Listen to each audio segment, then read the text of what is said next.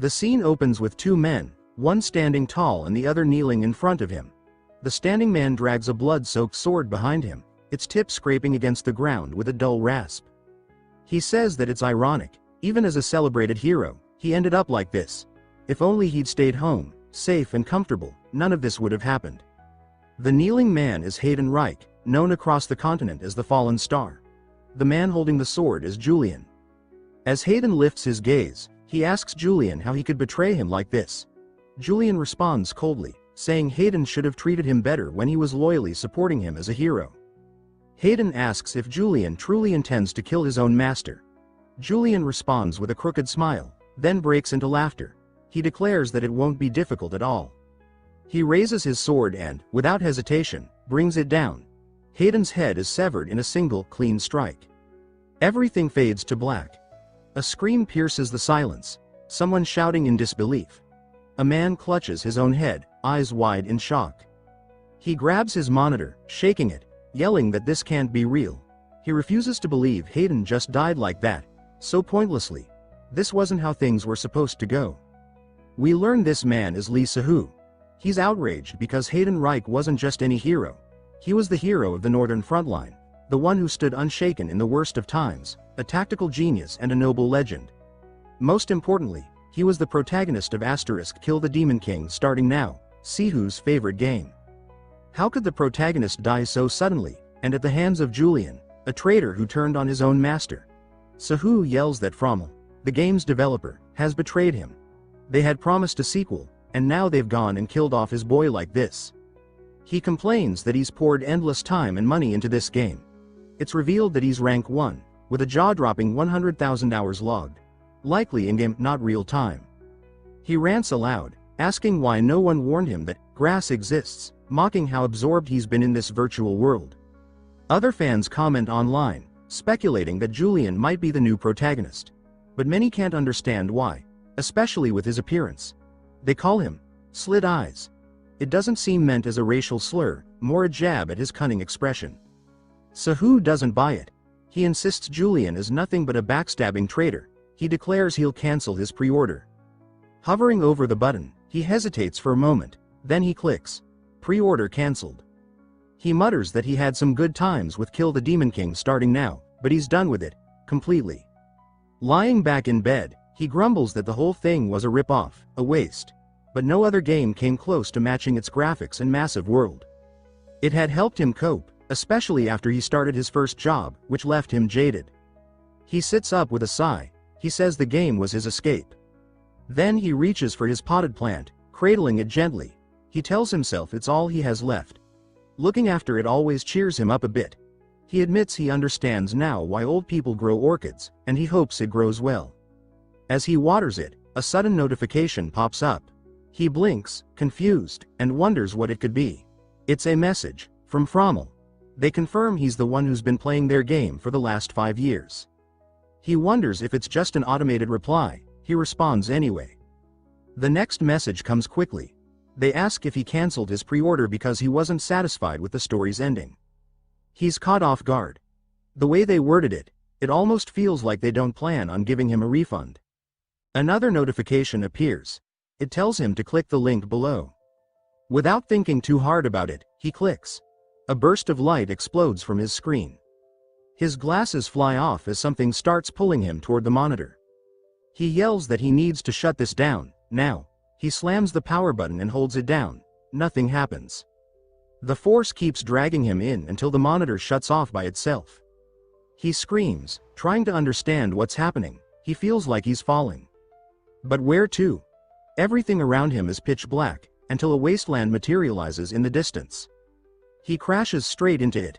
Groaning, he pushes himself up and looks around, asking aloud where he's ended up.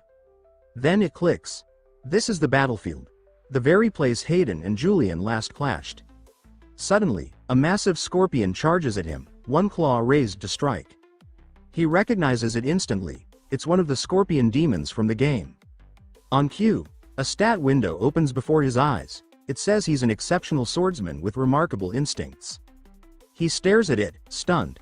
Then he turns and bolts, screaming, saying that for now, this is all he can do, run. The scorpion charges without pause, forcing him to keep running. Its claws tear through the ground with terrifying ease, and he realizes with a chill that if one of those hits lands, he's finished. It closes the distance rapidly, and he screams in panic, throwing up his arms, convinced he's about to die.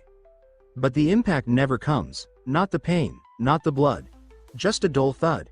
He blinks in confusion, wondering aloud why it doesn't hurt. The scorpion moves in for another strike, but he ducks under the attack and clenches his jaw. If pain isn't real here, he figures he might as well fight back. So he launches an uppercut straight into the creature's jaw. It staggers backward. His eyes widen. The hit actually worked. He's stunned, not just by the impact, but by how light his body feels, how responsive, nothing like real life. Then it clicks. A message, one he hadn't seen before, flashes through his mind. Frommel had told him to change the story himself. Character repossession, they called it. As the scorpion screeches and leaps toward him again, he turns his back to run, still trying to process it all. He doesn't understand everything, but one thing is becoming clearer. He's not just playing the game, he's inside it. He glances down, reaching instinctively for the weapon at his waist. His fingers wrap around a familiar hilt, and he spreads his feet, grounding himself. He mutters that he's lucky. He's taken over none other than Hayden Wright, the very character he spent thousands of hours mastering. As he swings the blade, a powerful aura surges from the weapon, cutting through the air like a beam of light. It slams into the scorpion, splitting it nearly in two and obliterating the ground beneath. The monster is dead before it hits the dirt. He stares at the carnage and says that it's insane, but expected. This was Hayden's power. Looking down at his hands, he mutters that maybe, with this strength, he can rewrite the ending. Maybe he can stop Hayden from dying at Julian's hands. Maybe he can fix what he hated. Just then, a notification pings. He's earned a new skill, Crescent Slash. It's labeled as a common move, part of his swordsmanship foundation. But he frowns. This doesn't belong to Hayden's moveset. Something isn't right. A suspicion creeps in. He peels off his hoodie and glances at the blade, trying to catch his reflection. The face that stares back isn't Hayden's. Silver hair. A blank, emotionless expression. Narrow, slitted eyes. The status window confirms it. He's not Hayden. He's Julian Cruppert Plusone. He screams in disbelief, unable to accept the twist. He was supposed to be the hero, not the traitor. The window outlines Julian's traits. Demon King's vessel, exceptional swordsman, immaculate mana control, incredible instincts. All of it fits, but none of it feels right. The scene shifts to a lavish estate. Julian, because that's who he is now, stands in front of a mirror, still processing the nightmare. A week has passed since the possession began, and no matter what he tried, he couldn't escape back to reality. He sighs, drained. One of Julian's traits forces him to speak with formal politeness in every language, so even when he thinks something casually or sarcastically, it comes out refined and respectful. It's jarring, but he admits there are upsides. He starts smiling, saying that Julian isn't bad-looking. He now understands why the character was so popular. Something about his proportions. He mutters about having a small head, something Koreans obsess over, apparently. The perspective shifts again. A man trembles nervously, his leg bouncing as he hesitates outside a grand door. He whispers that he doesn't want to go in. Meeting Julian feels like stepping into a grave. Still, he gathers the courage, opens the door, and calls out to Julian. We learn his name is Sir Horn. Julian recognizes him instantly, noting that Horn is a direct blood relative. Horn asks if his body is okay. Julian replies that yes, thanks to Horn's help, he's been fine. Horn breathes a sigh of relief and admits he couldn't believe Julian had fainted. He confesses he might have been too worried and lets out an awkward laugh. The tension between them is thick, both unsure of what the other is really thinking. Julian observes that he expected a servant or minor noble, not Horn himself, to visit. He wonders silently what the man is truly after. Horn tries to read Julian's demeanor. Seeing him so calm despite the situation, Horn considers testing him. He mentions a rumor he heard. Julian asks what kind. Horn says there's talk that Julian lost his memory. The statement takes Julian by surprise. He hadn't heard it before, but now that he thinks about it, the whispers and stares make sense. People had seemed suspicious lately. Horn studies his reaction closely. Julian responds by calling Horn's name in a deep, deliberate tone that sends chills down the man's spine. Then he asks if Horn also believes the rumor. Horan panics. His heart pounds in his chest, and he swears he doesn't. Internally, he realizes his little scheme might have gone too far. But externally, he misreads Julian's intensity as proof that the man knows exactly why he's here, that he's acting under orders from the Noble Elders Association. He has no choice but to drop the act. Clearing his throat, he advises Julian not to take the rumors floating around the maids too seriously. Then he delivers the real reason for his visit. Although Julian is still recovering from his injuries, the Elders Association sent him to deliver a message. We learn that the Elders Association is a powerful group formed by noble families. Bloodline is everything to them, and they don't tolerate any member of a collateral branch, like Julian, trying to rise too high. Despite being from a lesser line, Julian's extraordinary swordsmanship and magical talent have made him a threat, enough of one that the association would rather eliminate him than let him climb higher. And now, with this message, it's clear, Julian needs to tread carefully. Julian asks what the message is, and Horan hesitates, clearly reluctant to say it. Eventually, he explains that Julian has been chosen to participate in the Shut Eyes entrance test, as an instructor. Julian pauses at that. He explains internally that the Shut Eyes are no ordinary group. They're a secretive elite unit, carrying out covert missions for the palace. In public, they serve as the royal guard, but their real duties are far more critical and hidden. Only the most capable warriors are allowed in, and Julian is already a member. That fact alone makes the request strange. The same people who despise him now want him to represent them in this test. That alone raises red flags, and he starts questioning whether he should even take the offer seriously. Horan forces a smile, admitting silently that under normal circumstances, Julian would see through the Elders Association's schemes and decline without hesitation. Now, Horan scrambles to think of a convincing argument. But to his complete disbelief, Julian simply says that he'll accept the request and act as the supervisor. The words hit Horan so hard that he looks like he's about to glitch out of reality. Trying to protest, Horan reminds him that he's still injured, but Julian pulls off his bandages and says that, coincidentally, the wound is already healed. Panic sets in for Horan. He realizes that Julian is dead serious about going, and it's too late to reel him back. He mutters to himself that he's taken the bull by the horns. He assumes Julian must not fully understand the political weight of this, and likely wants to use the opportunity to win some favor, or at least play along. As Horan prepares to leave, hoping to put as much distance as possible between himself and whatever Julian is planning, Julian suddenly tells him to wait. That sends Horan spiraling. He wonders if Julian intends to trap him somehow, maybe keep him from escaping. Julian approaches, sticking out his hand. In it is a plant. He says that he just wanted to give Horan this, claiming it will help ease his mind. Despite the seemingly harmless gesture, Julian's cold, unreadable face makes it feel like something far more sinister. Horan leaves the room looking utterly defeated, his legs trembling so badly that he collapses to his knees the moment he gets far enough away. Panting, drenched in sweat, he mutters to himself that he'd completely forgotten one of Julian's most infamous nicknames, the Smiling Executioner. Now, more than ever, he understands why people call him that. Back in the room, Julian sighs, saying that he's managed to deal with one of them. His room is full of orchids, apparently because he once mentioned he liked them in his sleep. Now, he's trying to get rid of them. He says vaguely that someone is probably waiting for him, though he doesn't clarify who. Then he grabs his sword, saying that if he's going to leave, he's not dumb enough to do so unarmed. And if he's going out, he should at least dress properly. He opens the closet, scowling at the wardrobe. Julian's fashion sense, he complains, is ridiculous. But he admits that if he's going to play this role perfectly and not draw attention, he'll have to dress the part. He steps out, telling Horan that he's ready to go and says he's looking forward to the interview. He also asks where it will be held. The scene cuts to a carriage traveling through a forest. Horan sits across from Julian, repeating what he said earlier, that the Shut Eyes entrance exam will be held on the training grounds of Vile Academy. Julian reflects on the name. In the game, Vile Academy hadn't been a particularly significant location, but he does remember it faintly. He comments aloud that he's curious what kind of place it is. That catches Horan off guard. He expected Julian to know the academy well, after all, he graduated from it.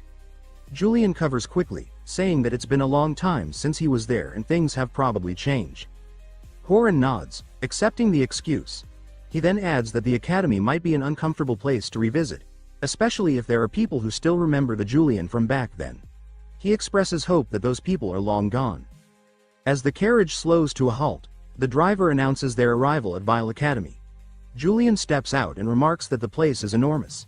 He says he's only ever seen it from inside the game. Horan, visibly shaken, asks Julian to repeat what he just said. Julian lets out a light laugh and brushes it off, claiming he didn't say anything. But Horan's face is pale, he's terrified. Internally, Julian is far from calm. He admits to himself that no matter how advanced the game's graphics were, reality surpasses them. The textures, the weight of the air, the way people react, it's all sharper, more visceral. Horan, meanwhile, is convinced that Julian is plotting something. He wonders why Julian is acting so unreadable and sinister, and what scheme might be unfolding in his mind.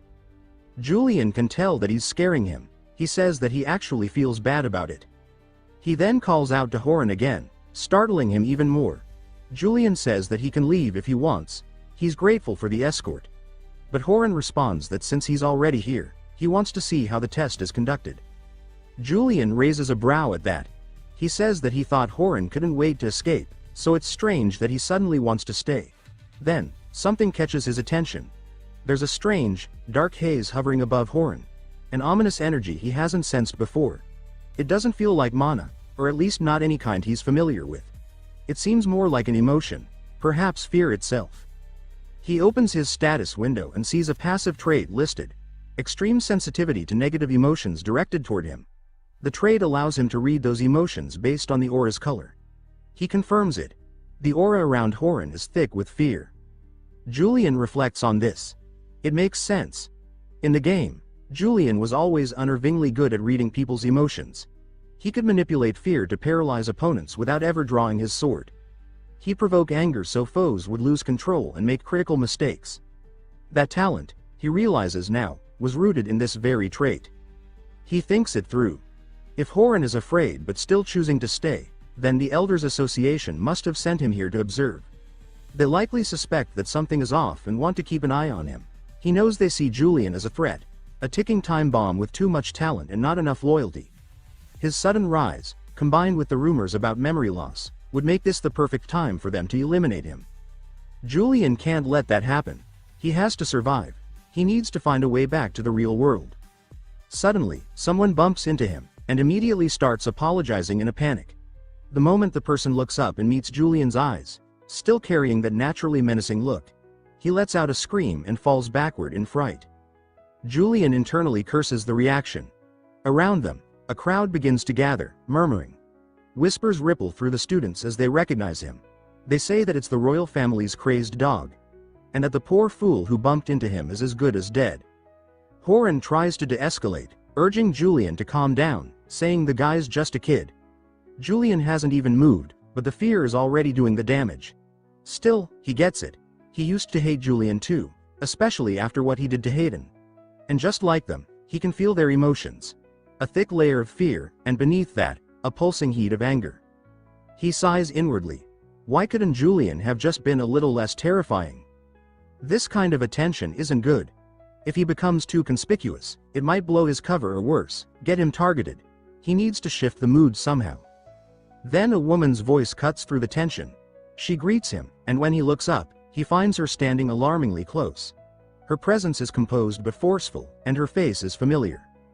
He recognizes her immediately. Her name is Eileen Denetian, one of the core characters in the game. She's a brilliant mage, an instructor at Vile Academy, and affiliated with the Adrithan Empire's Mage Tower. She controls the metal element and has achieved 5th-tier mastery, all by the age of 24. In the game's Academy arc, she was instrumental in guiding Hayden, offering him insight and advice, which makes her sudden friendliness with Julian all the more confusing. Julian rubs the back of his neck. He decides to play along and says to himself that maybe he can use this opportunity to ease the tension. But then, something about her strikes him. Her aura, it's not fear, it's not anger. It's resentment. And that makes him pause. He wonders what Julian could have possibly done to someone like her. Someone powerful, respected, and not easily provoked. It puts him on edge. He knows she could turn him to ash if she wanted to. He needs to tread carefully, not make things worse. So, instead of backing down, he leans into the role. He asks, with a cold sharpness in his voice, who gave a halfling like her permission to speak to him. Her resentment radiates like a storm cloud, thick and bitter, but she remains silent. The air between them grows tense and awkward. Julian, meanwhile, is internally spiraling. He curses himself for what he just said. That wasn't what he meant at all. Not only did it fail to help, it made everything worse. He admits to himself that maybe he went too far. Still, stubborn and locked into the role of the cold villain, he doubles down. He reaches for his sword and sarcastically wonders if being a halfling also means she only hears half of what's said. Then, keeping up the act, he draws his blade and asks if she knows what kind of sound people make when they die. He takes a step forward, laughing to himself. He assumes she's scared now, that he's regained control of the situation, and this intimidation might finally get her to back down. But that illusion shatters the moment she responds by unleashing a wave of mana. Her tone is cold, authoritative, furious. She says that drawing a blade in this setting, even for someone like him, is unacceptable. Attacking faculty and students is not just a personal offense. It's an act of violence against the academy itself. And she vows she won't forgive it. Julian immediately realizes his plan is falling apart. He'd hoped to spook her, not ignite an actual fight. But it's too late. She declares that he'd better prepare himself, she won't go easy. She moves first, dashing forward with precision and clapping her hands together, forming a spell mid-motion. Julian reacts fast, bringing his blade up and deflecting the spell downward. The resulting shockwave cracks the ground. He wonders aloud if they're seriously fighting now, but she doesn't wait for an answer. Furious that he had the audacity to glance away mid-duel, she shouts for the surrounding students to evacuate immediately. They hesitate at first, but her authority wins out. They begin to scatter. Even Horan bolts, shouting that he should have run when Julian gave him the chance. While her focus shifts to the students, Julian laughs again. He tells her she really shouldn't look away during a fight. He charges forward, breaking through her barrier with a swift strike and tells her that turning her back is a dangerous habit. Her face flushes with frustration and embarrassment. She throws her arms out, firing off another spell with raw emotion behind it. Julian ducks and weaves through the bursts of energy, retreating just far enough to reset. He says to himself that those attacks were no joke. She's actually trying to hit him hard. He notices something else, too. She's panicking. Internally, she didn't mean for the attacks to be lethal. But he dodged them all effortlessly, just like the Julian she remembers. It shakes her. Her mind flashes back to the past. To a time when Julian had been someone else in her eyes. A model noble. The ideal. She remembers seeing him back then, surrounded by other students, laughing and shining with charisma. The girls admired him, some openly fawning over him. Even Eileen, just a freshman at the time, had been swept up in it. His looks, his manner, his confidence, it had all seemed so effortlessly perfect. She had stared from the hallway, gripping her book tightly. In Julian, she saw a symbol of hope, proof that even those from collateral bloodlines like her could be seen, could matter. She truly believed that someone like him could change the social order. And at some point, she confused that admiration with something else. She once handed him a love letter. Her hands shook as she did it. He rejected her, and now, years later, that awkward memory still haunts her, like a private cringe reel looping in her head. Now, with her emotions spiraling, she gathers a powerful burst of mana and hurls it directly at him. He sidesteps at the last second. The spell smashes into the ground where he was standing. He winces, admitting that if he'd been a second slower, it would have been bad. He glances at her face, puzzled. Her cheeks are bright red. He wonders if she's truly that angry, or if there's something else behind it. But for her, it's simple. If she can just land one solid hit, maybe she can finally let go of the frustration and humiliation she's been holding for years. Julian realizes it's time to wrap this up. The longer this goes, the more attention they'll draw. With a flash of movement, he closes the distance behind her in an instant. Before she can react, he taps the back of her head with the hilt of his sword, just enough to let her know the fight's over. He says that they should stop messing around. Eileen's face is still red when she demands to know what Julian thinks he's doing. She accuses him of looking down on her, saying that he could have killed her just now. She felt the mana he was holding back. She asks why he went easy on her, especially without using the moonlight sword. Julian grins and asks if she really wants to know. He begins to laugh, and Eileen's mind takes it the wrong way. She blushes even deeper, thinking maybe, just maybe, he's finally acknowledging her feelings after all this time. But then Julian speaks again. He says that since it's Horan's first time here, He doesn't know the way to the training grounds. And since everyone else is clearly too afraid to guide him, she should take the lead. He calls her a halfling again, casually dismissing her emotions. Eileen's hopes crumble instantly. She realizes her thoughts were pure delusion, and she's stunned that the reason he held back was something so petty. Julian, meanwhile, starts walking ahead, still thinking aloud. He says that the moonlight sword isn't just a weapon. It's a symbol of Julian's power and identity. He explains to himself that normally, when aura is channeled into a sword, it becomes visible, glowing and burning. But the moonlight sword is different. The blade itself turns an eerie bluish hue, like it's soaked in the light of a full moon. It's a weapon he's known for, one he's used countless times to slay demons. People named it out of fear, reverence, and legend. And now, Julian, no, the man trapped in his body, knows there's no way he could replicate that power. Because he isn't truly Julian. Not really. If Eileen starts to suspect something, things could spiral quickly. He tells himself he has to be careful, she can't figure it out. He steals his expression, trying to look cold and confident, but to Horan and Eileen, it just looks like he's scheming something dangerous. He asks if there's a problem, and they both stiffen immediately, shaking their heads and saying it's nothing. Eileen silently resumes leading them, keeping her distance until they finally arrive at the training grounds of Vile Academy. Julian pushes open the doors, stepping inside with an air of authority. He greets the room, saying he hopes everyone's doing well and apologizes for being late, blaming Eileen for the delay. Her jaw tightens, but she swallows her annoyance and stays quiet. He then introduces himself formally and announces that he'll be conducting the Shut Eyes entrance exam today. He adds that surely everyone here has heard of him. While Julian speaks, Horan scans the group, eyes flicking through the faces until he spots the one he's looking for. He mutters that he knew it. The second son of the Torso family is here. The Torso and Cruppert families have shared a long-standing friendship, making this presence significant. Joining the Shut Eyes is considered one of the greatest honors, an elite organization directly under the Imperial family. But because of that prestige, the exam is brutal. It's a direct battle between the applicant and the instructor. If Julian defeats the second son in front of everyone, he knows the Elder Association will jump on it, framing it as dishonor and using it to bring him down. Julian says that it seems everyone is here to join the Shut Eyes. The students reply with a firm yes, sir. He pauses, then begins laughing. He mocks them, saying all he sees is a crowd of sheltered children. Their swords look more like ornaments than weapons. He warns them that the Shut Eyes is the bloodiest, most unforgiving place in the Empire. As their senior, he says he'll give them a taste of what that's really like. He announces that the exam will now begin. Gripping the hilt of his blade, he says the only requirement to pass is simple: they must kill him. Instant panic spreads among the students. Julian immediately cringes at his own words.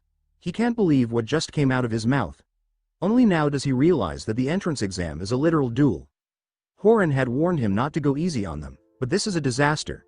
He only survived Eileen's attack by dodging. In a real duel, under scrutiny, his lack of actual skill might be exposed. He thinks quickly. If he doesn't use the moonlight sword, people might assume it never existed. Or worse, they'll start believing he's truly lost his memories. Either way, suspicion will grow. The pressure from the students builds. The weight of Eileen's watchful eyes adds to it. If he acts out of character, she might attack again, and this time, he won't be able to fake his way out. He decides that his only option is to intimidate, to go full villain. He shouts, demanding to know why no one is moving. He declares that the exam ends when he dies, or when there are no more applicants left. His voice echoes through the training grounds. The students stare at him in silence, paralyzed by fear. Then, finally, one of them raises a trembling hand and says that he forfeits. One by one, the students start backing away, eyes wide with fear. Some mutter that they didn't sign up for this, that they're not ready to die, that they don't want to be here anymore. The panic spreads like wildfire. Even the second son of the Torso family, who had tried to keep his composure, clenches his jaw in frustration. But when he sees everyone else retreating, he gives in and follows suit. He wants no part of this madness. Horan stands frozen, disbelief etched across his face. He says there's no way this is happening, but the truth is undeniable. Every single applicant has forfeited. Julian starts to laugh, covering his mouth with a gloved hand as if trying to hold it in. He strides past Eileen and Horan with a smug calm, saying that with no applicants left, the exam is officially over. Inside, He's celebrating like he just beat the final boss. He says that he actually pulled it off. His ruthlessness paid off, just like he hoped. But he shifts his attention to Eileen, curious about her reaction. Did fear finally eclipse her resentment? Yet when he glances at her, he's caught off guard. There's no negative aura. No fear, no hatred, nothing. Just a calm, unreadable expression. He narrows his eyes, wondering if something's wrong with his ability. Is it possible for his emotion-sensing trait to just shut off? Did it break?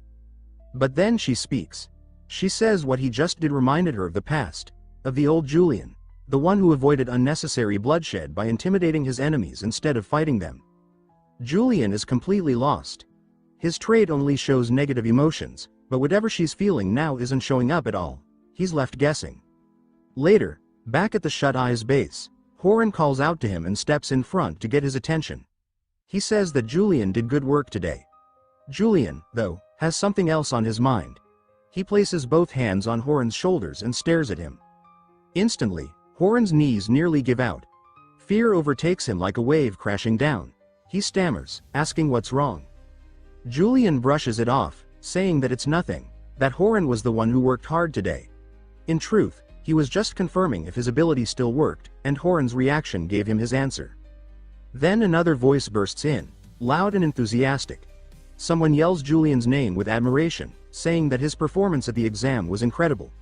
Julian turns and asks who the hell he is. The man introduces himself as Lazarus. He says it's an honor to meet Julian and explains that he handles administrative duties at the academy. Then, without taking a breath, he says that the rumors about Julian's memory loss must be false. How else could he have wrapped up the exam without even drawing his sword? Julian is stunned by how much this guy can talk. Lazarus continues, saying that even though the second son of the Torso family was among the applicants, Julian still didn't go easy. He says it was impressive and totally expected of him. Horan cuts in, surprised and sharp, asking if Lazarus is implying that the second son of the Torso family failed the entrance exam. Lazarus quickly backpedals, saying that's not what he meant, but the damage is done. Horan scowls, furious. He accuses Lazarus of arrogance, saying someone still in training shouldn't speak so carelessly, especially given the long-standing relationship between the Torso and Cruppert families. Julian intervenes, saying that Horan is misunderstanding something, or maybe it's the Torso family that's confused. He states that the Shut Eyes don't even accept nobles. As a group directly under the imperial family, they only recruit commoners or fallen nobles. Prestige and lineage mean nothing here. Horan protests, pointing out that he's a noble too. Julian corrects him, reminding him that he's from a collateral line. A halfling of the Cruppert family, not a legitimate heir. That makes him a loyal hound of the Empire, not a Cruppert, not truly. Julian explains further, if the Torso family's son took the exam, knowing full well he wouldn't pass the second screening, then either the family was trying to teach him a lesson through failure, or something else was going on entirely. Maybe this whole exam was a setup from the beginning. Horan starts to tremble. He asks in a low voice if that means Julian knew all along. That he let himself be dragged into this trap even though he was aware of what was happening. That he still brought them along. Julian says that there's no way that's true. Maybe it was just a simple misunderstanding. But the way Horan won't even look at him now tells another story. Julian watches him carefully and says that if it wasn't a misunderstanding, then it would be quite unfortunate for Horan. A short while later, he returns to his estate. The maids greet him at the entrance, bowing politely and welcoming him home. As he walks past them, one asks if he'll be having dinner tonight. He replies that he won't, and adds a firm reminder not to let anyone into his office under any circumstances. They nod, obedient as ever. The moment he steps into the quiet of his office, he sets his sword down on the table and lets out a long, exhausted sigh. He mutters that judging by Horan's reaction earlier, the Elders Association definitely had something planned. It was a setup. He got through the day without being exposed, but luck like that can't last forever. Eventually, they might see through him. And if they do, there's no doubt he'll be thrown out of the Cruppert family. His eyes drift to the sword lying on the desk. The fact that he couldn't summon the Moonlight Sword during the exam still eats at him. That blade wasn't just a weapon. It was a symbol of Julian's terrifying dominance. If he could wield that power, he could stop pretending and actually overwhelm anyone who tried to oppose him. The thought makes him clench the handle. He decides to try. If there's even the slightest chance he can tap into the Moonlight Sword, He has to take it. Now, while he still has time. Drawing the blade again, he begins to study it. He focuses, waiting for something, anything, to activate. But the aura fades almost immediately. All that's left is his reflection in the steel. He says to himself that it's just as he expected. No aura, no magic, nothing. He reminds himself that Julian's trait, exceptional swordsman, gives him perfect mastery over swordplay. It's written in the stat window that he can wield any type of sword as if he was born with it.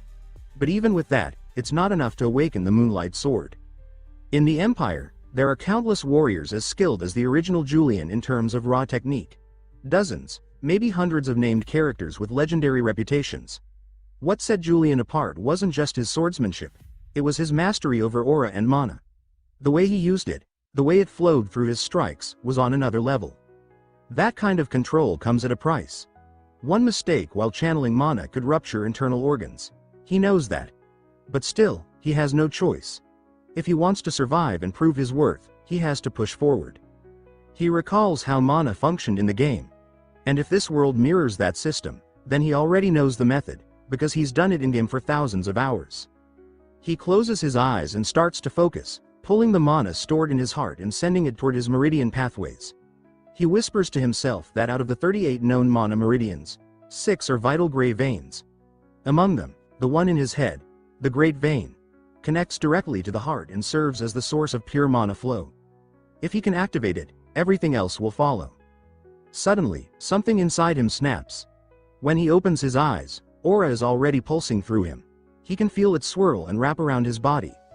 With determination, he grips the sword tightly and tries to relocate the aura from his core into the blade. But the resistance is overwhelming. The transfer isn't smooth, and the strain makes it feel like his veins are burning. Still, he knows this body is capable of it. Julian was born for this. After several painful seconds, something finally gives. A shimmer of light dances along the blade, just for a moment. It works, briefly. A flicker. A success, sort of. He stares at the sword and says that while the aura has taken shape, it's still weak and unstable. If he had to compare it to the moon, it would be a thin crescent. But a crescent is still part of the moon. It has begun. The following day, he's back at the training area. With a deep breath, he lowers his stance and draws his sword in one smooth motion. In a flash, he slices through 3 practice dummies. Each one is cleanly severed, and as the pieces fall apart, a glow flickers along the edge of the blade, the Moonlight Sword, faint but present. He remarks that at the very least, he's reached the skill level of a proper knight. And all it took was a day, not bad. But now comes the hard part, completing the Moonlight Sword. Refining it, perfecting it. The problem is, his knowledge of the game's mechanics is starting to hit its limit. There are gaps, things he never paid attention to before, things the game didn't explain. What he needs now is someone who knew Julian personally. Someone who can offer insight, even if they don't realize they're helping an imposter. He needs answers. And fast. One of the maids gently calls out, informing Julian that he has a visitor. He pauses for a moment, genuinely wondering if Julian, the real one, had any friends, but regardless, the timing is perfect. That fleeting hope dies instantly when he sees who it is. It's Lazarus. Julian stares at him, unimpressed. Internally, he says he had been wrong to expect anything useful, it's just the tier 1000 yapper again. Lazarus beams, clearly not reading the room, and expresses surprise that Julian remembers his name. He asks if it's because of how talkative he was yesterday. Julian shoots him a flat look and says he wouldn't forget someone who talks that much even if he tried. He genuinely can't tell whether Lazarus is fearless, or just hopelessly stupid. He asks him bluntly why he's here. Lazarus explains that it's a simple matter. He received an order from the commander himself to confirm the results of the Shut-Eyes entrance exam that was held at the academy. Julian furrows his brow. He could have sworn Lazarus was there and saw the outcome firsthand. Lazarus cheerfully clarifies that even so, official procedure requires the results to be formally delivered by the examiner. It's protocol. Julian remarks that it sounds like busywork, just another layer of bureaucratic nonsense. Still, he gives his response. 0 applicants passed. Lazarus nods, saying he'll report it to the commander right away, but as he turns to leave, Julian freezes. Something clicks in his mind. He tells Lazarus to wait. He asks to confirm. Lazarus is heading directly to the commander? Lazarus says yes, That's correct. Julian then says he'll go himself. Lazarus blinks in confusion and asks if he's serious. Julian replies that he is, and offers to ride with him in the carriage. Lazarus' cheerful energy falters, and he starts showing signs of unease. He asks timidly if this has anything to do with yesterday, clearly worried he's in trouble. Julian smirks and says no, he's just being considerate. After all, Lazarus might feel uncomfortable traveling back alone. Then he mutters internally that maybe he really should have lived a kinder life. But now that he has the excuse, he plans to go straight to the commander himself. The man knew Julian well. He's hoping to gain some insight, something only someone close to the real Julian would know. And if he plays this right, he might also be able to ensure the Cruppert family never gets a chance to interfere with Shut Eye's matters again. The scene cuts. At Shut Eye's headquarters, a man bursts into the commander's office without knocking, clearly alarmed. The commander, raising an eyebrow, calmly asks what the emergency is. The man says that someone has shown up in person. The commander's tone sharpens, asking who it is. The man swallows hard and replies, "It's Julian Cruppert himself." The commander slowly pushes his chair back from the desk, clearly unsettled.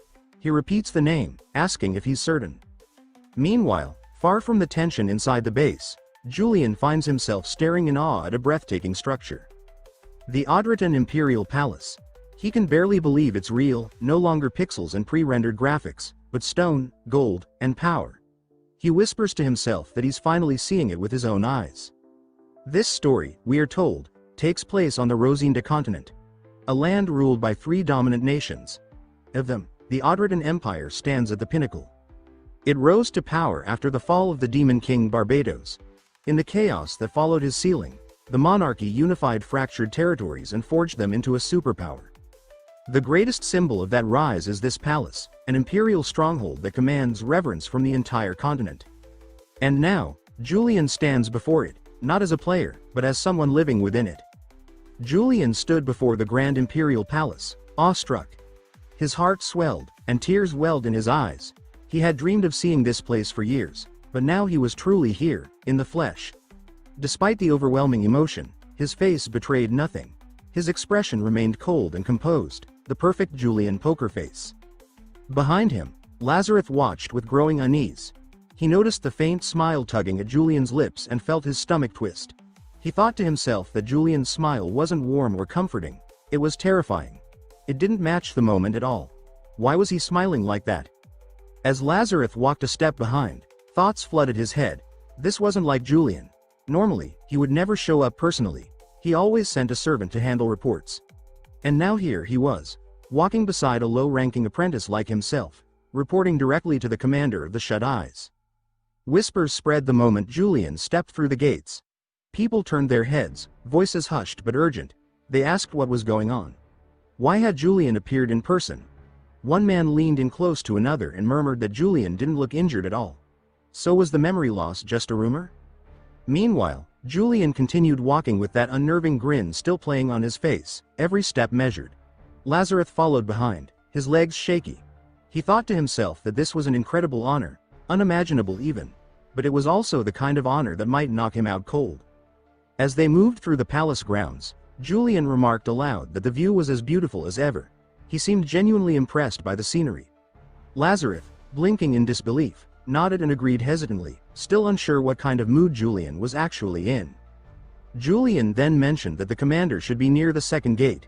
He explained that this gate, the Jongchona gate, was the first one, open to all.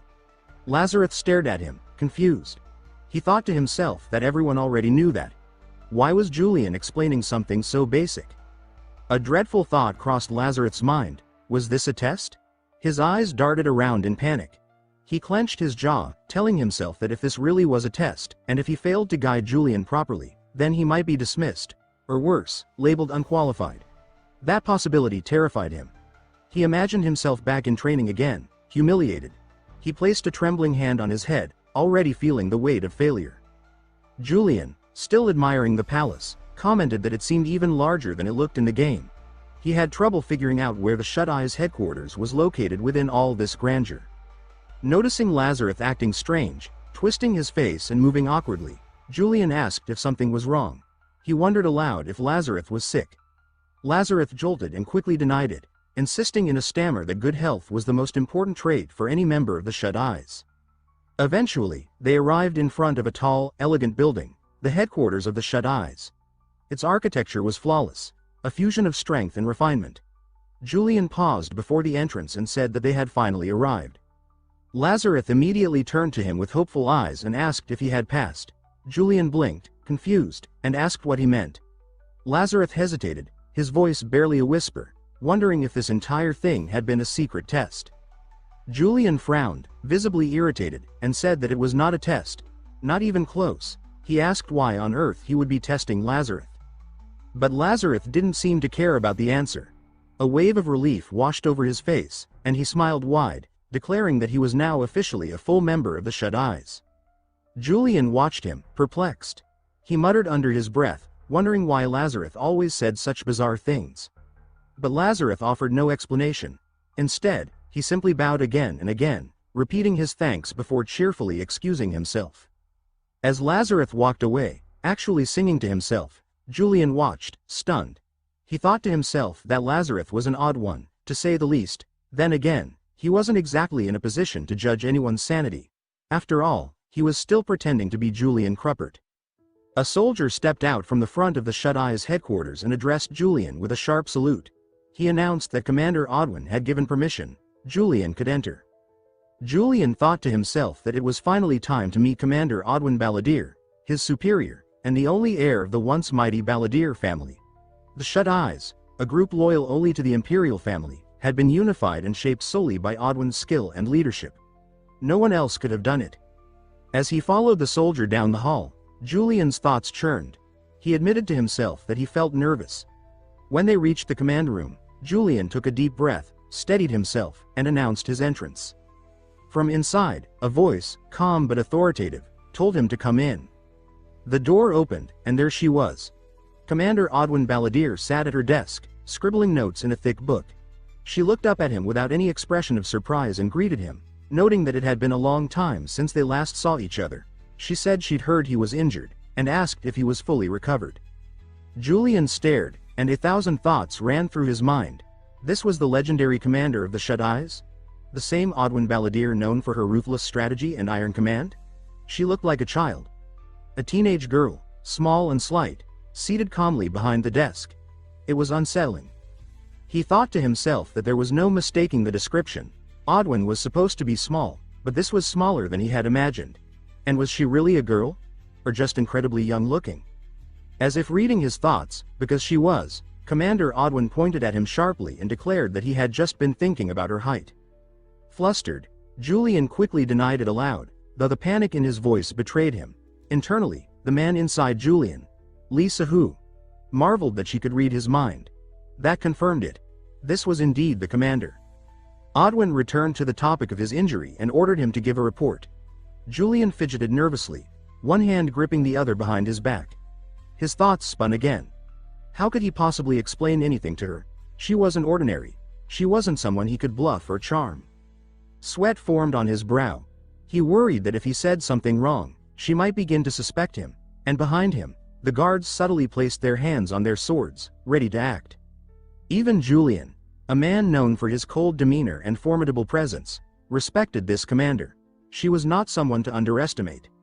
Finally, gathering himself, he thanked her and admitted that it had not been a minor injury, but, he added firmly, his loyalty to the Imperial family remained unshaken. That was something no wound could compromise. Odwin studied him carefully, her expression unreadable. She seemed surprised by the answer, and for a moment, her mind wandered. She placed a finger to her chest and tapped lightly, as if trying to access something deep inside. Then, in a sudden burst of energy, she slammed her hand on the desk and stood up. She walked toward him, her eyes sharp. She said that something was strange. She asked if he had always spoken like this. Then she held her sword under his chin and said she could tell, something wasn't right. Julian's thoughts turned grim. He told himself that this was it, the color of injustice. The moment when suspicion would blossom into something dangerous. Then, unexpectedly, a glowing panel flashed into view. Again, the phrase appeared, the color of injustice. Julian, or rather, Lisa Hu, trapped in his body, clutched his head and scolded himself. He asked aloud how the original Julian had treated his superior before. And then, acting on sudden impulse, he grasped the blade pointed at him and leaned closer to the commander. With a chilling smirk, he said they should begin, like a proper villain would. He stared straight into Odwin's eyes and asked, mockingly, if there was any problem here. The commander blinked. Then she stepped back, lowering her sword. She turned away and walked back to her desk. She said it was rare for someone to visit the main headquarters of the Shut Eyes in person. Most instructors submitted their reports and left without saying a word. That was how it had always been. She added that Julian had suddenly become responsible. Julian stood stiffly, trapped in the body of the infamous Julian Cruppert, and his thoughts churned in disbelief. He remarked inwardly that if this had truly been Julian acting, he would have known better than to blur the lines between personal opinion and official protocol within the Shut Eyes. He admitted he had underestimated Julian far more than he should have. Approaching the commander's desk, he said with careful confidence that although Julian had been recovering from an injury, he had come to deliver the report personally.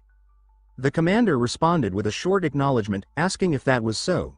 Julian's eyes flickered with unease, and he told himself to summon the same fearless composure Julian would have had.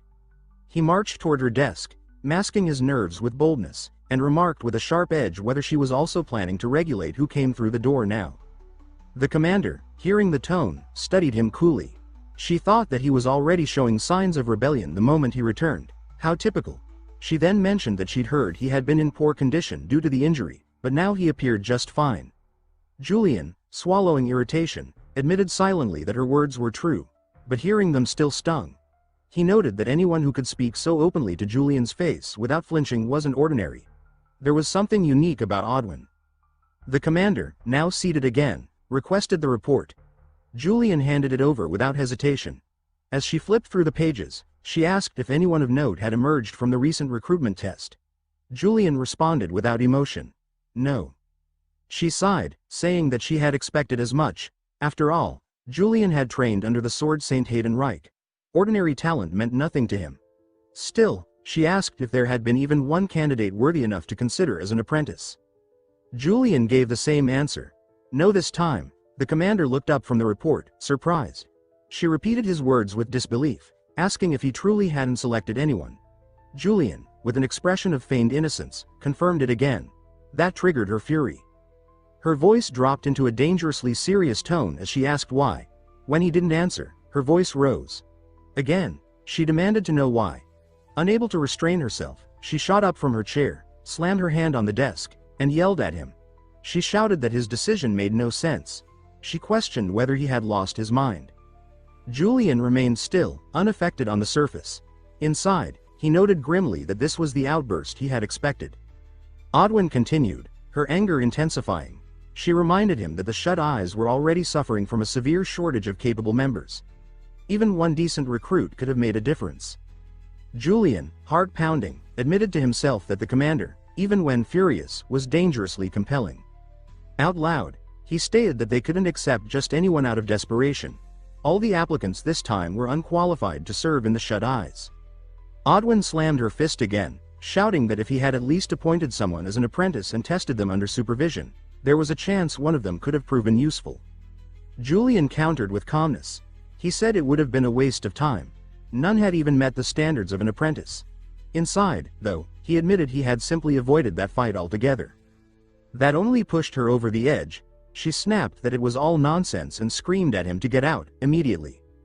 Julian, unfazed, chuckled softly and said he had a proposal to offer before leaving. The commander narrowed her eyes and asked, nearly growling, what absurdity he was going to throw at her next. Julian reminded himself that to survive, he had to continue playing his role as convincingly as possible. He reached into his coat, pulled out a folded letter, and placed it gently on her desk. Odwin glanced at it warily and asked what it was. Julian explained that he had taken the liberty of organizing his thoughts on the flaws in the recent recruitment process, and he had arranged them through simulated sparring sessions. As she picked up the letter, she asked what kind of problems he had found. Julian, posture unwavering, stated that all the candidates lacked a proper understanding of what it meant to join the Shut Eyes. They showed no real sense of alertness or readiness. The commander stared at him, her expression unreadable. She repeated his words as a thought. So that was it? Then she mused silently that this couldn't be an ordinary proposal. It was too focused, too pointed. She admitted aloud that it made sense. Applicants should understand the nature of the organization they were attempting to join, before they even attempted to pass the test. Then her gaze dropped to the letter again. She began reading. And her eyes widened. The commander's eyes scanned the letter Julian had handed her. The document was brief, but its contents were explosive.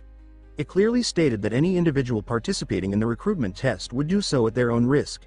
Should injury or death occur during the process, the Shut Eyes organization would bear no responsibility. She snapped her head up, her tone rising with sharp disbelief. She exclaimed that it sounded like Julian intended to make this more than just a recruitment test. She demanded to know if what he truly meant was to conduct the test with lethal intent. Was she understanding this correctly? Julian responded not with words, but laughter. Cold, measured laughter that echoed across the room. He offered no answer. The commander narrowed her eyes, then pointed back at the letter, her thoughts racing. No answer, so that was confirmation enough. He wasn't denying it. She found the whole thing strange. Julian was second in command of the Shut Eyes, a rank just beneath her own. Yet never before had he interfered with the organization's internal policies. Never before had he challenged procedures so directly. She muttered a quiet affirmation to herself. Yes, that was exactly what it looked like. Then she leaned forward, resting her head in her hand, and asked if he had really declined to select a candidate in the recent test because he feared he might be held accountable if any of them were injured. Her voice carried a tone that danced between annoyance and disbelief.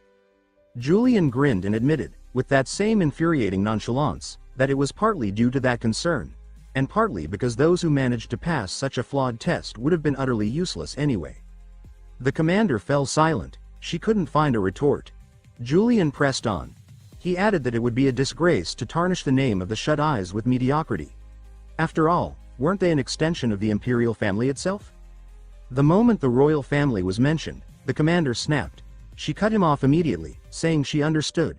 She repeated it twice, as if trying to shut down the conversation before it spiraled further. With a groan of frustration, she said that whenever the topic of the imperial family came up, Julian always had more to say. Then, regaining her composure, she declared that she would submit the proposal to the council.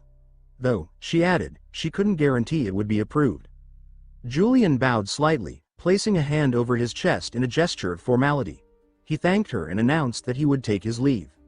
As he turned to go, the commander called out abruptly and told him to wait. She said she'd heard a letter had arrived from the royal secretariat, addressed to his office. She told him to go and check on it. Julian paused, then glanced back with a smile and acknowledged her words. Without another word, he left the room. The commander watched him go, her gaze following him until he was out of sight. Then she looked down at the letter once more. The words echoed in her mind. The Shut Eyes will not be held responsible for any accidents. She leaned back in her chair, lost in thought. If someone were to die during the test, she realized, they would be protected under royal decree. It would be legal. Sanitized. And still, the nature of the Shut Eyes wouldn't change. Since its inception, only fallen nobles and politically unaffiliated commoners had been allowed to apply. People without power were easier to silence. So far, that policy had worked without issue. But now, her thoughts returned to Julian. If he knew all of this, and clearly, he did. What was the real aim of this proposal? She concluded that Julian must have realized the test had been tampered with, that the Elder Council and the Torso family had manipulated the process. This was his retaliation. He had understood their schemes. And now, if he were to oversee another test, he wouldn't let things end as they had before. This was the message he was sending. He intended to shock the Elder Council with the same ruthless methods they'd used on him. She stood abruptly and called out, asking if anyone was outside. A soldier stepped in and saluted, saying he was present. The commander handed him Julian's letter and instructed him to deliver it to the council. The soldier accepted the document, nodded firmly, and said he understood. Then he turned and left. The room fell into silence again. Alone, the commander sat back and exhaled slowly. Her thoughts drifted. She reflected on how much Julian had changed since that major injury. Once known as the Empire's loyal hound, he had always followed the Imperial command without question. That was why people called him the Royal Dog, obedient, emotionless, and reliable. But now? She felt a weight press against her chest as the thought took shape. Now, he seemed different. As if the chains had broken. As if the beast had begun to act on his own will, building an identity outside of the leash that once held him. She frowned and muttered to herself that this was going to be a problem. A serious one. She would have to keep an eye on him, carefully, constantly. The scene cuts to Julian, who states that he actually made it all the way to his office in the Shut-Eye's headquarters.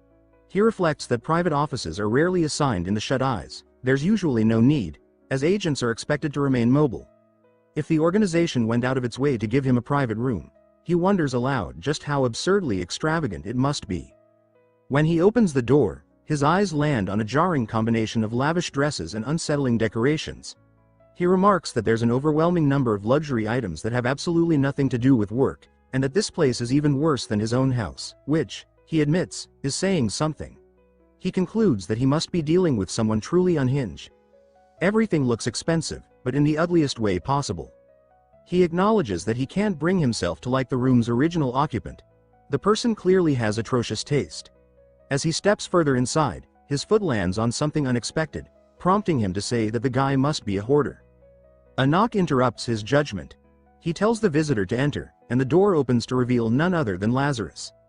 The young man announces that he has come to deliver a letter from the imperial family and extends it toward Julian. Julian mutters that this must be the letter the captain had mentioned earlier. Just as Lazarus turns to leave, Julian tells him to wait. He says the timing is perfect. He needs the sculptures loaded onto the carriage he arrived in. They shouldn't be heavy. Lazarus's expression shifts into panic. He asks if Julian really means all of them. He says that he can't believe he's been handed another task and comments that at this rate, he probably won't remain a trainee for long. Then he assures Julian that he'll begin moving them right away. Julian watches him and wonders aloud why he's making such a weird face. As Lazarus lifts one of the treasure chests, he stumbles into a creepy doll statue. He falls flat on his face but manages to protect the chest in his arms.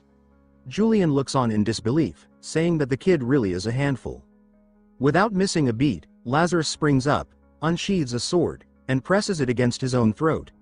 He apologizes profusely, saying he can't believe he messed up in front of Julian. Julian quickly tells him there's no need for that. Thinking the trainee is too tightly wound, he tries to lighten the mood with a joke. He says that if Lazarus died here, the real hassle would be cleaning up the mess. He tells him to keep moving the stuff. Lazarus doesn't laugh, he simply replies with a grim, "Okay." Julian remarks that Lazarus is probably terrified because of the body he's currently in. He says it's understandable and turns his attention to the letter. The Imperial seal matches the one from the game, and it's addressed directly to Sir Julian, naming both his family and the Shut-Eyes. He skims through it quickly, thankful he can actually read the language, and summarizes that it says if he's recovered, he's expected to return to duty. He mutters that they're clearly trying to work him to death, though they've sugar-coated it well. Still, he's not about to complain. He thinks gaining real-world experience is crucial now, especially since he still hasn't found any clues about the Moonlight Sword. The letter assigns him to a mission: the restoration of a resonant stone. He begins to explain what those are. He says that in the game, the world is plagued by demons, entities born from the remnants of the demon god Barbados. After Barbados died, his lingering essence either infected living beings or turned into physical monstrosities. These beings became known as demons and started attacking humanity. To combat them, people use resonant stones, powerful artifacts passed down from the Age of Mages. Julian marvels at the idea that anyone could forge stones using mana. Since he's not a mage himself, he assumes the mission will involve guarding the one who is. He doesn't see a good reason to refuse, even if fighting demons always carries risk. If he pulls it off, it might finally shut down the rumors and suspicion surrounding him. He wonders aloud who the mage in charge will be. Handling resonant stones requires serious magical skill, so he just hopes it's someone competent. The perspective shifts to Eileen, who's stretching inside the Imperial Palace. She complains that she's still being forced to write reports even after earning the title of professor. She grumbles that constantly proving oneself seems to be the mage's eternal burden. Still, she feels the Imperial family is asking too much. Someone taps her shoulder. She turns, curious, as a voice asks what she's doing here. Eileen recognizes the girl and greets her warmly. It's Diana. She says it's been far too long and asks how Diana's doing. Diana replies that Eileen must be drowning in work now that she's the youngest professor, and she mentions how hard it's become to even run into her. Eileen chuckles, saying Diana doesn't need to flatter her. Diana asks if Eileen's free, because she's headed to a tea party and wants her to come along. Eileen politely declines, explaining that she has to work on her thesis. Diana remarks that she's as diligent as ever, and the scene reminds her of their student days. She adds that nothing about Eileen seems to have changed. Noticing something seems off, Diana begins to comment on Eileen's expression, but then something behind her catches her eye. She points it out, saying she recognizes it as Julian's carriage. Eileen turns and confirms it. She says the crest belongs to Julian's family, no doubt about it. Diana comments that she heard he was on the verge of death not long ago and calls him persistent for showing up already. Eileen frowns and admits she agrees. Diana picks up on her tone. She says that this must mean what she thinks it means, and asks if Eileen still has feelings for him. Eileen quickly denies it, saying she has no idea what Diana is talking about. Diana laughs, saying Eileen used to be such a sweet girl. Then she brings up a story. She remembers when Eileen once heard a rumor that if you confessed under the cherry tree, you'd never be rejected, and how she called Julian over there and actually did it. Eileen suddenly says that they should go to the tea party together. Diana raises an eyebrow and reminds her that she said she was busy. Eileen lets out an awkward laugh, admitting that she just realized she had a bit of free time after all. Her face turns crimson, and Diana chuckles, telling her there's no need to be embarrassed. After all, everyone liked Julian back then. Eileen agrees, saying Diana's right. Thinking back, he really was a different person before. That all changed after he returned from the Northern Front and joined the Shut Eyes. Since then, everything about him shifted, his attitude, his energy. He's not the same man anymore. Diana tells her she should just go and say hello. Eileen quickly shoots back that just because she used to like him doesn't mean she still does. She says there's no need for her to see his face, at least not anytime soon. Diana, curious, asks why. In response, Eileen raises a hand and begins to channel magic. A faint glow surrounds her fingers as she summons a sealed envelope into her palm. Diana's eyes widen in recognition. She exclaims that it's a letter from the Imperial family. Eileen confirms it with a nod and explains that she's been assigned a mission. Diana asks what kind, and Eileen tells her flatly that she's been put in charge of the restoration of a resonant stone. Diana reacts with mild surprise, knowing full well what kind of assignment that entails. The scene shifts. A group of knights marches in formation, murmuring among themselves about the unusual number of troops present. One of them wonders aloud if they're about to meet someone of high status. Another points out that even the Blue Lion Knights are accompanying the Shut Eyes on this mission, and it's said that Sir Julian himself will be there. The first knight seems impressed and says he heard rumors that Julian lost parts of his memory after an injury. His friend brushes it off, saying that's probably just gossip spread by people who dislike him. He adds that Julian always had a fearsome reputation, and someone like that wouldn't fall to a mere wound. Julian, meanwhile, listens from a distance and thinks to himself that taking this mission was the right call. Public opinion is clearly shifting in his favor. Two knights approach and greet him, Fern and Heinrich, both members of the Blue Lion Knights. Julian comments that the Blue Lions are still as dependable as ever. They respond that their priority is safely escorting the mages. Julian says there's no predicting what might happen out there, then lets out a laugh, not from amusement, but from unease at the thought of demons. His expression, however, is so intense that the others misread it and nervously laugh along. Fern then brings up a proposal, with Heinrich following suit. They ask if Julian would consider riding in the carriage to Gielan instead of marching with the escort. Fern explains that it would allow the knights to manage security more effectively. Julian considers it. On the surface, it sounds like a generous offer, but he sees through it. The Blue Lions are an imperial regular unit, largely composed of nobles. Unlike the Shut Eyes, they care deeply about status. They're clearly trying to keep a branch family member like him in the background, away from the spotlight. He sighs internally, thinking that in most novels, people who end up in another world live grand lives. But here he is, stuck as the villain in someone else's story, being boxed in by class politics. Still, he admits that traveling by carriage sounds more comfortable than making small talk with scheming nobles. Fern and Heinrich interpret his silence as acceptance and express relief, saying they're glad they worked through that misunderstanding. But Julian suddenly freezes as someone steps forward. She walks with composure, greeting everyone and remarking that the weather is beautiful today. She introduces herself by her full academic and government titles, officially declaring that she's in charge of the resonant stone restoration. As soon as she sees Julian, her breath catches. Julian's eyes widen in disbelief. He immediately says that maybe the carriage isn't the best idea after all. Eileen flushes red, wondering why he's here. But more than that, she knows he's actively avoiding her. Julian, meanwhile, mentally groans. He thinks she's unpredictable, and that makes her difficult to deal with. Not knowing what she's thinking unnerves him. Fern and Heinrich exchange confused looks. They whisper to each other, trying to figure out why Julian is suddenly reversing his decision. Fern clenches his jaw, suspecting that Julian caught on to his subtle plan to sideline him. He admits grudgingly that Julian must be the type to survive the imperial court's cutthroat politics without aligning to any faction. Still, he's just from a collateral branch. How dare he act like this? Fern thinks he's arrogant, just because the royal family favors him. But Julian isn't playing political games. He just really didn't expect to be stuck in a carriage with Eileen. She seems just as disturbed by the idea as he is. He tells himself that the faster they complete this mission, the sooner he can avoid running into her again.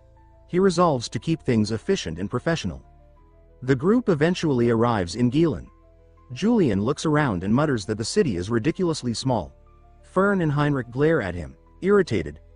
Julian adds that, despite them coming all the way from the capital, there isn't even a proper welcoming party. A local man steps forward, recognizing the group. He greets them warmly and thanks Julian for making the trip. He offers to guide them directly to the location of the resonant stone. They head toward a tall clock tower where fragments of glowing stone float eerily in the air. Eileen takes charge, directing boxes and supplies to specific positions. She says she's very sensitive to mana and needs things arranged precisely. The local man approaches and asks if she'd like to examine the damage. She agrees, and they walk together to the base of the tower. The crystal is visibly fractured, with deep cracks running through it. Eileen frowns, saying the damage is too extensive for standard repair. She tells him a partial replacement will be necessary. The man looks alarmed. Eileen reassures him that the barrier will temporarily vanish during the procedure, but it won't take long.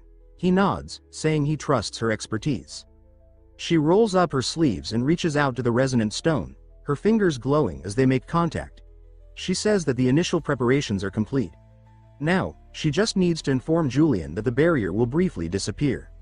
She winces at the thought of talking to him again but reminds herself that this is her job, she's a professor now. With effort, she stiffens her posture and calls out to Julian, saying that she has something important to tell him. He starts walking away, and she realizes he's dodging her again. She raises her voice and insists that he listen. It's not just personal, it's vital to the mission. She catches up, grabs the edge of his uniform, and says this is too much. They're supposed to be professionals on official duty. She says she has to know, and bluntly asks why he keeps avoiding her. Julian tries to deflect, asking when he ever did that. He accuses her of constantly following him. His tone is so matter-of-fact that it almost sounds convincing. Eileen starts to stumble over her words, frustrated and flustered. She says that something is seriously wrong with him, but the worst part is, somehow, he still manages to make it sound logical. Eileen snaps that whatever he's saying isn't the point right now. Julian raises an eyebrow and sarcastically asks what is, then immediately accuses her of being a stalker. Her expression darkens. She says that she's been holding back, but this is getting ridiculous, and she can't believe he's actually saying this. Before the argument can escalate further, a scream pierces the air, raw, panicked, and deafening. Both of them freeze as someone yells with everything in them that a demon is here. Julian stiffens, the color draining from his face. Eileen turns to him and says that this is exactly what she was trying to tell him earlier, that the barrier would drop and demons would appear, but he just kept dodging her instead of listening. Another scream cuts through the chaos, and this time it's followed by a sickening crash. Heinrich flies past them like a ragdoll, slamming violently into a nearby wall. His armor crumples on impact, and he slumps to the ground motionless. Julian stares down at Heinrich, his heart sinking. Something cold coils around his spine. He says that based on the pressure he's feeling, they're up against a two-horned demon. His voice trembles as he repeats it, 2 horns. That wasn't supposed to happen. He mutters that this is seriously bad. Eileen rushes to his side, asking what's happening, but Julian tells her to stay back, it's not safe. She lifts her eyes toward the beast now standing at the center of the chaos. Her breath catches. She says that she can't believe it, a demon this powerful, here of all places? It doesn't make sense. Her hands start to shake as she realizes how unprepared she is. She admits she doesn't know any combat spells, and the resonant stone isn't operational yet. She begins to panic, trying to calculate what options they even have. The demon begins muttering in the language of enchantment. Shadows spill from its body, and several ghoul-like creatures emerge. One of them drops directly in front of Eileen. Julian tightens his grip on his sword and steps between her and the creature, slashing it down in one clean movement. He tells her that letting her guard down like this is reckless and that someone like her, who can be rattled by something so minor, is clearly too naive. He says that he'll handle things here, her job is to do what only she can. Eileen blinks, stunned, and asks what he means. Julian points at her, declaring that she's responsible for restoring the resonant stone. That's her mission. His mission is to protect her. He asks if the situation has shaken her so badly that she's forgotten what they came here to do. Realizing he's right, she dashes off, shouting that it'll take 7 more minutes before the stone is ready. As she runs, she calls out to him one last time. He asks what it is now. She says that she's begging him not to get hurt, she can't use healing magic. Julian responds coolly, saying that getting injured in a situation like this would be difficult for him. But as soon as the words leave his mouth, he knows he's lying. He's terrified. He hadn't expected to face a 2-horned demon so early into his fieldwork. Still, retreat isn't an option. Too many people are watching. If he ran now, the rumors would explode. He reminds himself that if this were the real Julian, this would be nothing. The real Julian would already be on the attack. Fern suddenly bursts onto the scene, shouting at Julian to hold back while the Blue Lion Order handles the monster. His unit sweeps in, hacking away at the lesser demons with military precision. He shouts that they'll just keep chipping away until the big one drops. Fern laughs, throwing a glance at Julian and asking mockingly if he's frozen from fear. He says this doesn't feel like Julian at all. Julian chuckles back, saying that's exactly right. He starts laughing louder, more confidently. Fern watches him in confusion, unsure why Julian would be laughing at a time like this. Julian tells himself that this is the life he's in now. If he really is Julian, then fear doesn't belong here. Not in moments like this. This is the battlefield. This is where Julian thrives. The demon lunges, a massive arm swinging toward him. Julian's aura explodes outward. His unique trait, exceptional swordsman, activates. In a burst of speed, he leaps through the air, blade drawn. He cuts across the demon's hand in a clean arc. The force of his slash sends a shockwave all the way up the demon's arm. Fern gasps in disbelief. He says that it's impossible, no one should be able to cause that much damage with a single strike. Julian doesn't hear him. He's already falling into the rhythm of the fight. Demon blood splashes across his face, and he grins through it. He says that he's glad, it means this will work. He charges forward, launching himself high again, this time going straight for the demon's horns. He slashes downward and cuts into one of them. The horn cracks, a chunk snapping off and spiraling through the air. Julian feels himself getting absorbed into the moment, lost in the adrenaline. But then the demon looks up at him. A fist the size of a boulder comes crashing into Julian's chest.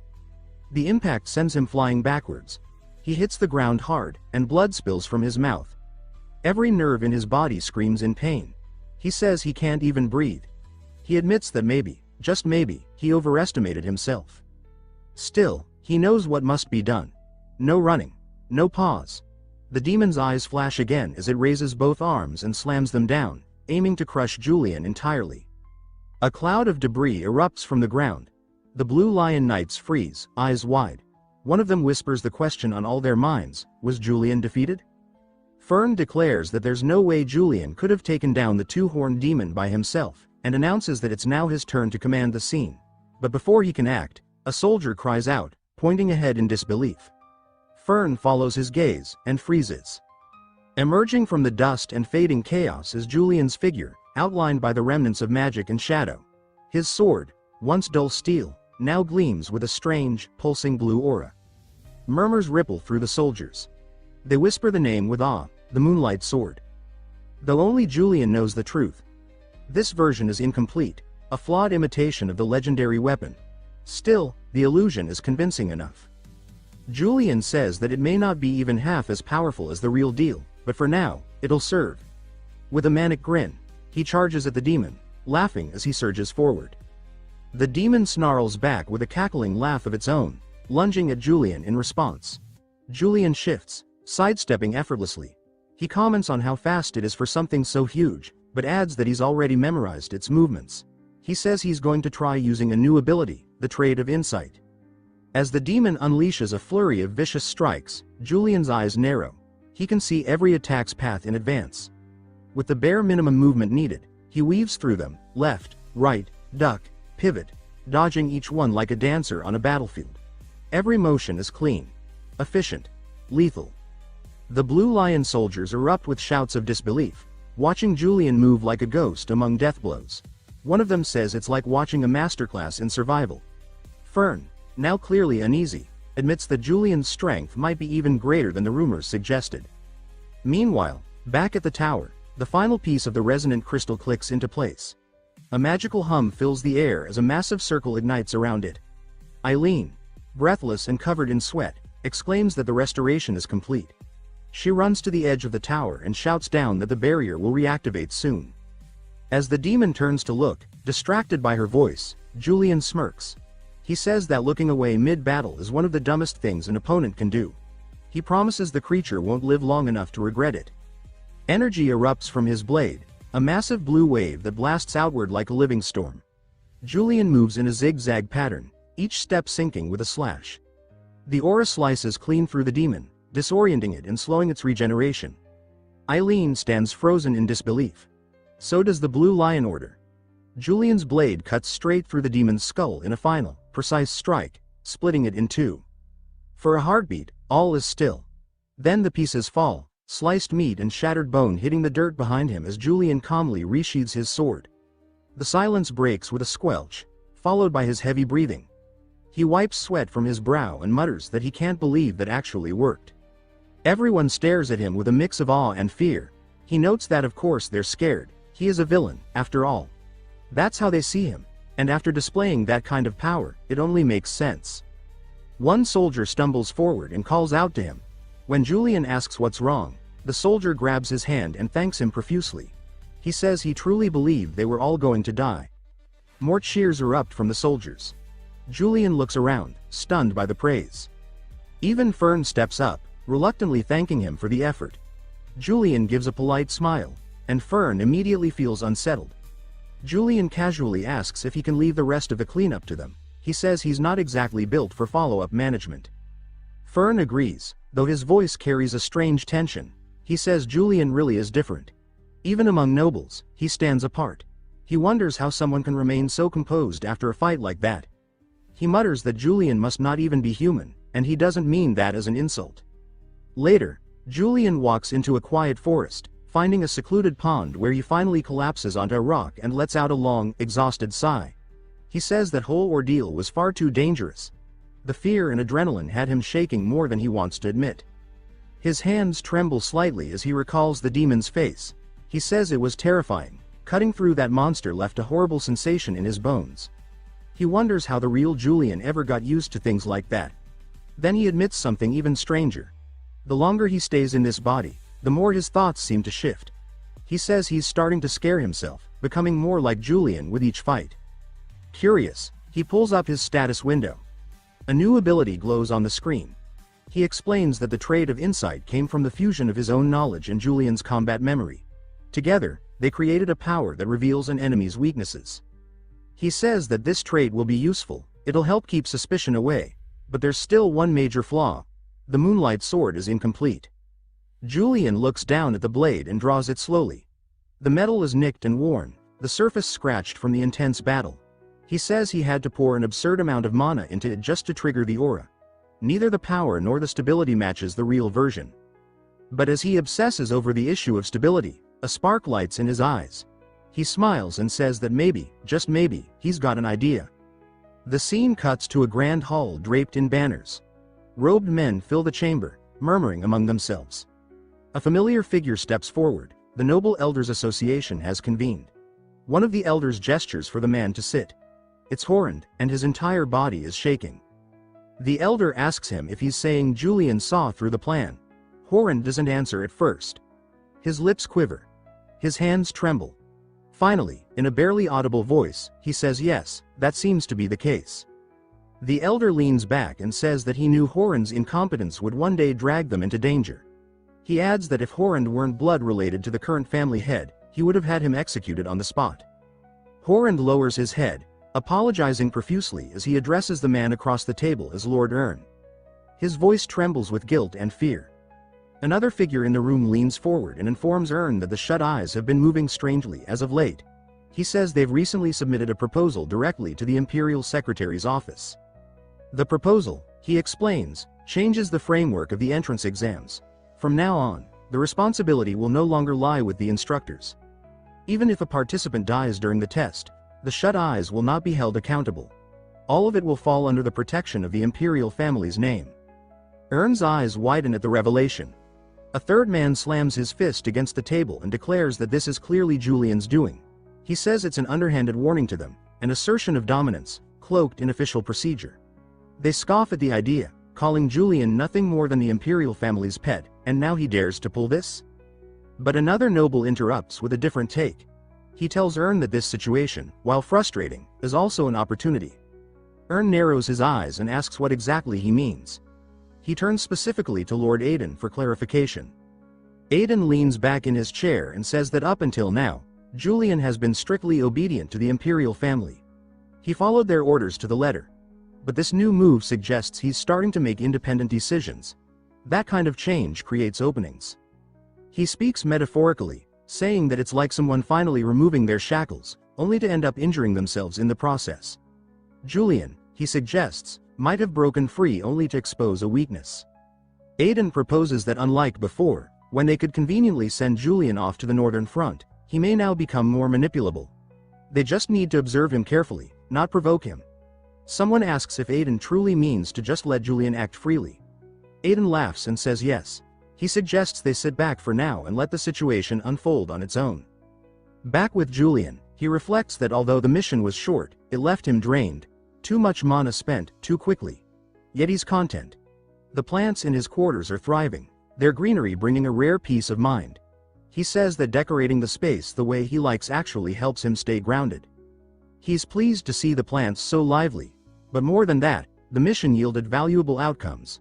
The rumors about him have taken a hit, and he may have gained something even better. He opens the chest Lazarus carried during the mission and pulls out a shimmering crystal. He says that this might be the key to completing the Moonlight Sword. The idea, he explains, came to him after seeing the resonant stone in action. In the game, all objects could absorb mana, but gemstones from the Empire were particularly efficient. Their mana conductivity and capacity were unmatched. That's what made the resonant stones so effective. He theorizes. What if there were a layer between him and the blade, something that acted as a mana conduit?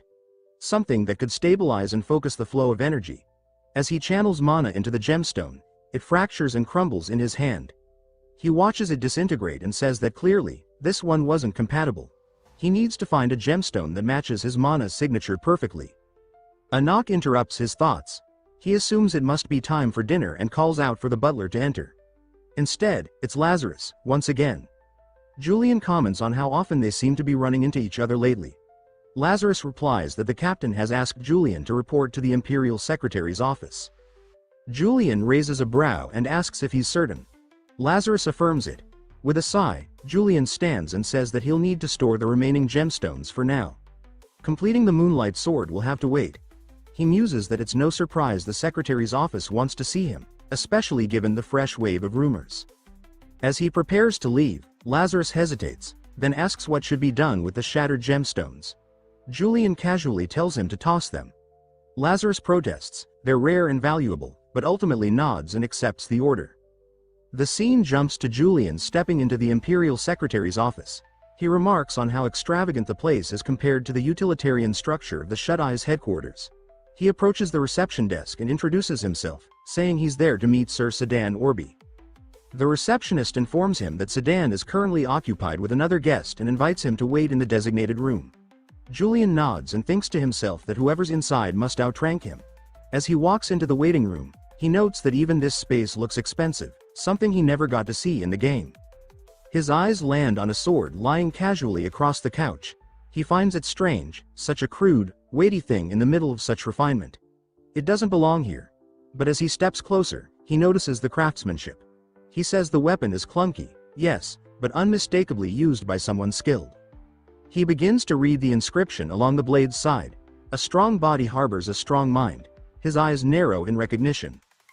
Before he can finish, a woman's voice barks at him to take his hands off the sword. She calls him a lunatic. Julian doesn't even have to turn around. He knows the voice. She says the sword was a gift from her master. He instantly identifies her. She's one of Hayden's disciples. In the game, her name was Rin Ronbel, and she died a brutal death at his hands, or rather, Julian's. He remembers watching her final breath in that timeline, the image seared into his memory. Yet here she is, very much alive, and the sword confirms it. Julian watches her closely. He thinks that she may become key, maybe even vital, to finding a way out of this world. The young swordswoman stood firm, her eyes shut, her blade pointed skyward, glowing faintly.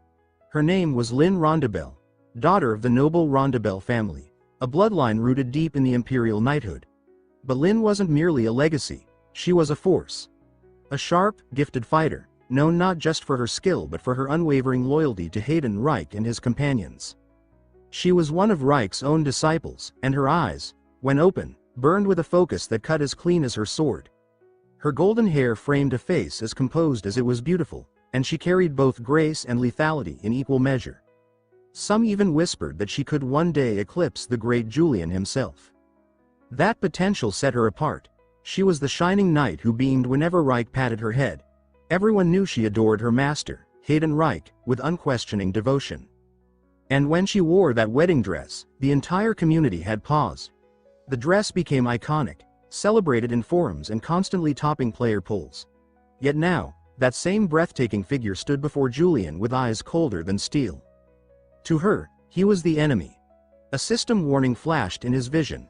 Negative emotion detected, hatred. Lynn's expression tightened as she demanded in a voice hard as ice what he intended to do with her father's sword. Julian raised both hands in mock surrender, wearing a crooked smile that didn't reach his eyes. He said he only wanted to take a look. Inside, though, he was already scheming. Perhaps he could push her buttons, draw out some information, maybe even make her drop her guard. He added with casual ease that he was surprised someone like her would leave such a valuable sword just lying around. Lynn chuckled softly. She said that her master wasn't some reckless fool who felt the need to carry a weapon everywhere inside the imperial palace, unlike him. Julian's thoughts clicked into place. He noted that she was exactly what he expected. Meticulous, rigidly upright. He then shifted tactics, asking slyly if the guest who'd come before him had been the sword saint Hayden Reich. Her eyes sharpened like twin daggers. She demanded to know what that had to do with him. Julian covered his mouth and let out a short laugh. He said he was merely curious. After all, Reich had once been his teacher too. Inside, Julian marked her reaction carefully. Her hands shook with fury, her grip on her sword tightening until her knuckles blanched.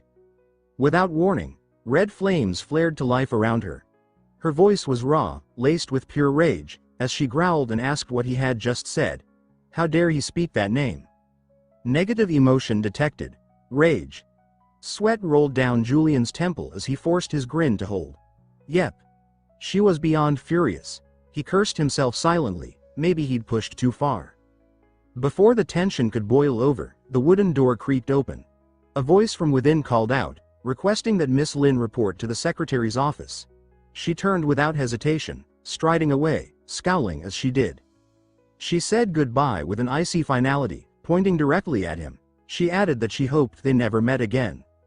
But then, the voice called again, this time summoning Sir Julian as well. All three froze. Julian exhaled slowly and reminded himself to stay cool. He pasted on his best charming smile and walked toward Lynn, who looked as if the ground had just betrayed her. He told her not to be so cold. After all, they shared the same master. He even winked. Inside, he was thinking that he might be seeing Hayden Reich again very soon, but Lynn's expression didn't soften. With clenched teeth and a look sharp enough to cut steel, she said that wouldn't happen again. She turned to leave, her voice dropping low with warning. She told him never to speak of her master again. Julian said nothing. He just smiled faintly to himself, thoughts twisting in his mind. He was about to meet his favorite character, only now he was the traitor in their story. He wasn't sure if he should feel thrilled or terrified. His hand curled tighter around the piece of paper marked with the sword insignia. A man at a desk nearby shuffled some papers into a neat stack before greeting them both warmly. He welcomed Miss Lin and Sir Julian to the Imperial Secretary's office. He leaned forward slightly, his expression polite but curious. He said he'd heard about Julian's recent mission. Was it true he'd defeated the two-horned demon alone? Julian shrugged and gave a soft laugh. He said that was just a warm-up. Lin, visibly irritated, cut in immediately. She demanded to know where her master was. Julian stayed quiet but mirrored her curiosity. He had been wondering the same thing. The man's tone shifted to something more formal. He explained that Lord Hayden Reich had left shortly after assigning Lin her last task. Her eyes widened. She asked what he meant. The man continued, saying that Reich had also instructed someone to accompany her, Sir Julian. Lin erupted. She shouted her disbelief. Why did she have to be paired with a traitor? Unfazed, the man explained that the mission could be dangerous, and since Sir Julian was present, Lord Reich asked for him to be assigned. Julian smiled awkwardly, sweat trickling down his face. Lin's expression darkened further. She whispered under her breath, questioning what her master was thinking. The man let out a dry chuckle and gave his order, investigate the slums. Julian leaned his chin into his hand, wearing a confident smirk. The slums, huh? Beside him, Lin sneered. She said she didn't see why they had to care about some filthy slum district. The man clarified. According to reports, strange and terrifying creatures had begun to appear in that area, demons. But the locals had rejected royal intervention. That, he explained, was why Lin and Julian were the right fit. They were tied to the crown but not part of it.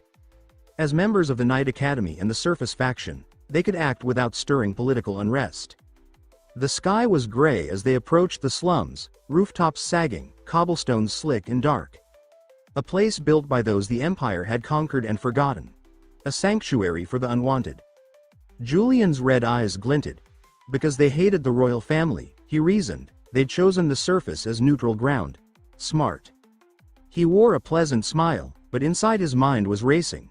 Lin stood at his side, still unsure about this assignment. He knew that if she outshone him here, her path to becoming Sword Saint would be far smoother. Partnering with her didn't help him. But as the royal family's hunting dog, he had no say in the matter. He rubbed his chin, a slow grin forming. He said he'd take the mission. Immediately, Lin shouted her refusal, her arms snapping up. Deep down, Julian wanted to scream too. But the clerk's next words froze her in place. He said her master personally requested that she accept the mission. Julian leaned in, his tone needling, asking if she planned to go against her master's wishes. That made Lin break into a cold sweat. She faltered. Then, with quiet frustration, she said she understood. Gritting her teeth, she thought bitterly about what it meant to bear the title of Hayden's disciple. Julian watched her carefully. He knew she'd monitor his every move from this point on. But his strength wasn't enough to resist her, not yet. His gaze shifted to the green gemstone hanging from her neck. If only he could get his hands on a gem compatible with his mana.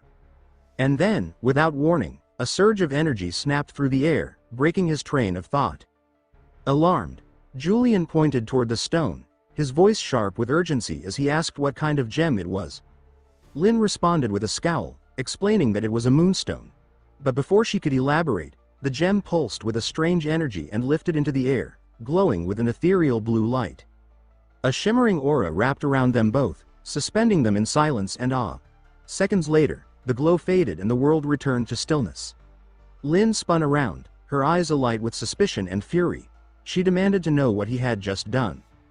She wasn't sure herself why the moonstone reacted. It shouldn't have. It never had before. Julian raised his hands in mock innocence, laughing nervously. He said the gem had simply caught his eye. That was all. But then, flashing a sly smile, he admitted that for a moment, it felt like the stone tried to resonate with his mana, maybe even absorb it. He realized it right then. The answer had been close all along. He needed that gem. Without delay, Julian headed straight for the nearest gem shop. The clerk recognized him instantly, greeting him with polite enthusiasm, remarking that it had been a long time. When asked if he was looking for anything special, Julian responded with a brilliant smile, saying he needed a gemstone compatible with his mana, specifically a moonstone. The clerk's demeanor shifted, his face tightening with discomfort. He admitted that their shop didn't carry moonstones, and as far as he knew, neither did anyone else. They were incredibly rare, mined with difficulty, and usually sought only by eccentric private collectors. No shop kept them in stock. Julian's face darkened. He muttered bitterly that he needed the moonstone blade ready before the mission with Lin. His red eyes flared, and he demanded confirmation. Was the clerk telling him there was no way to get one? The clerk shrank under the weight of Julian's gaze, trembling slightly as he realized he'd spoken too casually to a man of Julian's status. Quickly, he backpedaled, stammering that moonstones could still be found, just not at the moment. Internally, Julian exhaled in relief. He leaned in, his voice low and tense, ordering the man to go find one. Urgently. He forced a smile but couldn't hide the pressure in his tone. He vowed to himself that if it came to it, he'd search the entire empire. Lin would notice if the moonstone sword was incomplete, and he couldn't allow that to happen. The day of the mission arrived. As Julian stepped outside, he muttered under his breath that maybe he hadn't threatened the clerk hard enough. He was still empty-handed. Bitterness stirred in his chest. Lin stood nearby, arms crossed, her voice cold and heavy with sarcasm. She questioned whether his important business was actually at a jewelry store. Julian laughed awkwardly, replying that one day she'd understand the beauty of gemstones. She said nothing, just turned on her heel and told him to follow. He called after her, pointing out that she was heading in the wrong direction. With visible irritation, she turned around and snapped, asking what he meant. Julian grinned and explained that the slums were a labyrinth of illegal buildings and hidden paths. You couldn't just follow signs and maps. Lin unfolded her map and declared that she'd rather rely on printed signs than trust him. Julian gave a helpless smile. She wasn't wrong. But he knew this zone, the eastern slum, was a death trap for rookies. Even the game developers had acknowledged it was notoriously difficult. Lin's grip tightened on the map. Her voice dropped into something wary and sharp as she accused him of trying to trap her. She said that as the disciple of the Sword Saint, she wouldn't fall for the tricks of a traitor. A radiant golden light flashed around her as she said that unlike him, she was different. She intended to become the next Sword Saint. Her eyes burned with ambition, her tone unwavering, her posture proud. Her voice rang with conviction. Julian scratched his cheek, his smile awkward. He couldn't help thinking she had gotten the wrong idea somewhere along the line. With that, she turned and walked away decisively, leaving Julian standing there, confused and slightly amused. He muttered to himself that this mission wouldn't be easy. The clear blue sky hung above them as Julian's voice rang out with concern. He asked if she was truly planning to take that particular path, noting the danger signs weren't there for decoration. Lin furrowed her brow as she studied the map and asked if First Officer Julian had ever visited this slum in secret. Julian hesitated. He hadn't. Not exactly. He dodged the question by throwing one back at her, asking what she thought. She caught the evasion instantly and pressed him further. She demanded to know how he planned to navigate if he didn't know the way. Julian simply smiled, pointing to the sky and saying he would rely on instinct. Lin looked at him like he was insane. Sighing, she pushed forward and mumbled that they should just split up and get it over with. Julian followed behind, reminding her that the Empire's orders had been clear, they had to work together. His next words triggered something fierce in her. Her voice flared, and her eyes burned with rage. She snapped, asking if he thought Hayden Reich was more important than Imperial orders. She told him to never speak her master's name again. Her hands clenched into trembling fists. Julian kept his smile intact, playing it cool even though he felt the heat of her fury. Lin's thoughts turned bitter. She acknowledged to herself that Julian was still a step above her. Everyone had said it, compared them endlessly. The weight of it bore down on her. She told herself that if it had been him, the mission would already be done. If it were him, the answer would already be found. If it were him. But then something in her eyes shifted. Her brow furrowed, her shoulders squared. She remembered who she was. The top disciple of the Sword Saint.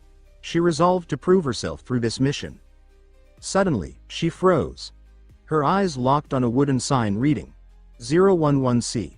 She stared in disbelief. Julian stepped up behind her and asked, feigning curiosity, what was wrong. She brushed him off quickly, claiming it was nothing, but inside, panic erupted. She clutched her head, mentally screaming. The paths had changed. They were walking in circles. And then they reached another sign, 01A. Her heart sank. They were back at the beginning. Julian covered his mouth to hide a chuckle. He watched her silent meltdown with mild amusement. Just then, a stranger called out to Lin, his tone light and friendly. He said it looked like she was going in circles and that this must be her first time here. When she asked if he knew the area, he nodded confidently and offered to guide her, on one condition. She'd have to buy him a drink. Lin agreed with a resigned sigh. The man introduced himself as Baden. When Lin gave her full name, Lin Rondebel, his smile widened. Inside, he was thrilled. He thought he'd just hit the jackpot. Julian felt something off and started to speak, but before he could finish, Baden cut him off, saying he didn't care about his name, just to follow along. Julian rubbed his chin thoughtfully, convinced he'd heard the name Baden before, though he couldn't place it. The three of them entered a dim tavern. Baden shouted to the barkeep, ordering drinks for himself and his two friends. Lin eyed him warily, noting how casually he drank before even guiding them. As they sat, the barkeep asked where they were from. Lin answered, the royal capital. The barkeep responded with a price. 30 nars each. Lin blinked in disbelief and repeated the amount aloud. Baden leaned in, teasing that she must not carry money. He warned that prices in the slums were high. Lin shook her head and reached into her pouch, pulling out a small bag that glittered with gold. She said 30 nars seemed too cheap. Baden froze. A noble, he realized. His mind raced. He darted over to the barkeep and whispered for the special drinks, the strongest kind. Once the Imperials were drunk, they'd clean them out. The barkeep nodded. A hand slipped something into the drinks. 3 glasses were brought to their table. The barkeep declared them the best in the slums. Lin grabbed hers without hesitation. But before the glass touched her lips, Julian's hand shot out, snatching it away. He asked what had been added to the wine, still smiling but with eyes that gleamed like blades. Baden tried to play dumb, yelling in protest. Julian thrust the glass toward him and demanded that he drink it himself. Baden hesitated. Julian leaned in, his voice chilling, and asked if he should pour it down his throat instead. Lin called out for him to stop. The room went still. At the sound of his name, both Baden and the barkeep froze.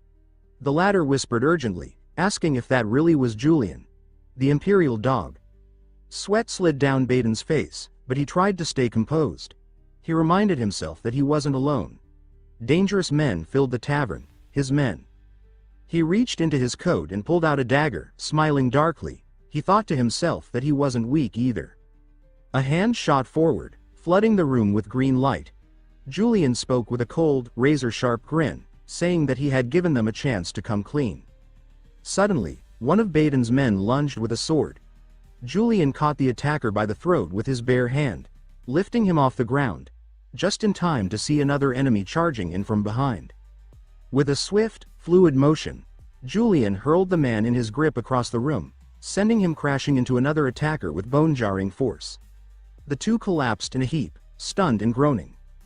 Julian stood tall, unshaken, power radiating from him in thick, pulsing waves. His blood-red eyes gleamed with a predatory light, and the tension in the room thickened.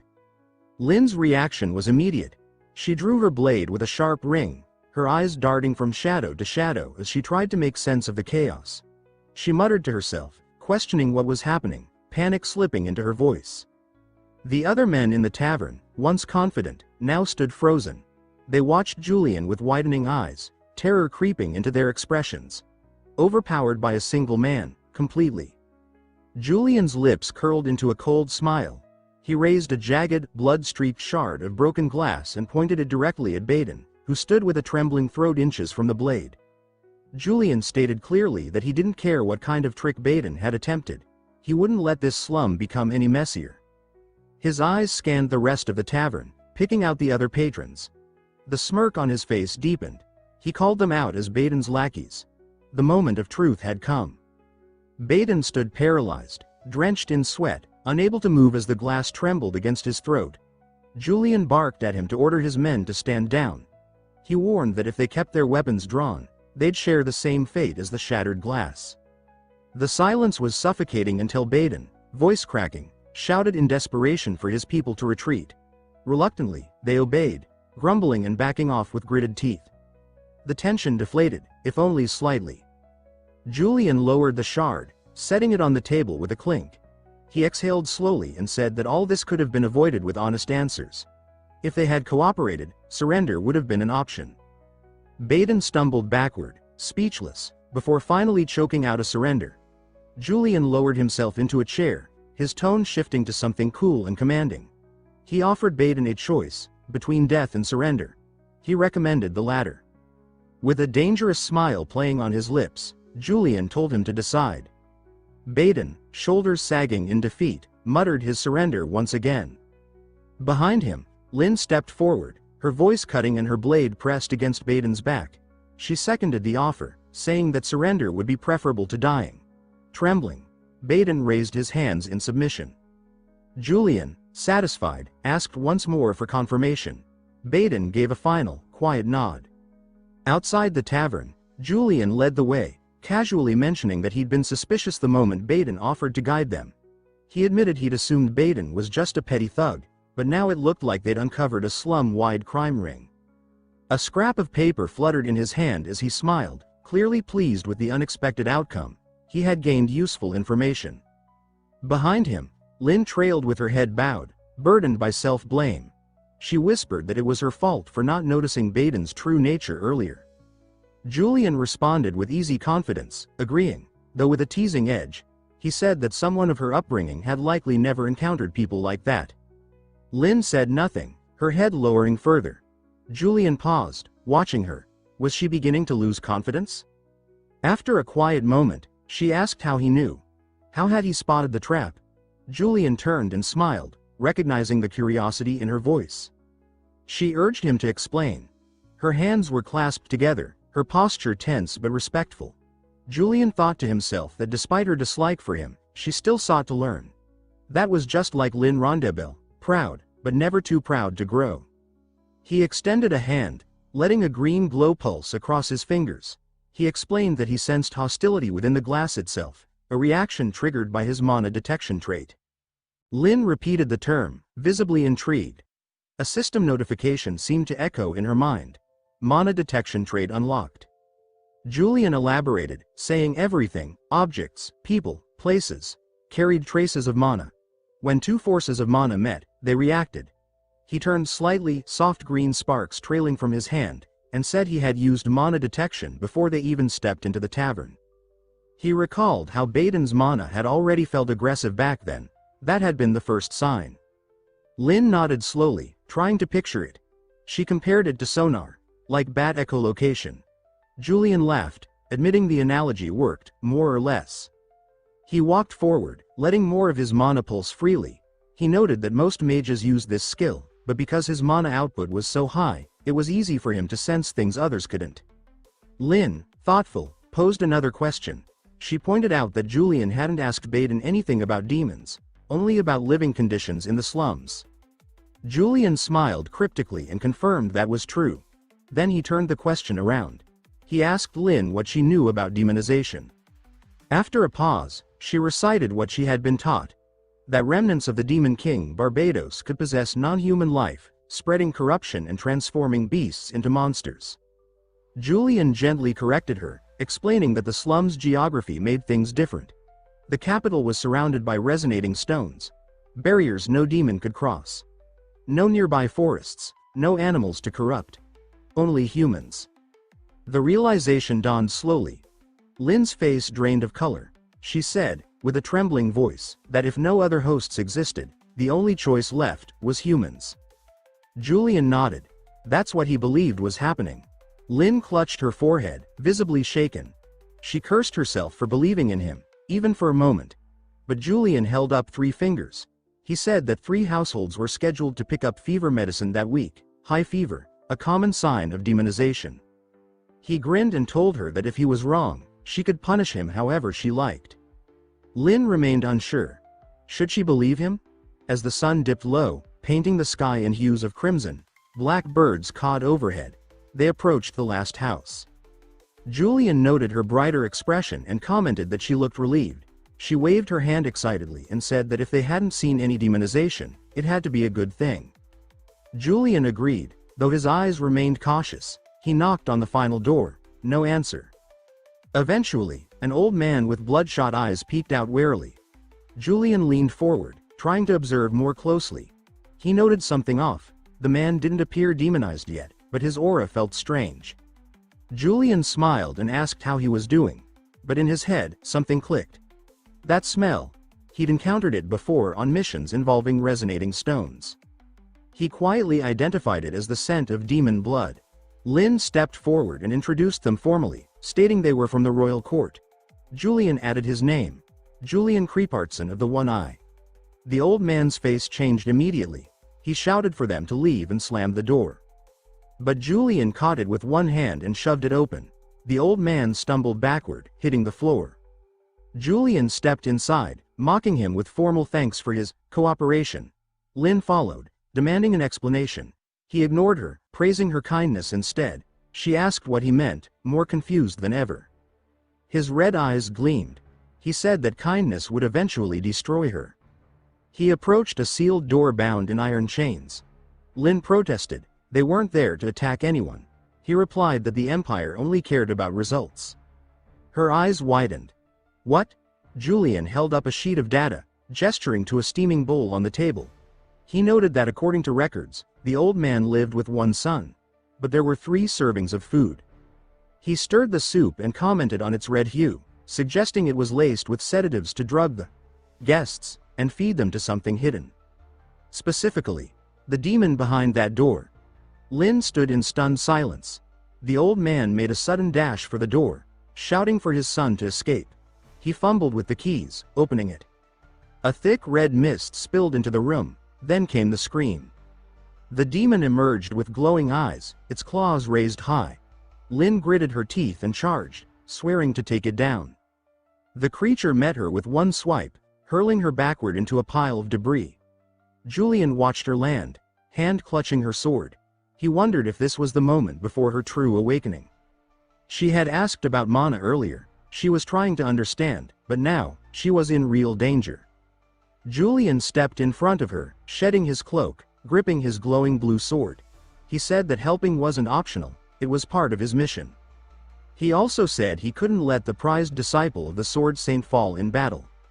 As the demon lunged, Julian activated his system trait. Insight activated. A sharp flash filled his vision. The demon's stats and weaknesses snapped into view. He attacked in a flurry, his strikes swift and precise. Blood sprayed, but the creature regenerated quickly. Lin re-entered the fray, but the demon kept healing. Julian shouted for her to create an opening. Lin, breathless and struggling, caught sight of the soup bowl. An idea sparked. She grabbed it and smashed it into the demon's face. The creature staggered, dazed. Lin closed her eyes, concentrating. Her sword flared with light. She focused everything into her next strike, but the demon lashed out, grabbing her. She gasped, blood dripping from her mouth. Her sword dropped. In her mind, regret swirled. She had failed to even open a path for Julian. She thought she no longer had the right to face her master. The demon opened its mouth, fangs glistening. Julian's voice rang out, sharp and clear. He called her name. She turned. His red eyes blazed, green light from the system swirling around him. He told her she had done well. The demon growled and scanned the room. Then, a surge of electricity snapped through its body. Julian's eyes flashed green as he drove his sword clean through the demon's chest. The creature's grip on Lin loosened, claws slipping away as its strength crumbled. Lin, still caught in its grasp, twisted her body and delivered a fierce kick to its face, forcing the beast deeper onto Julian's blade. The impact echoed through the alley. The demon let out a final, ragged hiss before collapsing in a heap, blood spreading across the ground beneath it. Julian stood still, victorious but wary. Lin stared at the fallen creature, breathing hard. She said she couldn't believe he had pierced the demon without even using the moonlight sword. She asked how it was possible. Julian grinned, blood streaking the edge of his mouth.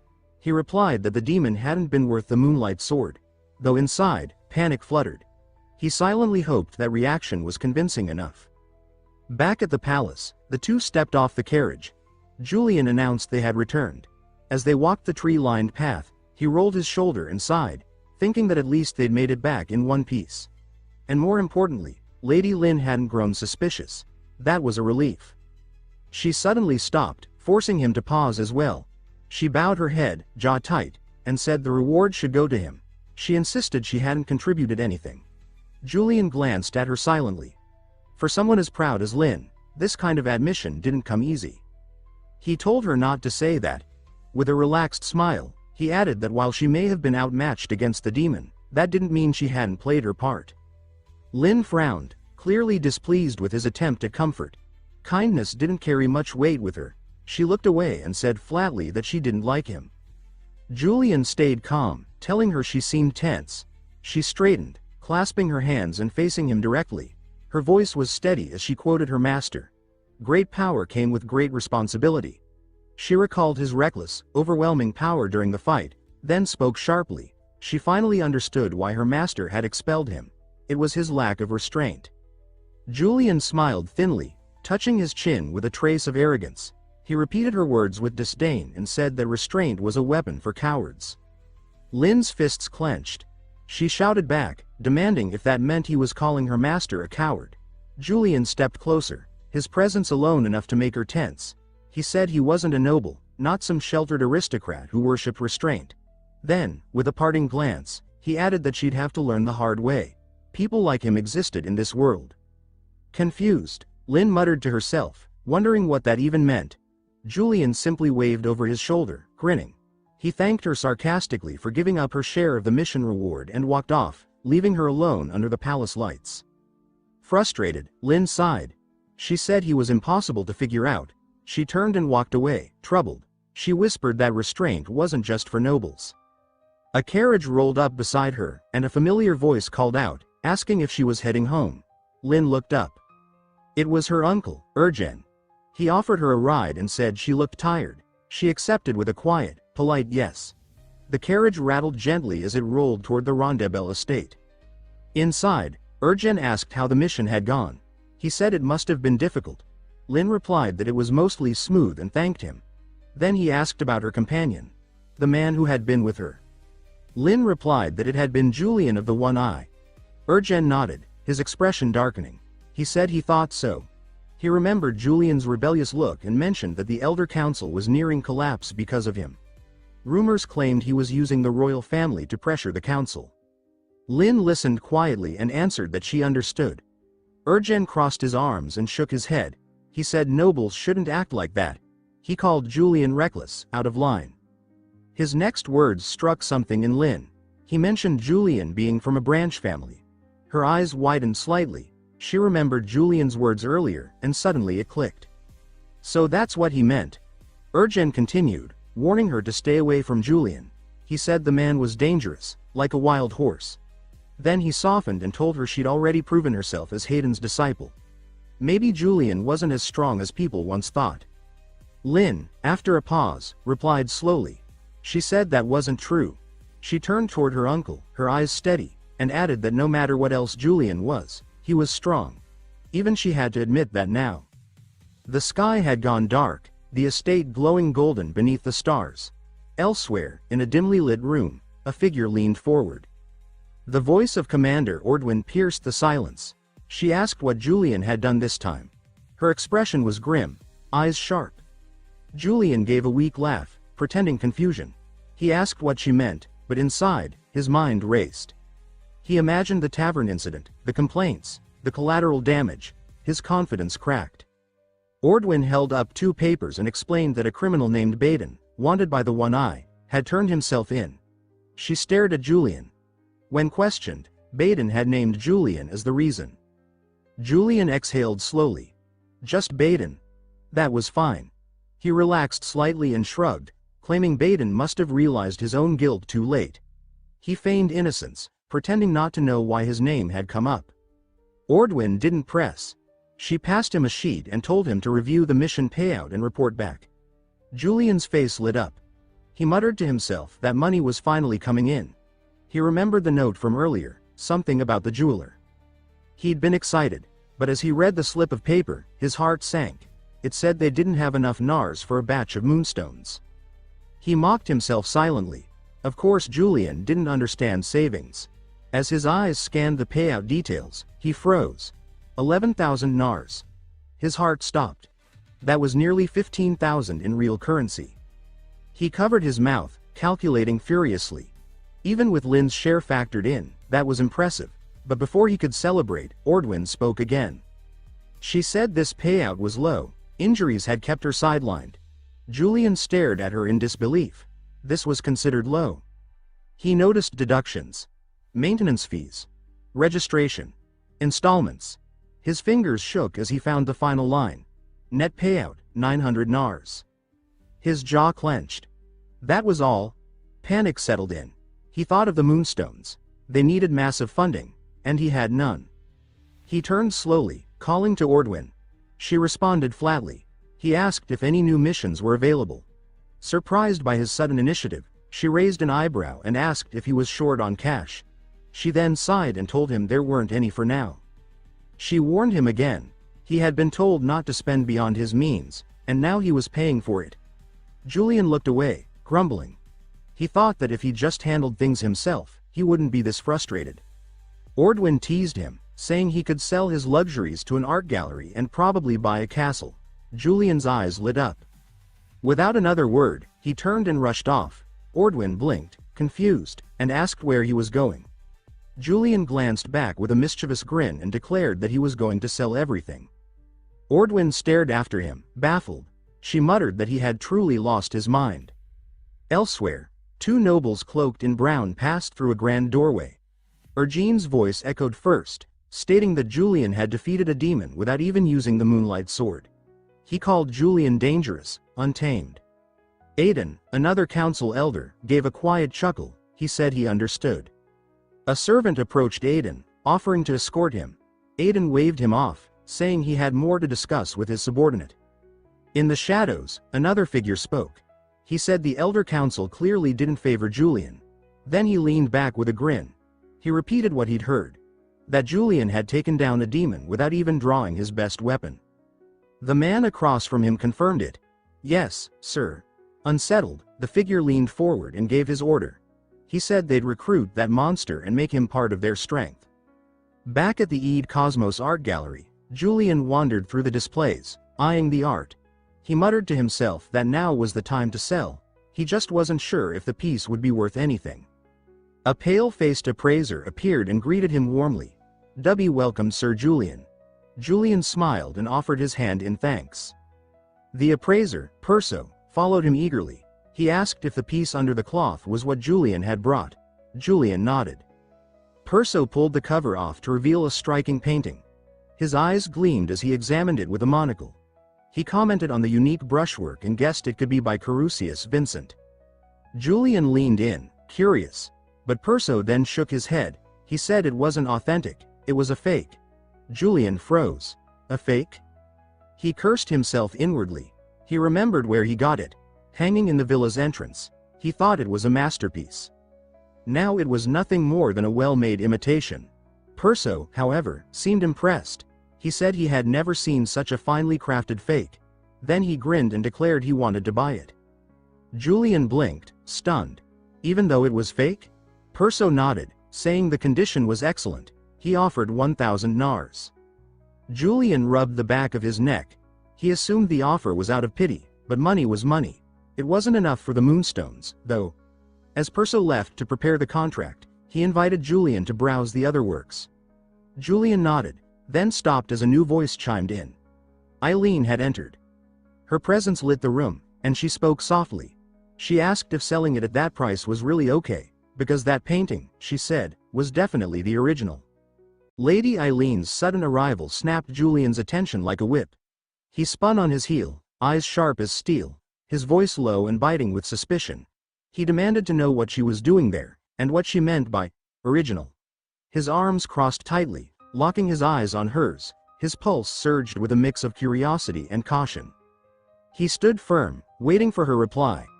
Eileen tilted her head slightly as her gaze swept toward Perso, who quivered where he stood, clutching the painting as if it were the only thing anchoring him to reality. Her voice turned hard, no trace of doubt within it. She said her cousin had a few works displayed in the gallery, But that wasn't the point. Her tone shifted suddenly, and with it, the temperature in the room seemed to drop. Her stare hit Perso like a hammer, silent yet suffocating, weighing on his shoulders with invisible force. His hands shook, the painting wobbling, sweat beading on his forehead as if he might crumble under the pressure. Aileen stepped forward, her voice cut through the silence like a cold blade. She declared that no one in the Empire painted with oil in such a way. She seized the canvas from Perso, her fingers gliding along the surface. She halted, her hand pointing to a barely noticeable mark in the corner. She explained that the signature was unmistakably Koreskius's. Julian, standing just behind her, examined the painting with new intensity, his brow furrowed, eyes narrowed with thought. Perso, his body trembling, his face drained of color, stammered in disbelief. He admitted he had missed the signature entirely. Julian turned his gaze on Perso, his voice icy. He asked if Perso had meant to deceive him. The question struck with such weight that Perso collapsed, the pressure crushing his chest, his breath coming in ragged gasps. On the floor, he clutched his head, his voice barely holding together as he begged for forgiveness. Julian stepped toward him, but Aileen moved quickly, grabbing his arm, stopping him in place. She told him to stop.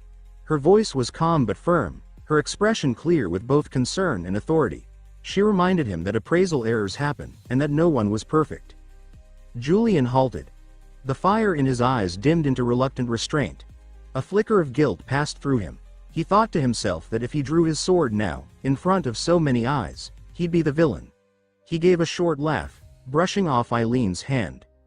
He admitted that going any further would only make him look worse. Turning back to Perso, his tone was level but commanding. He pointed out that if the painting was truly authentic, its value would skyrocket. Perso, still on his knees, his eyes wide and terrified, stammered in response. He bowed deeply, forehead nearly touching the floor, his voice thick with desperation. He admitted the gallery couldn't afford it, not even all his assets combined would be enough. Julian threw his head back in laughter, the sound echoing through the room, wild and amused. He clapped a hand on Perso's shoulder, his voice turning cold again. He warned him that incompetence could ruin a man's life. Then Julian looked back at the painting, frustration seeping into his tone. He said he still had no idea what to do with it. Perso was speechless, tears streaking down his face, his body trembling. Aileen spoke then, her voice low but steady. She said she would help him. Julian turned to her, suspicion flashing in his eyes. He asked if she really meant to help him. Aileen crossed her arms, sighing lightly, a weariness creasing her brow.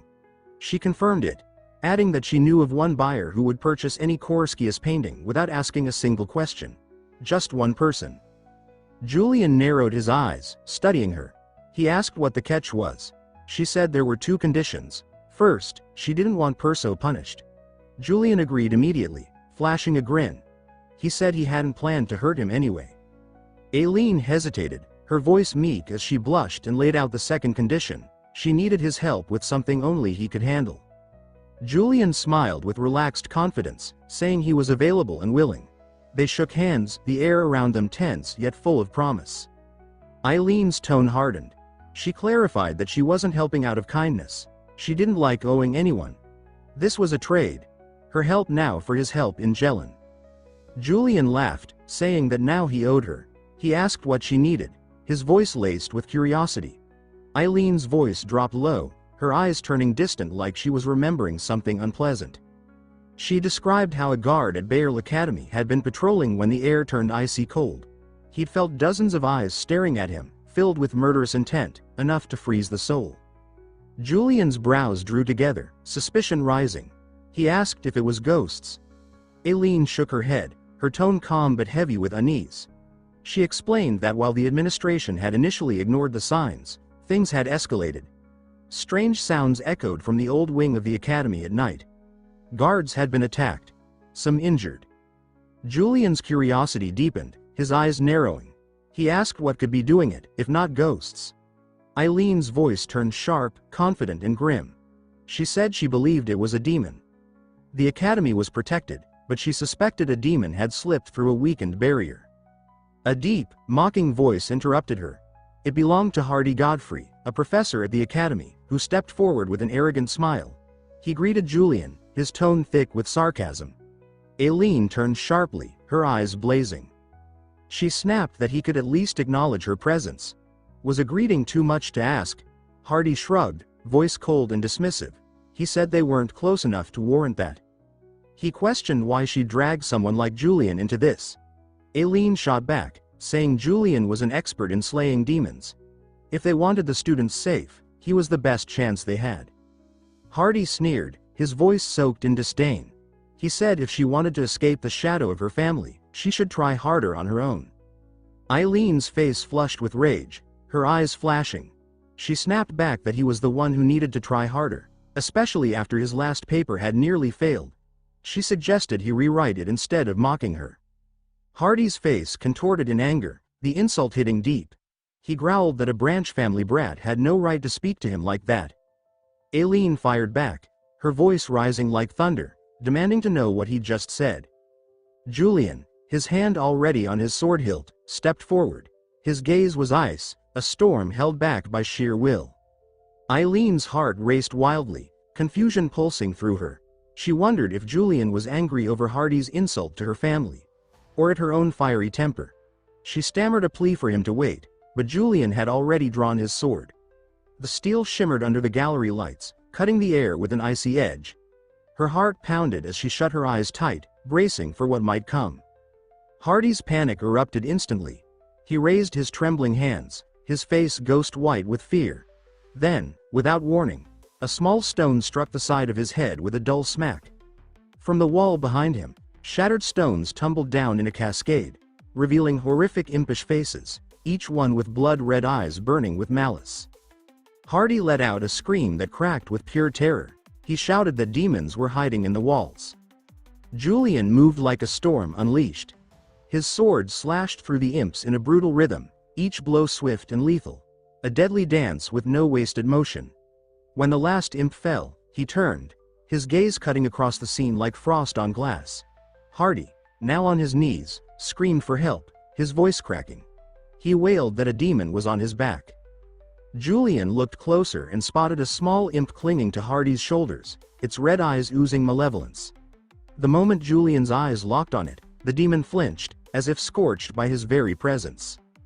Julian gave a chilling smirk and stated coldly that it didn't matter whether someone was from the main or the branch family. He didn't spare demons. With eyes blazing, he told Hardy that if he wanted to survive, he'd better beg a branch family member to save him. Then, gripping his sword with finality, Julian drove the blade into the ground.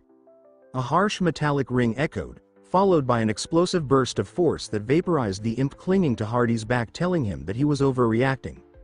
Nearby, Aileen flinched as if struck by a wave of something sinister. She pointed ahead, her eyes wide with both fear and determination, and shouted that it was there. The remaining imps began to swarm together, their bodies swelling grotesquely. From their mass, dark magical tendrils erupted like writhing shadows, cloaking the space with ominous power. Aileen and Hardy both trembled under the building pressure, their hearts pounding in their chests. Then, the imps merged, forming a monstrous rat larger than anything they'd seen. Its crimson eyes glowed like fire, and its razor-sharp teeth gleamed like freshly polished blades. With a ground-shaking lurch, it raised one claw and slashed through the air. Julian didn't flinch. His face remained calm, still as glass. Lifting his sword, its edge catching the dim light, he spoke in a quiet, threatening tone. He asked if this grotesque creature was the demon's true form and mocked its pitiful attempt to survive by fusing weaker pieces together. His cold, scornful words made the giant rat hesitate. Its massive form quivered, its eyes flickering with uncertainty. But then it roared, its tongue lashing out like a whip, and it struck at Julian with brutal force. Julian met the attack head-on, charging forward. His sword sliced the air with blinding speed. The two clashed in a brutal rhythm, strike after strike, each one precise and powerful. At last, he landed a critical blow. The rat howled, a shriek of agony ripping through the space. Julian saw it begin to shrink, its form retracting in retreat. Without missing a beat, Julian lunged. Sword gripped tightly, he slashed once more, delivering a final, blinding cut that tore the creature apart. The giant rat exploded into fragments of dark mist. Behind a magical barrier, Aileen and Hardy watched breathlessly. As the demon vanished, countless imps scattered, dissolving like shattered nightmares. Aileen dropped the magical barrier, her hands shaking from exhaustion. She turned to Julian, her eyes glowing with a mix of wonder and admiration. She asked how he had known there was a demon lurking there. Julian offered a sly smile, his eyes gleaming. He said that was a secret. Inside, he recalled sensing a strange color while using his color of negation on Hardy. But he kept that thought buried. He mused silently that no one here would understand the game system anyway. Aileen turned from him, her voice confident, laced with teasing. She said they'd revisit the matter later. She asked how someone who claimed to scorn the main family could now be helping them. Julian raised an eyebrow in surprise. He repeated her words. Scorned them? Aileen's tone grew sharp, though still playful. She reminded him that he had once called her a tashaning half-breed. Her thoughts spiraled briefly. She remembered those words, how they stung her, spoken to a girl who had only ever been obsessed with power. And now, that same man was protecting the Branch family. It felt unreal. She reflected inwardly that he was still the same Julian from their academy days, righteous, but half-hearted. Her hands moved as she manipulated floating magical stones, their glow soft like distant stars. Her tone turned sarcastic as she continued, stating that everyone else might be too afraid to challenge him, but she wasn't. She called out his superiority complex, his constant disdain for both the Branch family and herself. Julian paused, a flicker of remorse crossing his face. Rubbing his chin, he gave a faint smile and admitted he had been wrong to say those things back then. The words struck Aileen deeper than she expected. Her breath hitched, her thoughts scrambled. She bit her lip, thinking that Julian had just apologized, maybe not fully, but enough to shake her. She looked up, voice shaky yet sincere, and thanked him. Julian stepped closer, his expression curious. He asked what she was thanking him for. Blushing, she replied it was for what he had just done, facing that demon. He shrugged it off, saying it was no big deal. The wall behind them, once damaged in the chaos, had now been completely restored. Aileen wiped sweat from her brow, letting out a long breath. She said it was finally done. Julian, a few steps behind, gave her a warm smile and told her she'd done a good job. Her eyes lit up, excitement surging. She said now that he'd slain the demon, it was time for him to meet the buyer of the painting. Julian was introduced to an older man standing before the painting, his gaze filled with reverence. The man sighed deeply and said that seeing the piece before his death brought him peace. Sipping tea, Julian asked what the man thought. He explained it was the final work of Coruscant, titled Red Vineyard. The man, Alum Corney, vice dean of Bayle Academy, nodded slowly, his eyes bright with emotion. He described the scene, a wheat field, torn by a violent storm beneath a dark, brooding sky, stretching into an endless horizon. Julian quirked an eyebrow, surprised. He thought to himself that maybe the man was an art expert. Personally, every painting looked like fancy paper to him. Still, he listened as Alum continued, his tone quiet and reverent. Alum spoke of roads stretching beyond the field, with no certain destination. He admitted he didn't know where they led. Julian nodded, his expression thoughtful. He commented that the painting gave off a lonely aura, as if the artist had poured sorrow into it. He mentioned the letter that came with the painting, beginning with the words, "I poured all my sadness and soul into this."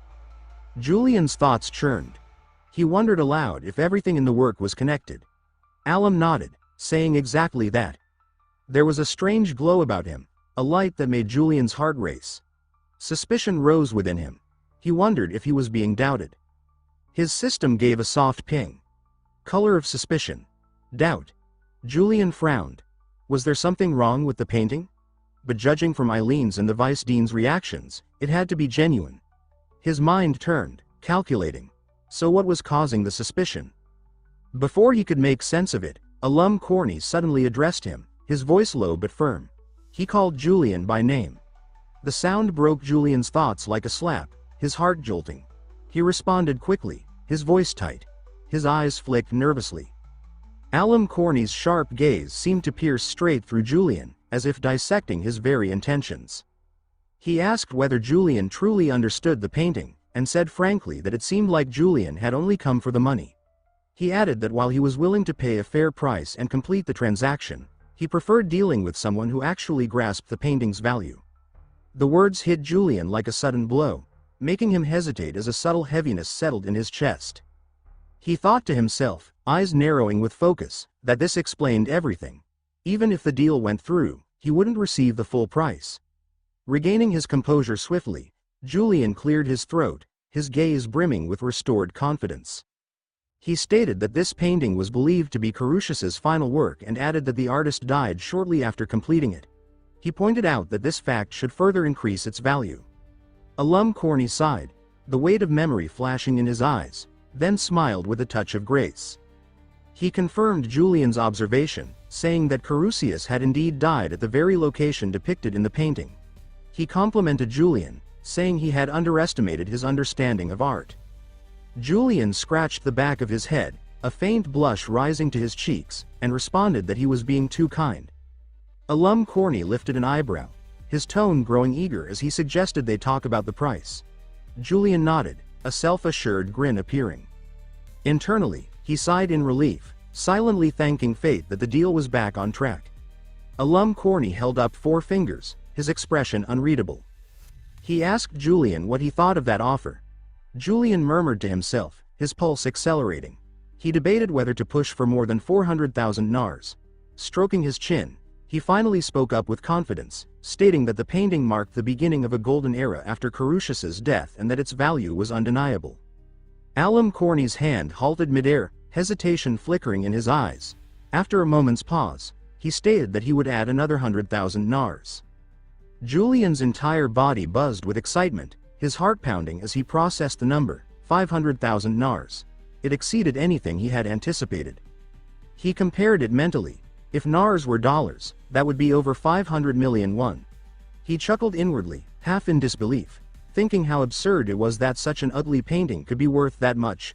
Lost in the moment, Julian didn't notice Alum Corny calling his name.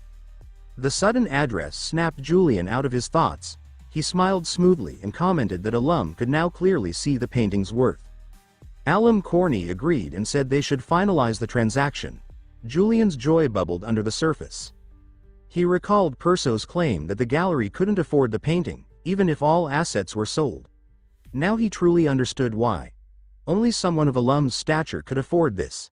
Scene transitions to Bayerl Academy. Eileen stepped through a doorway. She greeted with soft respect, stating that she had come because he summoned her. Alum Corny, who had been quietly admiring the painting, turned to her with a warm smile and invited her to sit. With a simple gesture, he used magic to pour tea, his voice gentle. He casually brought up the old building, asking if the situation had been resolved. Eileen nodded confidently as she took the tea, a smile playing on her lips. She assured him that everything had been taken care of. Alum Corny exhaled, relief visible in his eyes, saying he had been concerned. He paused for a moment before asking if she'd encountered any difficulties. Eileen sipped the tea and responded with pride, stating that nothing had been particularly challenging. Alum Corny gazed at his teacup, letting out a sigh laced with guilt. He apologized for assigning her such a troublesome issue. Then his expression darkened, eyes sharpening. He said that what he was about to share had to remain confidential between them. He explained that he suspected the Dawn Society was responsible for the incident. Eileen's expression turned grim, her eyes narrowing. She asked why the Dawn Society would target the Academy. Alum Corny shook his head slowly and admitted he didn't know their motives. But he said there was circumstantial evidence, and that they likely exploited a weak spot in the barrier. He added that the matter was being kept secret to prevent panic. Eileen's face grew tense, and her fingers gripped the teacup tighter as her heart raced. Her thoughts swirled. A cult of demon worshippers, emerging within the Empire, targeting their academy? Alum Corny noticed her silence and reassured her, saying she shouldn't worry too much. He told her they had already strengthened security and would continue to protect the academy at all costs. Eileen exhaled slowly, her shoulders relaxing slightly. She agreed softly. He added with warmth that they owed their resolution to Sir Julian. Eileen's cheeks turned red, and she stammered Julian's name. Regaining composure quickly, she asked if Alum Corny had met him. Alum chuckled, his eyes gleaming. He confirmed that he had, and remarked that thanks to Julian, he had acquired a priceless piece of art. Eileen smiled with genuine warmth. She said she'd hoped to thank Julian for defeating the demon, but that he had vanished. Alum nodded as he took a sip of tea, mentioning that Julian had accepted payment and left in a hurry. He added that he had heard Julian went to purchase a large number of moonstones. At that, Eileen gasped, choking on her tea in surprise. Her face flushed in shock. She wiped her mouth, stammered in disbelief, and stood up abruptly, stating that she had urgent business, before dashing out. Alum watched her run, confused. He sipped his tea and wondered aloud why everyone was suddenly so busy. Eileen raced through the streets, heart pounding, until she reached the gem shop. The shopkeeper looked nervous. He apologized, explaining that they had sold out. Eileen interrupted, insisting that she was certain there were still some left. The shopkeeper shook his head, saying that Sir Julian had bought more than expected. Eileen slammed her hand on the counter, fury flashing in her eyes, and demanded to know when the shop would restock. The shopkeeper trembled and confessed that it would take significantly longer this time. Eileen's face darkened as despair took hold. Her voice trembled as she stuttered that she needed those moonstones for her thesis. Her world seemed to crumble. Tears welled in her eyes. She let out a sharp, broken cry, shouting Julian's name. Scene changes to Julian. Julian stood across from a man, a satisfied glint in his eyes as he held a glittering moonstone. The blacksmith asked if Julian wanted him to forge a sword using the gem. Julian nodded with fiery eagerness. He confirmed it and asked if it could be done. The blacksmith's expression grew more serious. He revealed a stash of moonstones and asked whether the sword could be forged like Silvermoon. Upon hearing that, Ruger Orland, the blacksmith, let out a fierce roar of protest. He stated that Silvermoon wasn't a sword, it was a mere decoration. He declared he would not tarnish his pride by creating such a thing. His face was flushed, his eyes ablaze with righteous indignation, as though Julian had insulted the very soul of the forge. Julian stayed composed. His eyes stayed sharp as he explained softly that he wanted the weapon for combat.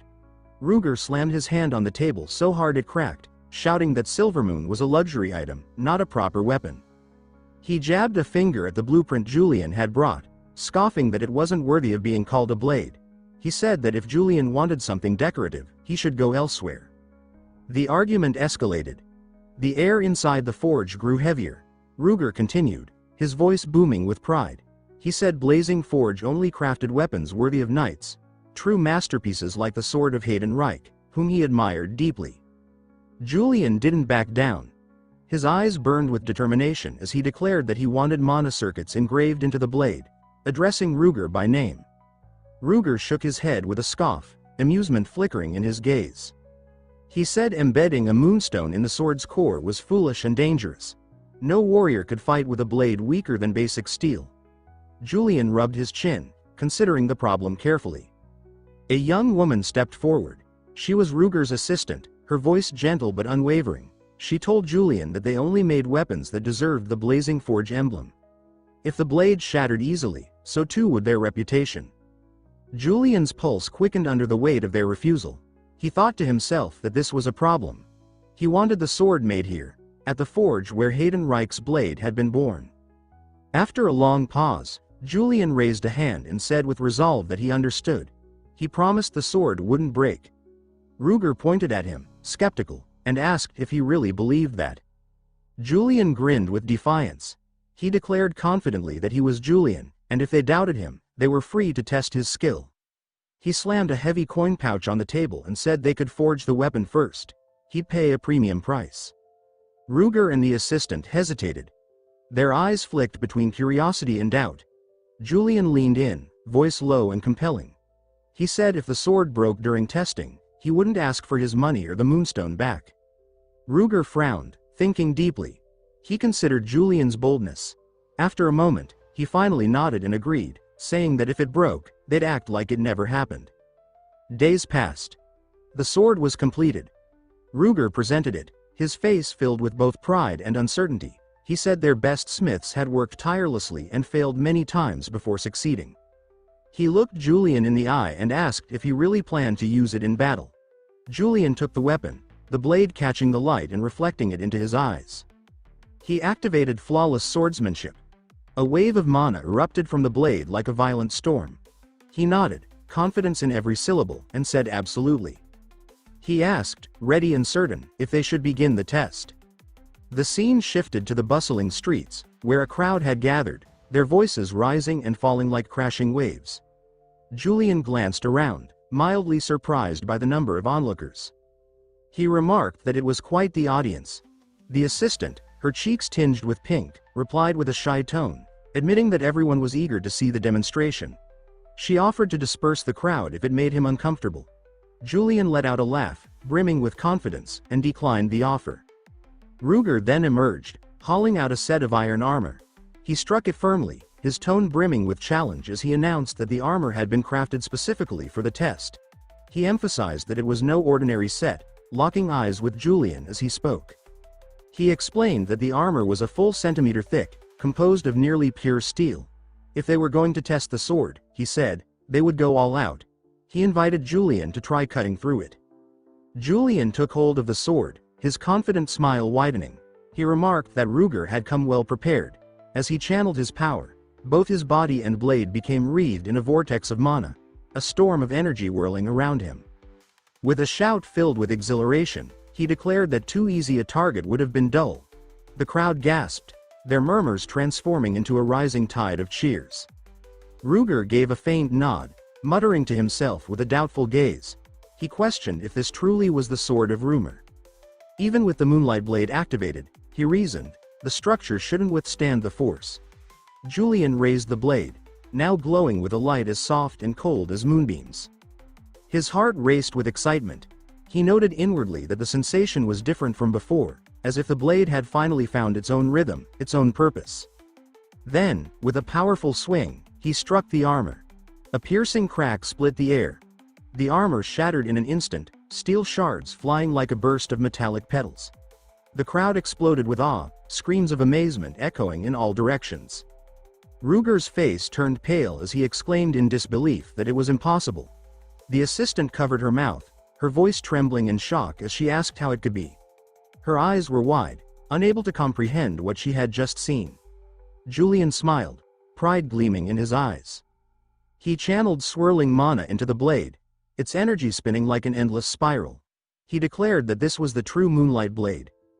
Gripping the hilt tighter, he could feel its strength coursing through his arm. The assistant bowed slightly, her voice shaking as she acknowledged that even without Julian using his full strength, their custom armor had been reduced to scrap. Julian turned to Ruger with a confident smile. He asked what the next test would be. Ruger remained silent, teeth clenched, his eyes complicated. It was as if the pride of the forge had been struck down by the very weapon they once rejected. The mana still shimmered in the air like scattered moonlight, casting ethereal reflections over the forge's walls.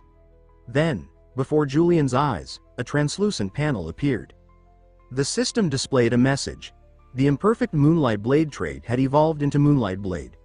Julian smiled, heart pounding with exhilaration, his eyes glowing with satisfaction. A new trait had activated. He studied the sword in his hand, admiring its perfect craftsmanship, pride welling inside him. He reflected on the effort he'd invested. Not a single blemish marred the blade's surface. It was flawless. At last, he had succeeded. Ruger Orland stepped forward from behind, still shaken, awe clinging to his expression. With a hand covering his mouth, his voice low and filled with respect, he admitted that he had clearly underestimated Julian. Julian sheathed the sword in one smooth motion and turned to face Ruger, a confident smile on his lips. He remarked that sometimes, actions spoke louder than words. Ruger nodded slowly, his face turning serious, his voice dropping to a firm warning. He said that if the sword ever broke, so too would the reputation of the blazing forge. He urged Julian to wield it with that weight in mind. He turned back with a smile, his gaze steady and resolute. He promised that he would wield the blade with honor. At that moment, a man approached the heap of shattered armor, his eyes narrowing with amazement. Picking up a jagged steel shard, he muttered that it was Blazing Forge's custom armor, and yet it had been sliced through cleanly. He looked up at Rinna, voice carrying curiosity. He confirmed that Julian had been there. Rinna frowned, visibly surprised, and asked if he was certain. The man lifted another shard, turning it over in his hands, and said thoughtfully that he felt no trace of Julian's spiritual energy. He added that Julian was impressive, a swordsman who poured all of himself into each strike. He remarked that it would have been a sight to see him in action against the armor. Rinna let out a soft sigh, her eyes distant. She wondered inwardly if it could be true. She shook her head, brushing off the rising unease. The man turned toward her again, his voice low, laced with suggestion. He asked if she was concerned about Julian. Rinna flinched, her cheeks flushing as she stammered. He smiled at her reaction, his eyes dancing mischievously. He pointed out that they had just completed a mission together, then asked how Julian had seemed. Rinna lowered her gaze, her voice quiet but filled with admiration, and replied that he was truly strong. The man nodded, his expression sharpening. He then asked if she had noticed anything unusual about Julian. Rinna's breath caught. Her heart pounded as she turned toward him, voice quivering. She asked what he meant by strange. His tone grew colder, his eyes darkening as he clarified. He asked if Julian seemed like someone who might be involved with the Dawn Society. The words struck Rinna like a dagger. Her eyes widened, and her voice faltered in shock. She repeated the question to herself, barely believing it. Julian, associated with the Dawn Society? The scene shifted to Julian. He walked down the sunlit street, twin swords gleaming at his hips. He wore a smile, pride glinting in his eyes. He murmured that he was becoming more like Julian with every passing day. But the smile faded, replaced by a sigh. His gaze turned somber. He reminded himself that he couldn't lose sight of his true goal.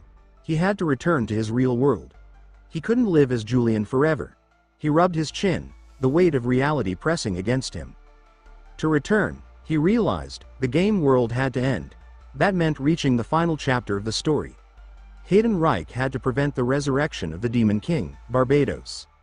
Shaking his head, his eyes reignited with resolve. He reminded himself again that this wasn't his life. His thoughts turned inward, voice low and steady. He wondered where they were in the plot. He noted that the Dawn Society was beginning to make its move, a secret cult trying to resurrect Barbados, the archenemy of Hayden Reich and Rinna.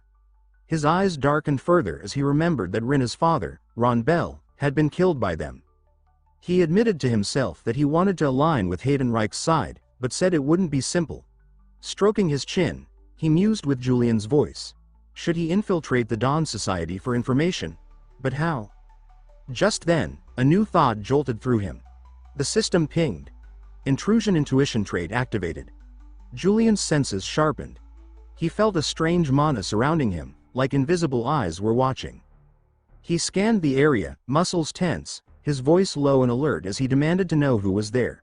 Seeing no one, he wondered if it was just his imagination, but he immediately threw the thought aside when he recalled that the system had alerted him.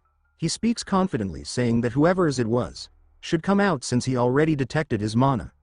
From the shadows a figure steps out, causing Julian to chuckle nervously. He asks the hooded woman if they have met before. A hooded pair steps from the gloom, the tall shadow glowering while Eleanor lifts her chin with a faint smile. He thinks that he remembers her as one very skilled at black magic and says that the Bishop of the Dawn Society, Eleanor de Michel, stands before him. He steals his voice and says that she is the sworn enemy of Hayden Reich, and he says that it has been a long time, addressing Eleanor and the robed escort as well. She chuckles softly and says that he managed to see through her disguise. Violet mana billows as she draws it around her body and says that such perception is to be expected of him, Julian. He squares his shoulders and says that he has a rough idea why she is here. She tilts her head and says that if that is the case, things become easier. She lifts two fingers and says that it is about time he gave her a reply. He presses his lips, sweat beading, and thinks inwardly that he actually does not know what she's talking about and that he was just bluffing. He forces a smile and says that he would like a bit more time to think it over. She answers flatly that that will not do and says that he was the one to contact them first to join the Dawn Society. Shock ripples through him. He thinks that things have already progressed that far and says inwardly, cursing himself, that cleaning up after Julian has become his daily routine. He steadies his breath and thinks that, no matter what route he takes, the original flow says that Julian will be defeated by Hayden and eventually joins the Dawn Society after seeking power from demons. He clenches his jaw and says inwardly that it does not have to be right now and that there is no time limit. Her eyes sharpen. She says that while that may be true, She assumes he realizes they might take that the wrong way and says that it could be his tactic to bring them down, that the whole thing may be a setup, and that he is a royal dog of the imperial family. He grimaces and thinks that she is suspicious of him. He thinks that joining the Dawn Society is dangerous, that if the imperial court finds out it would be the end of him, a shortcut to the worst ending, and that if Hayden learns of any association he will be forced into a path where either he or Hayden kills the other, which might mean he can never leave this game. He smooths his coat, forces calm back into his face, and says that he did not realize she held such suspicions. She lifts her hand from within the cloak's sleeve and says that he knows too much, Julian, and she says that if he were to back out now, she would not let him off the hook easily. He tips his head and says that if he does, she lets a smile cut sideways and says that she will not let him off easily, then glances past her shoulder and says, almost amused, that a Monsignor stands ready. The hulking hooded figure steps forward, gravel rolling under heavy boots, and the cobbles seem to tremble around him. He moves like a battering ram, shoulders squared, fists clenched. A low voice rumbles as she explains with cool certainty that the combat unit of the Dawn Society are much stronger than knights, and she says that he had better decide quickly or else. The hooded man tears back his cowl, white hair bristling, eyes burning, and he bellows that he, Pelkor, the Iron Fist, will destroy him. He pounds forward, the street quivering with each stride, stone flecks jumping. He bares his teeth and says with feral glee whether the other remembers this scar, and he says that he can still feel pain from the wound he received from him. The MC grimaces inwardly and thinks that it is Julian again, that it is truly tiring to deal with all of Julian's victims, and he says aloud that they must have met before. He shows a courteous smile and says that he apologizes, then says that he does not really remember small fries. Pelkor's face splits with manic laughter as he howls "Coo, coo ha ha ha," and the MC thinks that he really needs to stop pretending like he is Julian. The next instant he vanishes from the spot, a streak of motion, and a startled whisper follows that he disappeared. Pelkor squares up and says that they should see how long that attitude can be kept up. A crystalline window flashes, and a system-cold voice declares that a trait is activating, Exceptional Swordsman. Julian's hand settles on the hilt, steel hisses free. He meets the incoming fist and his eyes widen. He says nothing but reacts with a sharp intake, and his thoughts snap that he accidentally used the old steel sword instead of the new Moonlight Stone sword. Pelkor's massive forearm grinds against his guard, and his coat bunches under a grabbing hand.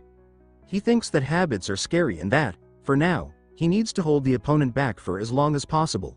He clicks his tongue and says tisk while driving his blade along a tight blue arc. Thunderous exchanges ripple down the alley, blades and knuckles shattering air, sparks raining. He slides back and thinks that this is dangerous and that he needs to take some time and... The air turns violet. Sigils coil. A pillar of sorcery erupts, wrenching Pelkor off balance, then hammers the street in a geyser of shattered stone. Debris blasts outward. He staggers, coughing dust, and says "Cooj" as rubble clips his ribs and spins him into a wall. Pelkor's laughter rakes the smoke. He says ha ha ha and taunts, asking how it feels to lose to a small fry. Julian exhales, shoulders heaving, and says ha. He stares at the badge glinting against his breast and thinks, with weary bitterness, why he has to go through such a thing, the thought flaring red in his mind like a wound that refuses to close. Julian stands in red flames and says that he is tired of having to clean up messes he did not leave behind. The white-haired bruiser looks over and asks if he can still move. Eleanor says that he should hold on, Pelkor, because something feels off. A blue system panel says that his emotional intensity has reached its peak. Julian rises with a purple aura. He glares and says that it is so annoying. Another system panel says that a unique trait is activating, Open Eyes. Crimson heat flares. His sword drinks the light, humming low. A system caption praises the flame's manifestation. The white-haired Pelkor stares and demands to know what that sword is. He bares his teeth and vows to destroy it. The red-eyed Julian moves first. Steel hums. A black bloom of blood opens on Pelkor's shoulder. The square rings. Pelkor stares down, then screams seeing his arm is in bad condition. Panic hits fast. He thrusts out a hand, rasping for space, begging Julian to back off. Then he shouts louder, demanding he stop. Red slashes rip through the air. The fox-eyed man weaves between them with a calm, mocking smile. Pelkor gasps and breaks into retreat. From above, Julian's cape flares. His grin turns feral. Pressure rolls off him in waves. The fleeing Pelkor trembles and thinks this power is beyond anything he's ever faced. He's a monster. Julian laughs softly, almost delighted. Terror reflects in Pelkor's eyes. Julian cocks his head, heat behind his brow. He wonders aloud what this feeling is and admits he's starting to like it. A system pane explains open eyes, exclusive to fox-eyed users, activated only at emotional peak. It boosts impulse strength, suppresses reason, and pushes aggression higher. Below, Pelkor turns mid-run, cracking as he begs Julian to stop. The pane adds a final line. The user becomes very aggressive. The fox-eyed man raises his sword, eyes glowing with childlike thrill, and says he doesn't want to stop. He vanishes. The blade arcs. Red light scatters across the stone as the sword impales Pelkor. A beat later, Pelkor collapses, gasping, bleeding. Julian watches and remarks that his Iron Fist nickname seems pointless now. Pelkor sobs, pleading not to be killed. A shadow looms, panting, eyes burning red. A pale hand grabs Julian's collar. Purple light swirls like moonlit water. Eleanor says that it's enough, don't you think? His pupils flicker. The glow falters. A system pane drops. Removes open eyes effect. Julian drops to a knee, coughing. Purple light shields them. He stares at the ground and whispers, asking what he's done. Eleanor studies him. He thinks Julian's aggression is surfacing more clearly now, and that the trait is dangerous. Regaining composure, he tells Eleanor that Pelkor started it and she agreed that Pelkor had been rude.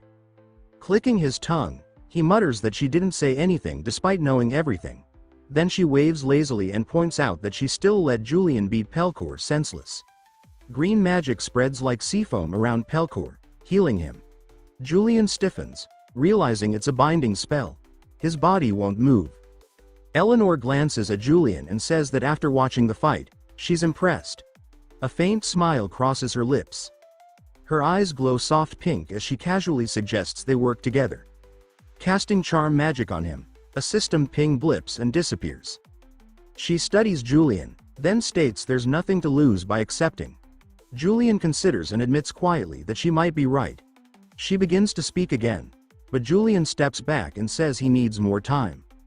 Eleanor exhales, and clicks her tongue. She scowls and complains that her trait still doesn't work on Julian.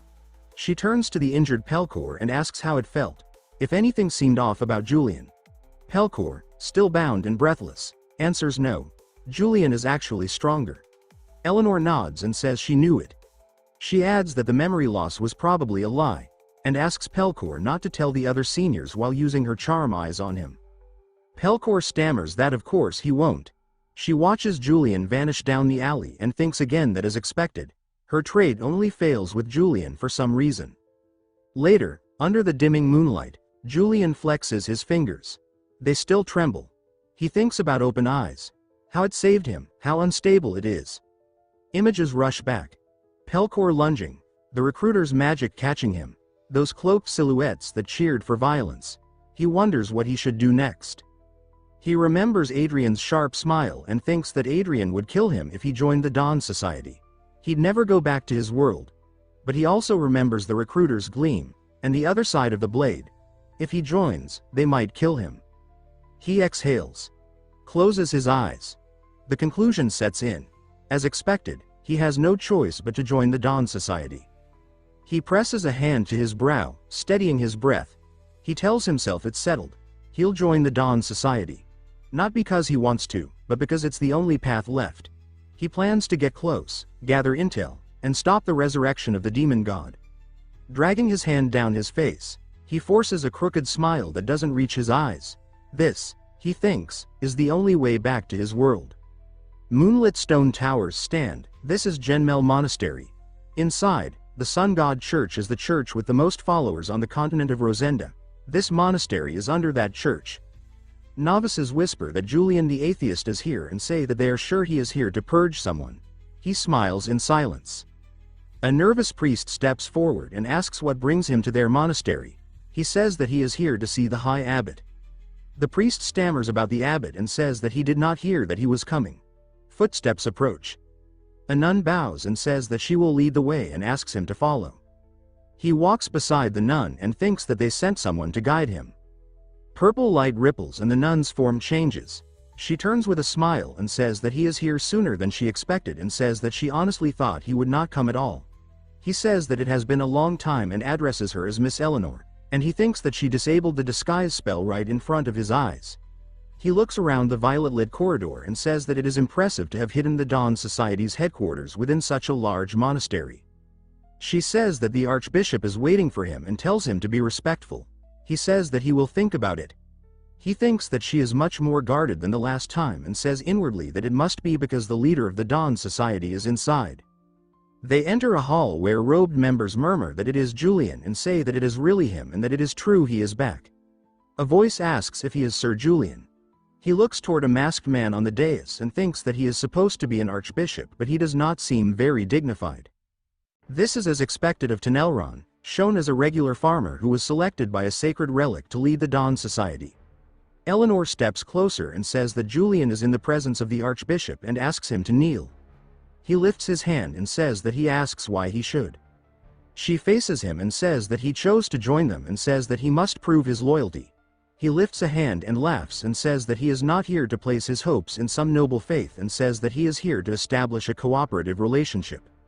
He spreads his arms while thinking that Julian suddenly turning toward Faith is ridiculous and thinks that he needs to act shameless like this. He thinks that everyone here is aiming for his status and influence and thinks that he similarly needs help from the god they serve. Hooded members protest and say that Julian is rude and say that he is arrogant and is trying to flaunt useless pride. The masked archbishop raises a hand and says enough. He says that if it is to establish a cooperative relationship, then there is no need to test him like this, and he says that everyone other than Julian and Eleanor is dismissed. The robed members answer that yes, Archbishop, and whisper about what he is trying to do. He snorts and says PFFT. The Archbishop says that he is really as arrogant as the rumors and says that he likes it. He waves and says to follow him because he has something to show. The MC startles and thinks with a question mark. The Archbishop walks to a corridor and says that only bishops and above have access beyond this point. He asks if that is so. The Archbishop says that this is where the sacred relic is. He thinks that it is the sacred relic. Carrying a lamp, the Archbishop asks why he thinks he is showing this place. He asks why that is. The Archbishop says that he does not want to let him leave like this. He reacts with confusion. The Archbishop says that if they let him leave now, it would mean turning him into their enemy, and says that Julian allied with the Dawn Society would be interesting. Julian asks if he is fine with forming a cooperative relationship and the latter says that he will grant him the rank of bishop so he can fully utilize the Dawn Society's power. Eleanor stiffens and says, "Your Excellency, why are you suddenly doing this?" He says that he is giving the hero of the northern battlefield the treatment he deserves. She starts to object, and he asks how she dares to question his decision. She says that she apologizes. He asks Julian if he is satisfied. He smiles and says yes. "Thank you, Your Excellency." The masked archbishop laughs and says that he will show something worthwhile since he came all the way. Red liquid roars in a circular pit. They approach. He thinks that the golden chalice must be the sacred relic. The archbishop says that this is the relic that chose him. The sacred relic, star of the demon god, and says that it can draw the latent power of the demon god Barbados into physical form. The archbishop lifts a black object from the red light. He asks whether he has seen something like this before. He answers that it is a horn of a demon. The archbishop says that, using this relic, he can create the horn of demons, the power source of the demons, and asks if it is not wonderful. A gray image of a horn hangs in his mind. He thinks that he has never seen a horn being created but understands what it can do and thinks that, if he were to use it, he is sure. The archbishop calls his name. He says that creating a demon's horn is fascinating. He asks whether the horn can let him use a demon's power. The archbishop says that is correct. He says that he has come to the right place and that the horn is what he needs to fulfill his dream. The archbishop says that he can keep the demon's horn. He thinks that he is giving it away this easily. Archbishop Tenelron says that many demons must be sacrificed in order to create a single horn, and Tenelron says that it requires a lot of resources but gives that much power. Tenelron chuckles and says that he wonders how strong it will be in Julian's hands and says that perhaps Julian will be able to overcome the Sword Saint. Julian thinks that he is well aware of the power the horn can bring him since human-type demons are also created using this horn. Julian thinks that, rather than borrowing the power of a demon, it is more accurate to say one becomes a demon, and Julian thinks that he does not even want to imagine that happening to him. He asks himself how he should refuse this. Eleanor says that she thinks it is a bit too early to give Julian the horn. Archbishop Tenelron repeats that it is too early. Eleanor says that Julian has not decided to join them yet and says that the horn is the root of power in the organization. Eleanor adds that the other members would not look on it favorably. Archbishop Tenelron hums and says, "Is that so?" Julian thinks that he can hear everything. Julian says that he will return the horn for now and says that this is not the reason he decided to visit in the first place.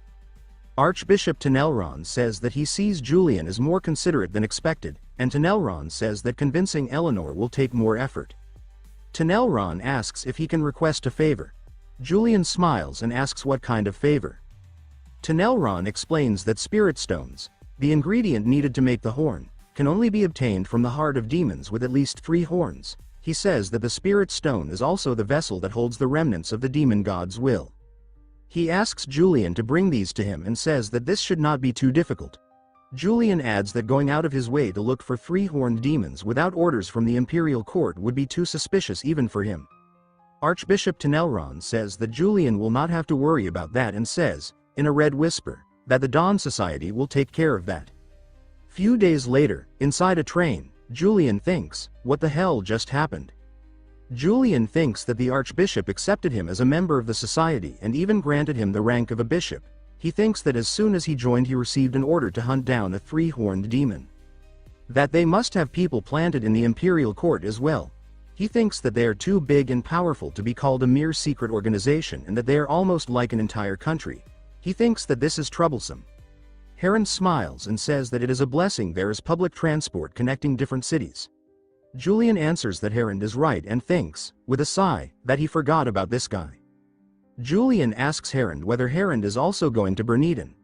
Heron answers that that is right and says that Berniden is where the Ascension Festival of the Sun God Church is held, and says that he will be going as the representative of the Kriphart family.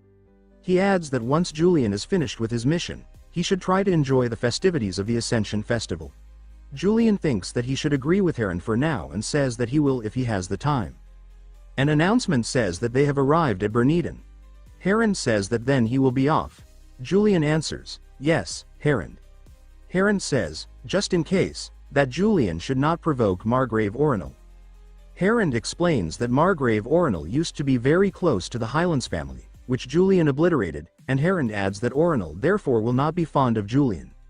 Julian answers quietly that yes, and he thinks that he has another thing to worry about, thanks to Julian.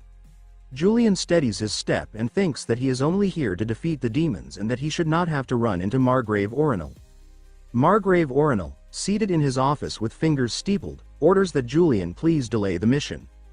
Julian tilts his head and says that, sorry. Margrave Orinal continues that the city is limiting entry to the Pillen Forest to Sun Church members to prepare for the Ascension Festival.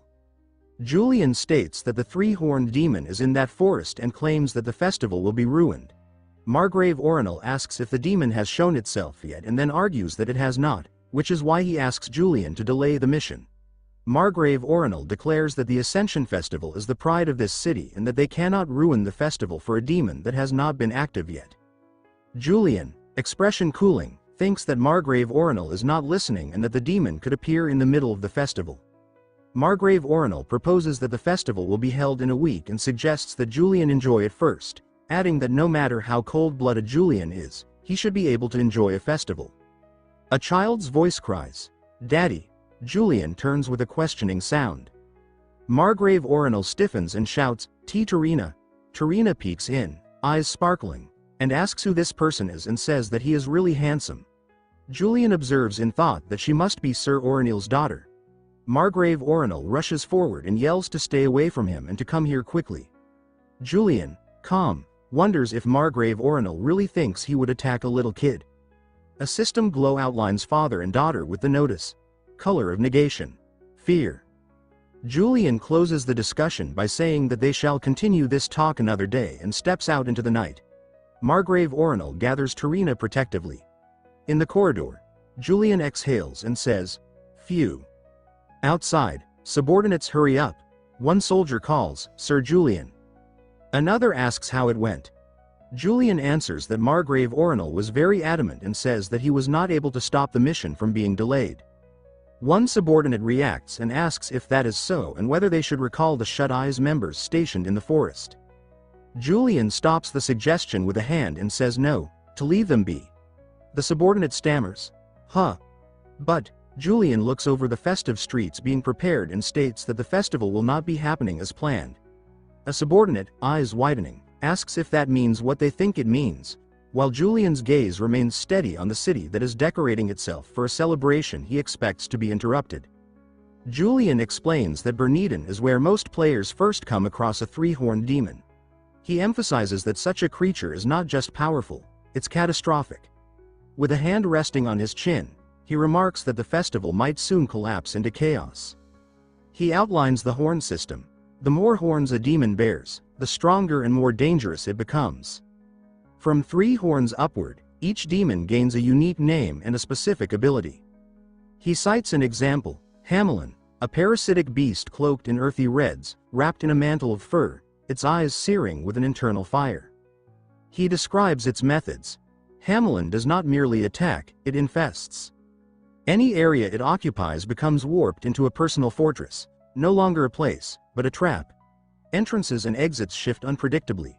The land rots into a poisonous swamp. Julian recounts how adventurers who venture in stumble out in panic, their bodies failing them. Some collapse within minutes. And even escapees are not safe. Hamelin wages psychological war beyond its borders, breaking minds as easily as it corrupts soil. He notes that these effects make the area nearly impossible to clear. The scene shifts to a quiet inn. Julian sets down a white cup, eyes narrowing. He reasons that Hamelin must be close to finishing its nest. He predicts Sir Orinal will summon him soon. A guard bursts in, breath steaming in the cool air, and announces that Sir Orinal requests Julian at the mansion immediately. Julian notes the haste and the guard, flustered, apologizes for interrupting his meal. At the mansion, Julian arrives already expecting the news. His expression is unreadable. Across the room, the Margrave trembles. Sir Orinal, seated stiffly behind his desk, speaks with difficulty. He says that his daughter, Tarina, hasn't woken since last night. Even the city's best physician is baffled. He adds that similar cases have surfaced. Children across Berniden falling into unexplained comas. Julian hums quietly, absorbing the details, and concludes aloud that it's already begun. Sir Orinal rises suddenly, his voice shaking as he demands whether Julian doesn't find it strange how a perfectly healthy child could suddenly fall unconscious. Julian, calm, asks what exactly the Margrave is implying. Sir Orinal, face slick with sweat, claims he has a theory. This is no illness. It's the work of a demon. Julian pauses, then confirms it. He says that the cause is almost certainly the beast Hamelin, hidden in the Pirun forest. Julian elaborates. The creature implants seeds in living beings, converting them into loyal vessels. He clarifies that the infection does not harm adults, but for children, it is fatal. He warns that for Tarina, it may already be too late. Sir Orinal staggers back, shouting that it's impossible. Then he lunges forward, falling to his knees. He pleads with Julian, begging him to destroy the demon at once. He cries that the Ascension Festival means nothing now, only his daughter's life matters. Julian looks down at the Margrave and notes that he changes his tune quickly. He then asks, pointedly, whether Orinal truly wants to save her. Sir Orinal answers immediately, he'll do anything. Julian's gaze sharpens. He repeats the word, anything, and presses further. Would the Margrave be willing to act in ways that might endanger Berniden itself? Sir Orinal goes rigid, clutching a folded cloth. His breath is shallow. After a long pause, he bows his head and declares that he will take full responsibility for any consequences. Julian nods once. He says that in that case, he will proceed with the eradication of Hamelin. Sir Orinal gasps out a desperate thank you. A wide view spreads over a green field. Workers rush across it, carrying sloshing buckets. They splash the contents, fuel, over soil, stone, and timber. Mud mixes with the slick liquid as it pours out. An aide approaches Julian and informs him that the preparations are complete. The aide hesitates, glancing at the sun-dappled trees, and quietly asks if this is truly necessary. The forest is beautiful. Julian replies that leaving a known threat untouched would be reckless. He then turns to face the aide directly. The aide's voice lowers. He asks if Julian really means to burn the forest down. Julian confirms that this is not a clearing, it is a destruction. He notes that, in the game, this was the most effective way to defeat Hamelin. The aide mutters that Sir Orinal might be furious. Julian reassures him. The Margrave has already chosen safety over celebration. Julian raises a hand. He gives the order. Begin. Torches ignite with a snap. Voices shout commands. Start the fire. Burn it thoroughly. Flames race across the drenched earth, licking up the brush. Panel by panel, the fire spreads, vivid orange and blinding white. Within the smoke and searing heat, something shifts. A pair of red eyes opens. The burning thickets twist inward, bending into shape. A massive figure rises from within the inferno. Thorns jut from its limbs. Its gaze glows like molten glass. The silhouette of Hamelin emerges, framed by flames. Jagged lettering clatters across the frame as the beast lets out a soul-splitting roar. From within the flames, the demon howls. Nearby, members of the Shut Eyes unit freeze, then erupt into motion. They shout that it's time to fight, but before they can move, Julian lifts a hand. He tells them to stand down. He says he will face the demon alone. The agents stop in their tracks, stunned. One stammers, asking if he truly intends to fight a three-horned demon by himself. Julian responds with a faint, tilted smile. As he draws his blade, firelight spills across the metal, gleaming over the folds of his uniform. He confirms that yes, he does. Their presence would only slow him down. Flames rise around him as he steps forward. Embers whirl in his wake. He plants his feet, squares his shoulders, sword raised high. Julian's grip tightened around his sword as he advanced through the burning forest. Each step radiated confidence. The sight before him made him cover his mouth and smile. There it was, the Hamelin monster, glaring at him with furious intensity. The creature swung its arm in rage, smashing the ground where he just stood. Using his agility, Julian leapt back and mockingly declared that Hamelin's efforts were useless. The taunt only deepened its anger. Drawing the moonlight sword, he let its blue aura envelop the blade and charged forward, slashing so close that the beast flinched. He remarked that the flames had weakened it, and that it should vanish beneath his sword. The monster's eyes narrowed. Suddenly, beams of light surrounded its body. Julian covered his nose, realizing it was Hamelin's pollen. The system warned him that it caused hypnosis and convulsions to assault the mind. He cursed aloud that he had forgotten about that, then smirked and said that he had more up his sleeve. The system confirmed his resistance to Hamelin's mental attack, stunning the monster. A dense aura flared around Julian as more notifications appeared. His arrogance, two-faced, and cold-faced traits had all activated. Calmly, he thought that a lowly demon's mental strike could never affect him. The monster roared, but Julian only smiled, eyes flashing blood red, and asked what could drive a madman madder. He then charged and unleashed a devastating slash. The explosion that followed split the monster in two, revealing a glowing red crystal. Julian sighed, thinking the fight was finally over. His subordinates approached, asking if he was unharmed. He gave them a cold glance before softening his tone, saying that he was fine. Back at Orinal's post, the man stared at the burning forest, trembling with worry. Julian approached, thanking him for his support during the extermination and assuring him that the royal family would praise his bravery. He then asked whether Orinal's daughter had awakened. Orinal replied shakily that she was slowly recovering. Julian smiled and offered a necklace, asking him to give it to the girl. When Orinal asked what it was, Julian explained that it was a necklace made from Hamelin's fragments. Shocked, Orinal demanded to know why. Julian calmly explained that the girl's magical power made her the first affected by Hamelin's pollen, and since she possessed S-rank aptitude, she deserved a magical item of such rarity.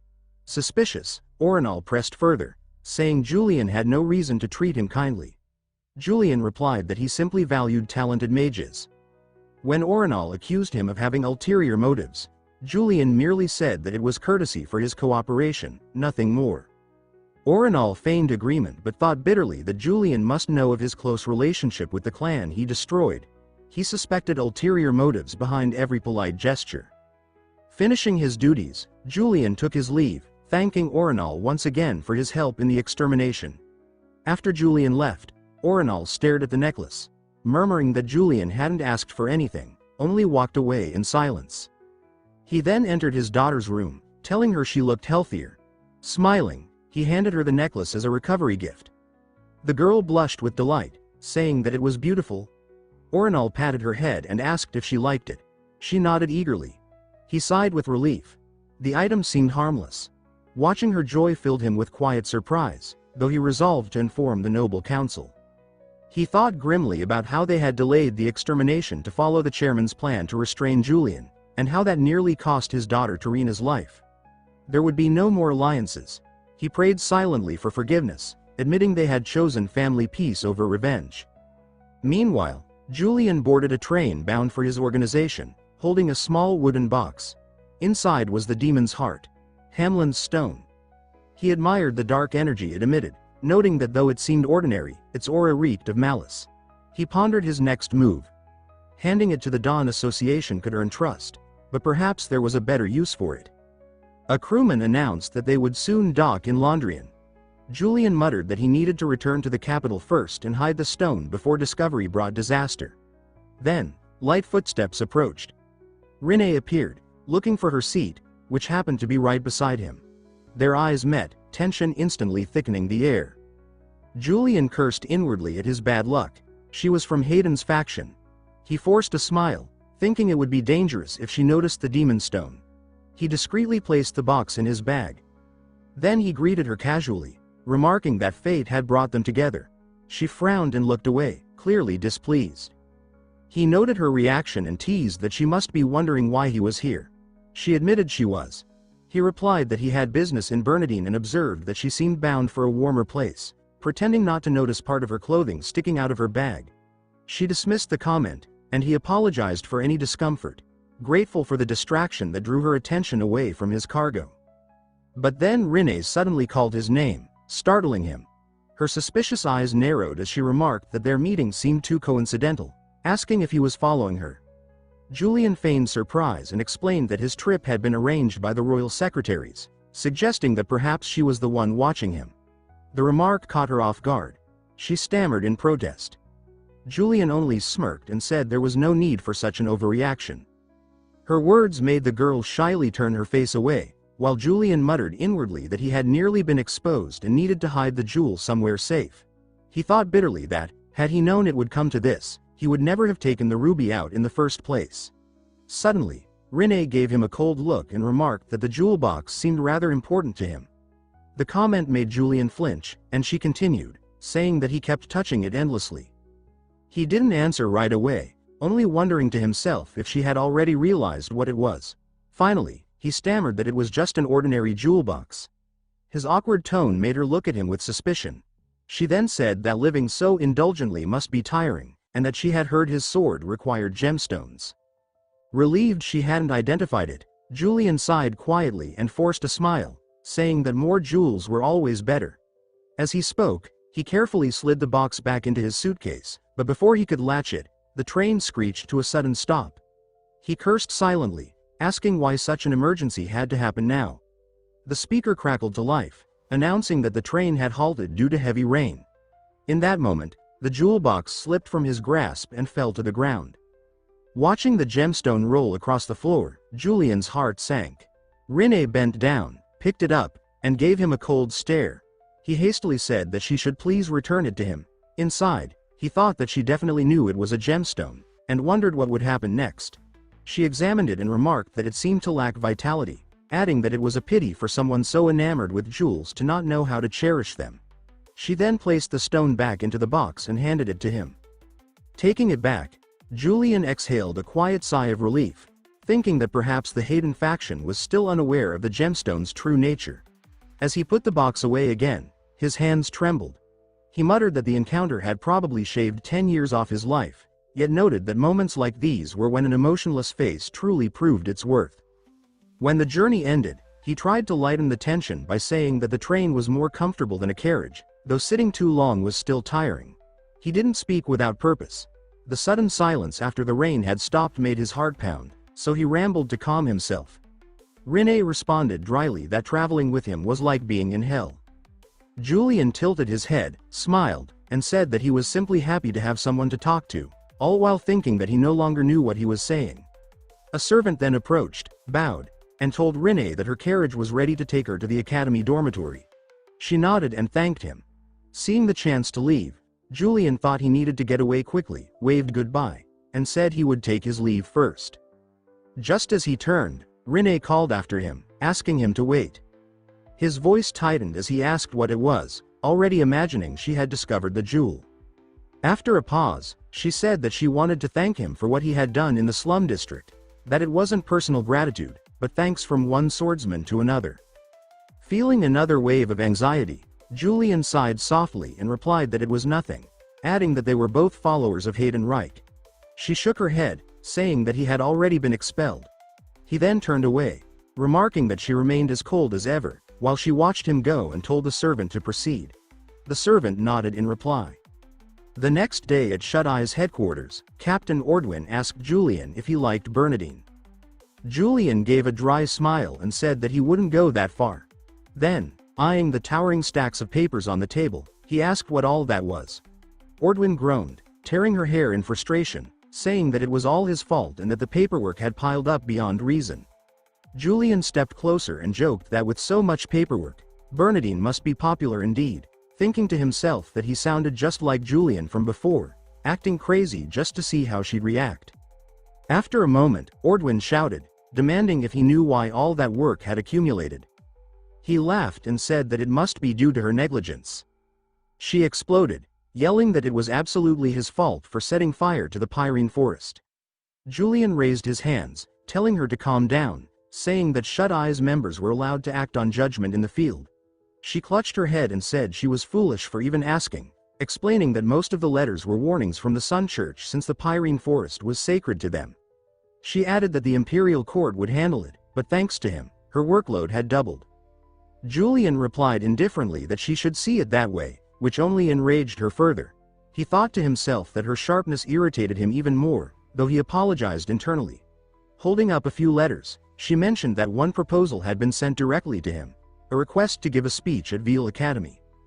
Julian examined the letter and muttered that it contained a new clause he hadn't seen before. Then she mentioned a name that startled him: the Genmel Monastery. Remembering his past conversation with Tenelrin, Julian had said that he wasn't foolish enough to hunt the three-horned demon without imperial orders, since that would be too suspicious. Tenelrin had reassured him that they would handle everything, but recalling that promise now made him uneasy. Ordwin continued, saying that the Sun Church viewed him as a thorn in their side, and yet he had submitted a proposal to them. Her sharp tone sent chills down Julian's spine.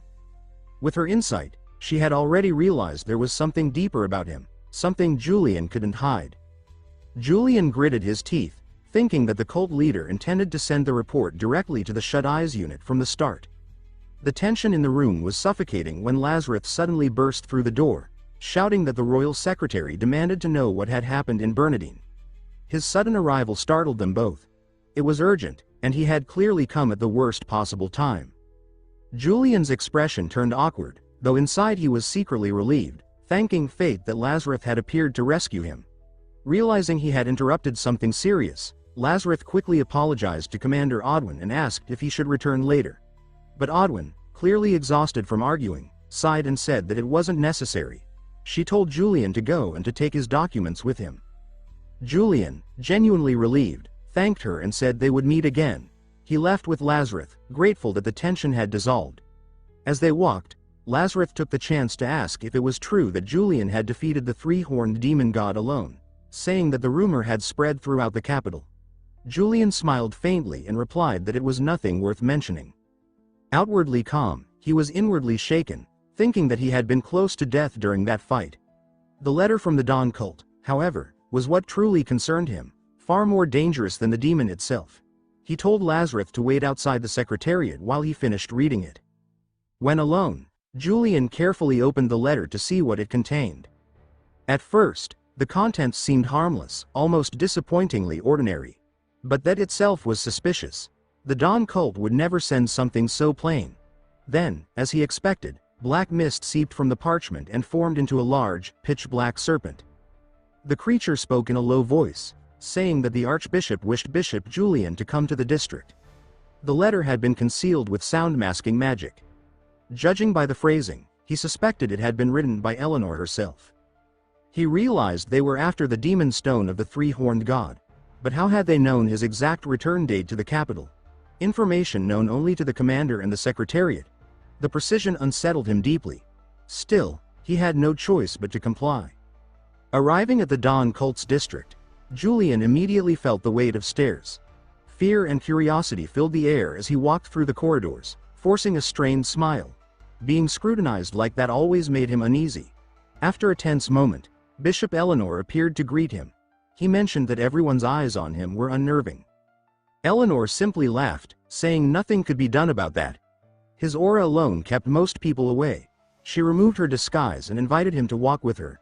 As they went, she spoke with fascination about his recent exploits. Defeating the three-horned demon god and burning down the Pyrene forest. She said that hearing the tale from his own mouth would be an honor. Julian was flattered but quickly turned serious, saying that her method of contacting him, through such blatant letters, was far too risky. Eleanor waved off his concern, saying that with her cipher magic, no one could decode the message anyway. Julian replied cautiously that there was always a chance of failure and asked her not to repeat it. Amused, she asked how he planned to stay in touch now. Julian smiled and said that from now on, he would receive information only through direct meetings. Eleanor was surprised but didn't press the matter. She said lightly that he must already know where to find her. Inside, she suspected he only wanted to see her reaction, because there was no way he could know her true identity so easily. After leaving Eleanor, Julian went to meet Archbishop Tenerin, who greeted him with loud excitement, saying that it was an honor to finally see him and asking to show the three-horned demon's stone. But Julian, of course, hadn't brought it. He smiled politely and said that he hadn't brought any demon stones. Tenerin frowned, repeating his question, asking where the stones were since Julian had supposedly slain the demon god himself. Julian calmly replied that he had already handed them over to the royal secretariat. The archbishop's expression darkened. His fury grew as he demanded confirmation, and Julian repeated firmly that the stones were with the royal secretariat. The other bishops began to tremble, whispering that the archbishop was enraged and asking if Julian had gone mad. Then, with a snarl, Tenerin began conjuring a red aura around his hand and demanded that Julian explain himself. Though reluctant, Julian forced himself to justify his choice, saying that sometimes one must retreat a step to advance three. But his words did little to calm them. The room was filled with resentment and disbelief. To them, his action was nothing short of betrayal. And betrayal within the Dawn cult demanded punishment. Julian turned toward the furious bishops with a mocking smile, saying that their thinking was as shallow as he had expected. His words provoked outrage. They shouted in anger, demanding what he meant by that. Julian sighed and explained that if betrayal were his goal, he would never have shown up before them. He told them that the reason he had handed over the demon's magic stone was to exploit the Empire's intelligence network. He explained that the stone he gave away was the first officially documented three-horned demon stone. If the Empire uncovered its potential, they would begin mass hunting similar stones. Once the Empire identified one location, the Dawn cult could trace many more. Tenerin, seeing the logic, admitted that the strategy wasn't bad. But the other bishops were unconvinced. To them, discarding a divine artifact was heresy. Sensing the need to press further, Julian smiled and added that there was another reason. Since his victory over the three-horned demon god, countless rumors had spread, calling him the Pillar of Shut Eyes, the next sacred sword, even a hero. He told them that with so many eyes watching, especially those of their enemies, including the Archbishop himself, this was the perfect opportunity to expose who among them was scheming against the cult. His words were met with groans and disbelief. Some accused him of spouting nonsense. When one bishop shouted for his arrest, Julian calmly placed his hand on his sword and asked if they truly intended to face him. A blue aura began to flicker around his blade. The tension rose until Tenerin intervened, shouting to know who had authorized such action. But before order could be restored, a reckless bishop lunged at Julian. Julian moved swiftly, parrying the strike and driving his blade into the attacker's abdomen. The man collapsed, blood spilling onto the floor. Julian stood tall, his expression calm but triumphant, and told the shaken crowd that if they wanted answers, he would give them one. The man responsible for his actions was none other than his former master, the holy sword Hayden Wright.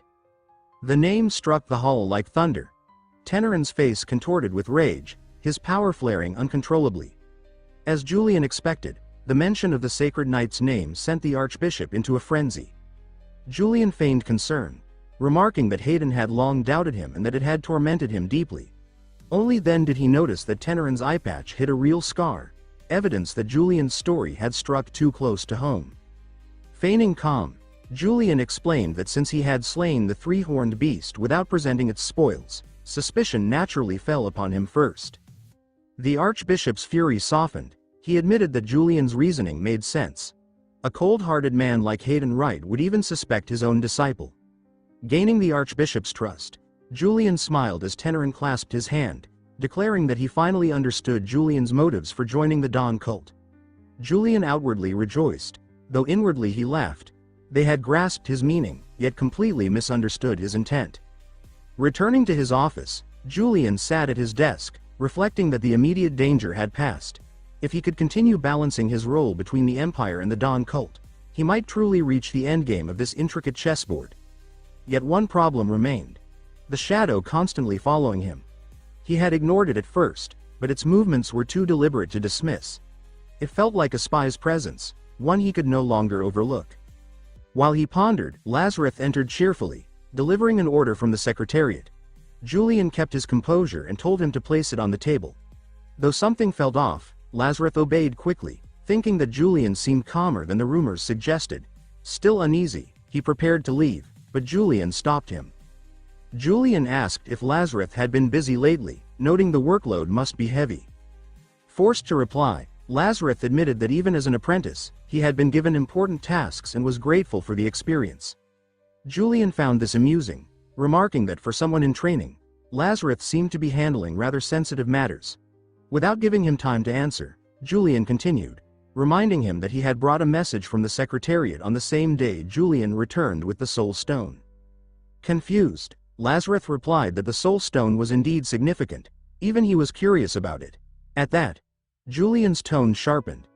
He exclaimed that an apprentice like Lazarus should not have known that term at all. He reminded him that he had been the first to mention the Soul Stone, yet Lazarus had responded without hesitation. Only 3 entities knew of it: himself, the Empire, and the Dawn cult. Julian stepped closer, laying a hand on Lazarus' shoulder, his voice low and deliberate. He said it was impossible that Shut Eyes or the Secretariat would entrust such knowledge to an apprentice, unless the Dawn cult had been influencing operations from within. Lazarus froze, realizing the truth had been uncovered. Julian smiled calmly, telling him not to be afraid. He didn't intend to act recklessly. Startled, Lazarus asked why. Julian replied softly that he only wanted to talk, as men should. Seeing no point in hiding any longer, Lazarus sighed and said that there was nothing left to conceal. He reached for his chest, drew out an ancient necklace inlaid with a purple gem, and declared that the time for secrets was over. The gem began to pulse with a strange radiance, its power filling the air. Julian, startled, remarked that it must be a form of mental magic, one that reshaped the mind and spirit. Before his eyes, Lazarus' entire presence changed. His hair slicked back, his posture confident, his tone sharp and self-assured. Lazarus explained that in the palace, mental magic was a necessity. Without it, survival among monsters was impossible. Julian, clearly pleased, said that he preferred this version of Lazarus much more. Lazarus, no fool, said that Julian must have had a reason for sparing him. Julian's expression brightened, saying that indeed, he had a proposal. He asked whether Lazarus wished to work under him. Lazarus blinked in confusion, unsure he had heard correctly. Julian clarified bluntly that he wanted Lazarus to become his spy, a double agent.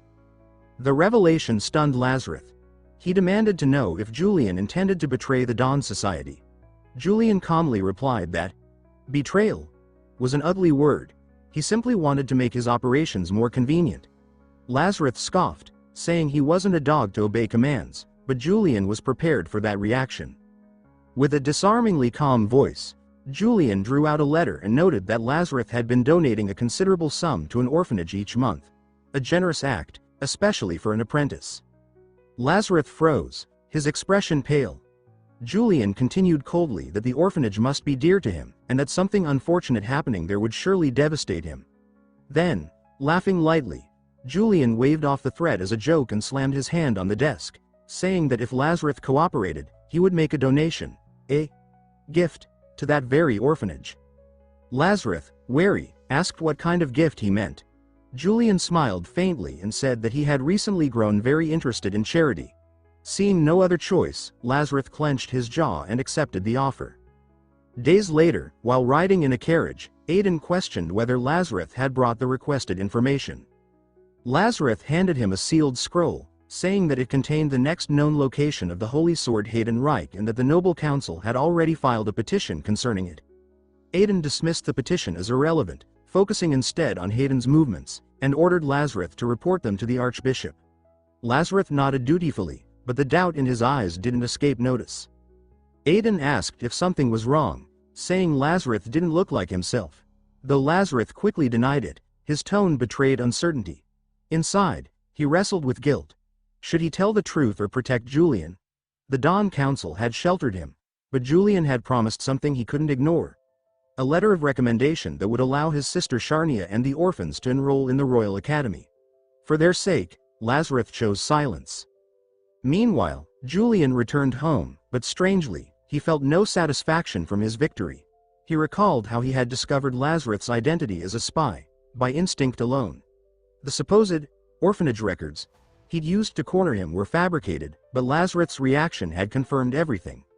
If Lazarus had stayed calm, he might have noticed the bluff. Julian was about to enter his home when the maid informed him that a message had arrived from his main family.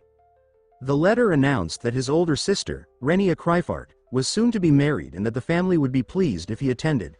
At first, Julian hesitated and said he was too busy. Then, reconsidering, he smiled and told the maid to reply that he would definitely attend. He had remembered something. The Kryfart family still possessed a particular ceremonial outfit that he wanted to see again. That excitement, however, faded quickly when the maid mentioned that the outfit in question was a pink suit he used to treasure. Embarrassed, Julian muttered that he'd rather wear something more dignified. The maid, puzzled, asked if he wasn't fond of that suit. It had been his favorite for years. Julian only smiled awkwardly, cursing himself internally. He decided to buy a new outfit instead. At the clothing shop, Julian's intimidating presence terrified the staff into silence. Unaware, he happily browsed through the garments, thinking the shop's elegant selection would help him compensate for his poor sense of style. But after waiting in vain for assistance, he grew puzzled and asked if anyone could help him choose. His polite question sent the staff scattering in fear, leaving him alone and bewildered. As he struggled to decide, another customer entered, Professor Eileen, elegantly dressed and radiant. The shopkeeper greeted her warmly, commenting on how long it had been since her last visit. Eileen laughed that such was the life of a scholar, and though Julian had once nearly ruined her research by purchasing all her moonstone crystals, she was now thriving again thanks to new imperial commissions. Today, however, her visit was purely personal. She needed a dress for a wedding, the wedding of the Kryfart family's third daughter. The shopkeeper immediately guided her to the private collection of formal gowns. After browsing, Eileen sighed with delight, saying it felt refreshing to escape her laboratory at last. But then she froze. Across the room stood Julian. Her mind went blank. She ducked behind a rack, whispering in disbelief that he, a minor member of the Kryfart family, was actually here shopping for the same event. Watching him inspect an unflattering outfit, she felt horror dawn on her. That hideous suit, surely he wasn't planning to wear that. Julian, admiring the plain attire, thought it looked perfectly formal. Eileen, nearly panicking, decided she had to stop him before he embarrassed the entire family. She stepped forward and asked sharply whether he truly intended to buy that outfit. Julian was startled to see her, realizing she had probably been observing him the whole time. Eileen, as cutting as ever, remarked that his flashy fashion sense had blinded him to the meaning of what he was choosing. Suspicious, she asked if he truly didn't understand the significance of that suit, or if his resentment toward the Crazed family was so deep that he planned to use it to make a public statement, declaring his break from noble society itself. Julian froze, utterly stunned. He stared at the outfit, heart pounding, wondering what she meant, and what on earth the true meaning of that suit could possibly be. A bead of sweat slid down Julian's forehead as he tried to answer. Eileen had appeared out of nowhere and spoke strangely, saying that she was only trying to choose something to wear to the wedding. He stayed calm on the surface, though suspicion stirred inside him. She then said that she was talking about the symbol on the back, which confused him. When she turned the shirt around, she revealed 3 swords piercing a throne. She explained that the emblem once belonged to knightly families and was used when executing enemies who had sworn oaths. She added that although the meaning had faded and become a fashion trend, someone with his reputation shouldn't show up to a wedding wearing it. His face darkened as he touched his chin and said that he understood, while chaos pushed at him from within. He thought he couldn't possibly know such things when he had never been Julian before. He forced a cheerful look even as he inwardly groaned about how exhausting it was to sort through endless clothes, especially when his eyes kept drifting toward pinks and neon tones. He considered asking Eileen for help and eventually admitted that he was out of options. She sighed in relief, glad he finally realized it. He put on a sly smile and raised a hand toward the neon suit, saying that he planned to buy the outfit he liked. Eileen stared at the garish thing in shock and repeated his choice in disbelief. Seeing her reaction, he smirked inwardly. He knew her well enough to predict that if he kept choosing bizarre outfits, she wouldn't be able to leave him alone. With a calm, fake smile he added that the pants should match perfectly. Eileen couldn't handle it anymore and asked if he really intended to wear that to the wedding. Her hands shook as she declared that she couldn't stand by anymore. In the name of the donation family, she would find the right outfit for him. He answered politely, thanking the family of every artist, while inwardly pleased that everything had gone exactly as planned. She rushed to pick his clothes while he stayed smug, thinking she was easy to read. She, meanwhile, judged him harshly, wondering who could have fashion sense that terrible. In the end, she chose his outfit for him. On the wedding day, a guard trembled as he accepted Julian's invitation. After verifying it, the guard stammered a welcome. Julian straightened his sleeves and walked inside with quiet confidence, though unease tugged at him. He wondered if these nerves were Julian's lingering emotions. He reminded himself that he hadn't wanted to come either, but he had one reason. The image of a medal with an orange stone, Hansik, floated into his mind, something the Crazed family held. He remembered from the game that besides slaying demons, another way to obtain Hansik was by speaking with the family's patriarch. He opened the large door. Just thinking of Julian's father tightened his chest. Musicians stopped playing the moment he stepped inside. Guests paled. He frowned slightly and smiled faintly, wondering if stopping the music was really necessary. Crossing his arms, he walked toward the center of the hall. He muttered to himself that their unchanged stares were expected. It would be odd if they were happy to see him. Before he finished the thought, someone called out his name with joy. A girl rushed forward, her white dress shimmering. She hugged him so tightly he staggered. She said she was glad he had come. Her ruby-like eyes and bright smile lit the hall. She was Crazed. He tried to stay composed as she grabbed his hand and spoke excitedly, saying it had been a long time and she rarely saw him these days. He managed a small smile while thinking that this was the first genuine warmth Julian had received since he had taken over this body. He asked how she had been. She responded brightly, unaware of his awkwardness. He realized that although she belonged to a branch family, their relationship seemed sincerely sibling-like. The atmosphere warmed. Renia laughed while holding Eileen's hand, apologizing for her excitement. Eileen brushed it off gently. Julian stepped closer, noticing that Eileen was there just as he had expected. Renia turned and teased that they already knew each other. Eileen explained that they had been senior and junior at the academy. Julian raised his eyebrow inwardly, surprised by this unknown history. Renia looked at him mischievously, saying that he looked better than before, when he had resembled a clown. She then asked if he had chosen his outfit himself. Eileen shot him a look, her face flushing red as if demanding that he explain. He answered calmly that of course he had chosen it, since it was his sister's wedding. Eileen froze, stunned.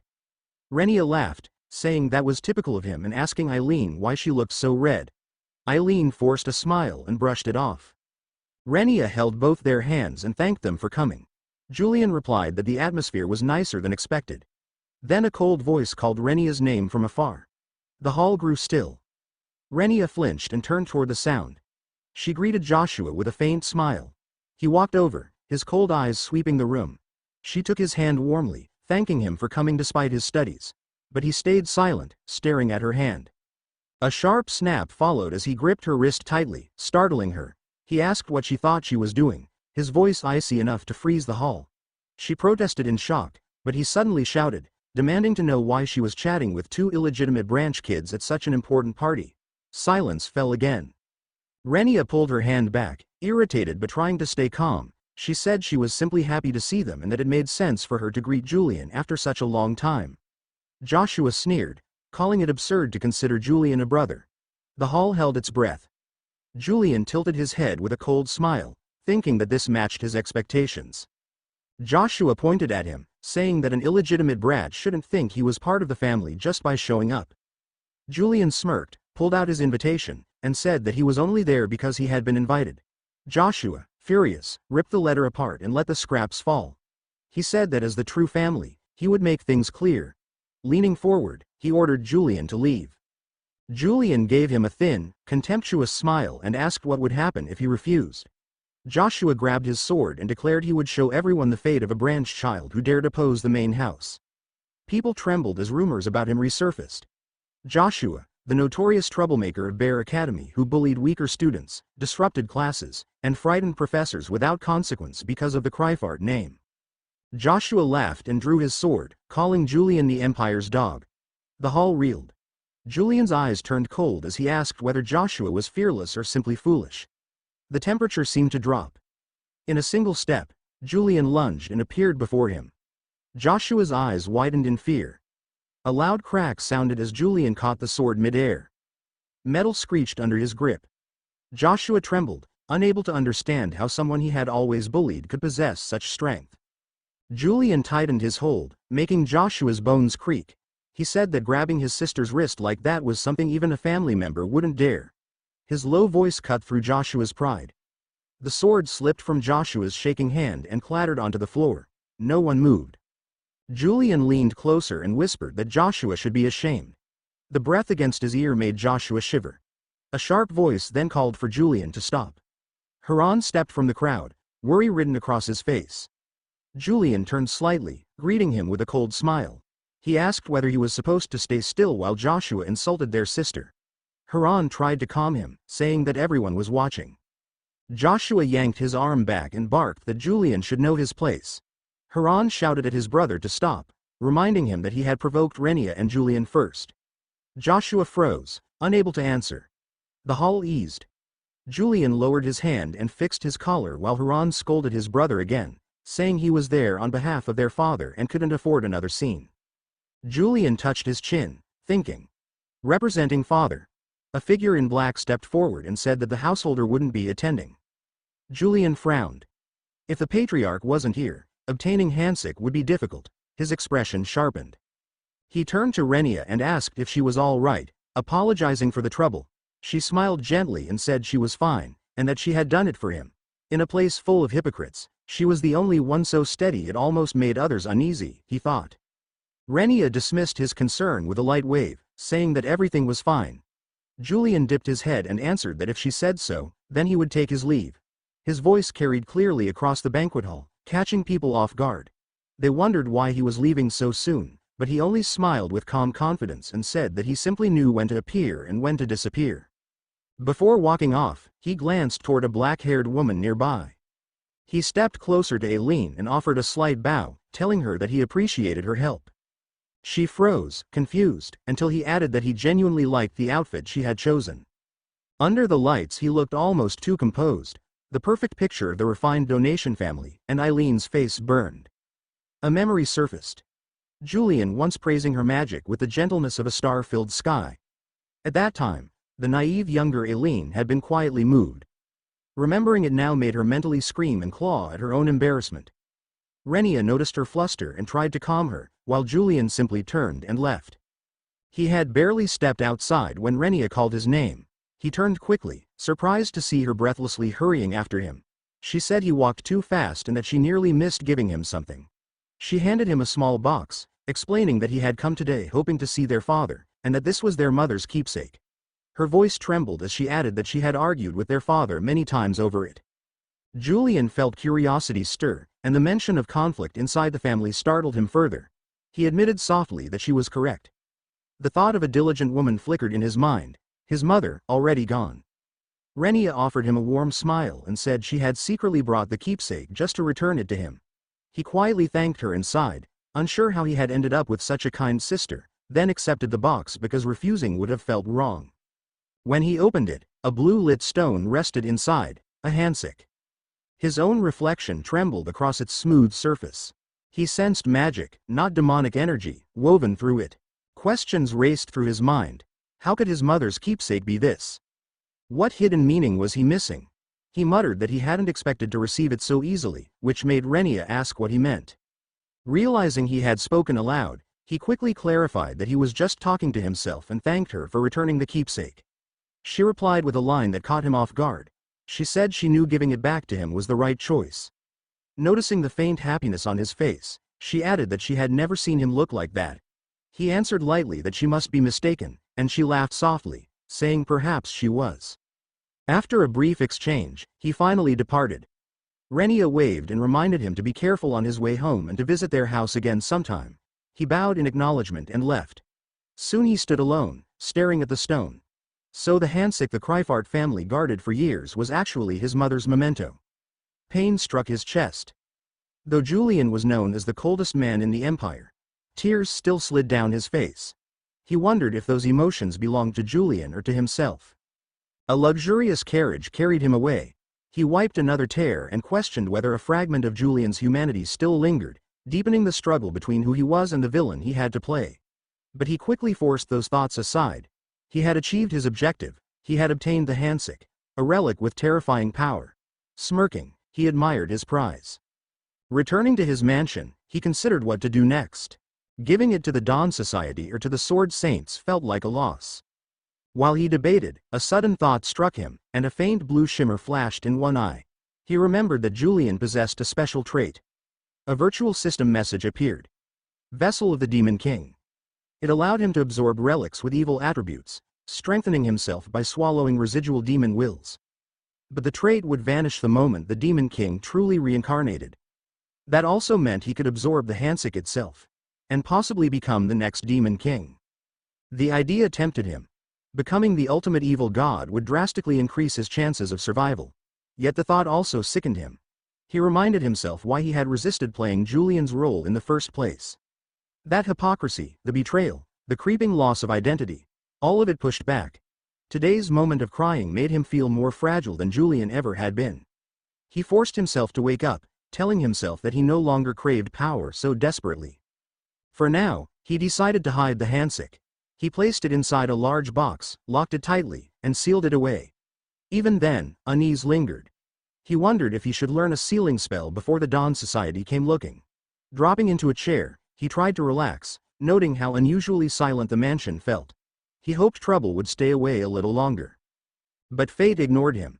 A sudden burst of purple magic flared.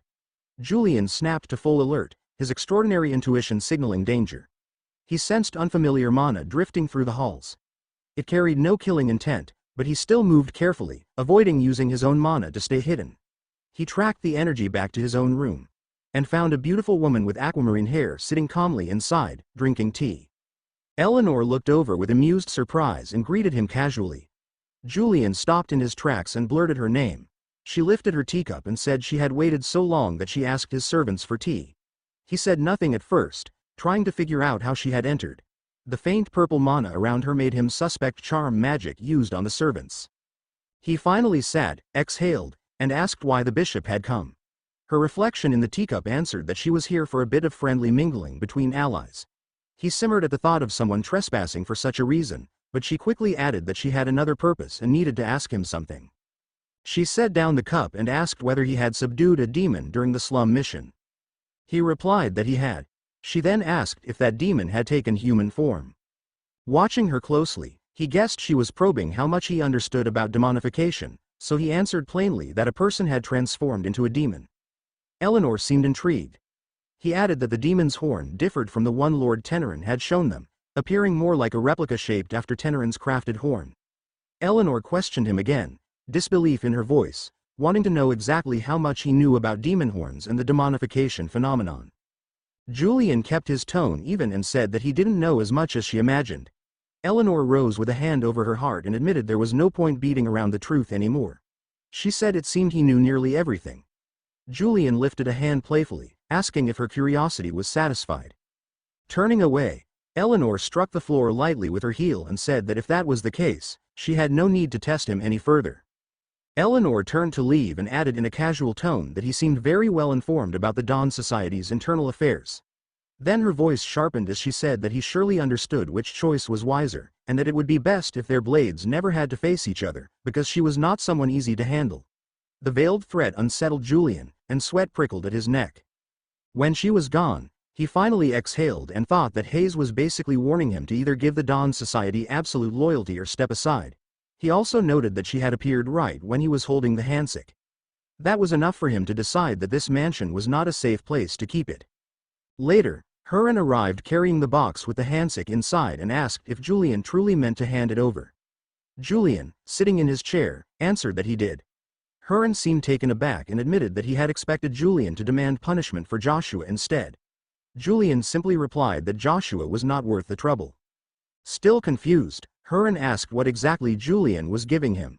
Julian calmly stated that it was his mother's keepsake. The words made Huron go pale. He stammered in shock and hurried over, asking if this was really Lady Melena's memento and reminding Julian that it should be a precious treasure to him. Julian told him to relax and answered brightly that yes, it was. Inwardly, though, Julian reasoned that Huron was probably the one person who would never act recklessly with the handsick, and likely did not even know its true nature. Huron did not strike him as the type to resurrect a demon god, so entrusting it to him felt safe. Huron lifted the box and asked again if Julian was sure about handing over something so important. Julian, smiling with his familiar narrowed eyes, said that he could not keep it with him for now and was entrusting it to Huron. In Huron's mind, images flooded in. Young Julian in Lady Melena's arms, the boy who became meek in front of her alone. Huron thought that Lady Melena symbolized the last scrap of humanity inside this notorious man. For Julian to hand over her keepsake to someone else felt to Huron like a declaration that he would now live fully as the Empire's hunting dog, a monster with no path back. He stared at Julian in frightened disbelief, wondering how he could be so cruel. Julian saw his expression and recognized yet another misunderstanding, but he decided that, regardless, the handsick would be safe with him. Elsewhere, Joshua sat seething on his bed, jaw clenched and eyes burning with humiliation. Bruises darkened his wrist as he pressed a white cloth to the injury. A maid with short black hair entered, timidly announcing that she had come to change the bandage. Joshua lifted his gaze with visible displeasure. He then exploded, shouting at her so violently that she recoiled in terror. His rage boiled as he thought that he, a direct heir, had actually been hurt by someone from a mere branch family. The image of Julian's taunting, confident smile flashed in his mind, enraging him further. He considered Julian an insufferably arrogant bastard. He remembered the moment Julian struck. Everything had happened so quickly that he barely sensed the attack, only the crushing pressure pouring from Julian. Joshua grudgingly admitted to himself that he had lost right then. He could not understand how a man as contemptible as Julian had drawn the attention and favor of the higher ranks. In frustration, he lashed out and knocked over the basin, water splashing across the floor. The maid turned chalk white and collapsed to her knees, shaking and begging for forgiveness. Joshua sat above her, staring coldly, filling the room with suffocating tension. Unable to calm down, he suddenly stood and spun around, fury still boiling. Gritting his teeth, he called out hoarsely for someone named Alphys. Soon a tall man with black hair and a composed expression entered. Alphys Mayend, Joshua's bodyguard and former deputy captain of the Azure Lion Squad. Joshua flicked his hand to dismiss the maid, who fled in relief. Once they were alone, Joshua called Alphys over and thrust his bruised wrist at him. Alphys answered calmly that he saw the wound, which only fueled Joshua's anger. Joshua began shouting at him, demanding to know where he had been when the injury happened. When Alphys tried to explain that he had followed the Lord's orders, Joshua cut him off, insisting that this was not what he wanted to hear. He reminded Alphys that his primary duty was to protect the cryptic direct line and asked if anything could possibly be more important than his safety. Joshua continued berating him, dragging up Alphys's stained past and declaring that everything the man possessed now was thanks to him. Alphys fell silent for a moment, thinking wearily that this old refrain had returned yet again, then apologized. Joshua sneered, saying that Alphys was useless anyway and would probably freeze from fear. He snatched the wet cloth from the bucket and flung it straight into Alphys's face. Alphys took the humiliation without protest. Joshua growled that he did not want an apology from Trash. What he wanted was an apology from Julian himself. After a tense pause, Alphys quietly asked if Joshua wanted revenge. The question startled Joshua, but Alphys continued, saying firmly that he would help Joshua get his revenge by any means necessary. Joshua snapped back, demanding to know if such a method even existed. Alphys began analyzing the situation. He said that Julian was currently very strong, able to channel mana into each movement and wield a quantity of mana far beyond that of ordinary knights. He added that Julian's Moonblade, infused with this mana, was as terrifying as its owner, and that it was a sword capable of regulating its own aura, the kind of weapon every knight dreamed of. Joshua, however, grew impatient hearing his adversary described in such terms and shouted for Alphys to get to the point. Alphys's expression shifted as he proposed a bold idea. He suggested creating an environment where Julian could not use his aura. Joshua was stunned. Before he could fully react, Alphys pulled something from his coat. He revealed a flawed resonance stone. Joshua stared, confused as to why Alphys would possess such an item.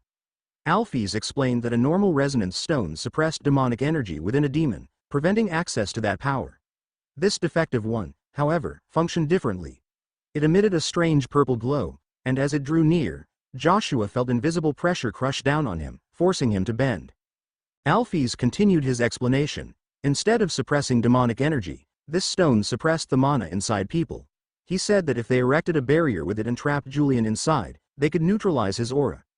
Joshua immediately pointed out the obvious flaw, shouting that he too would be unable to use his aura within that barrier.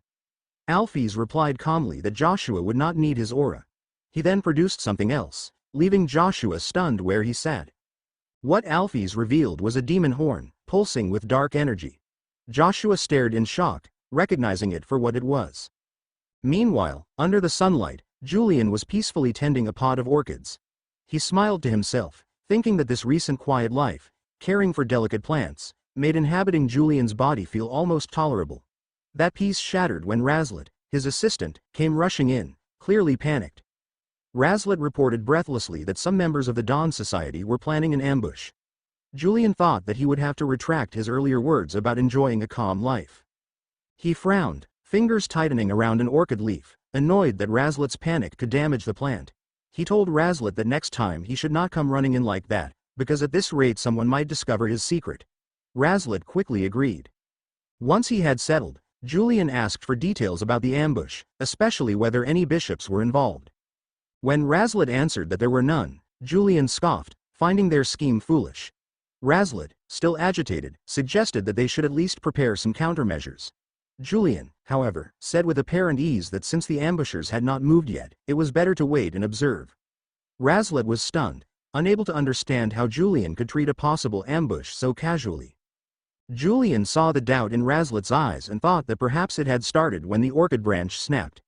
He muttered to himself that they were sharing the same bed but dreaming different dreams.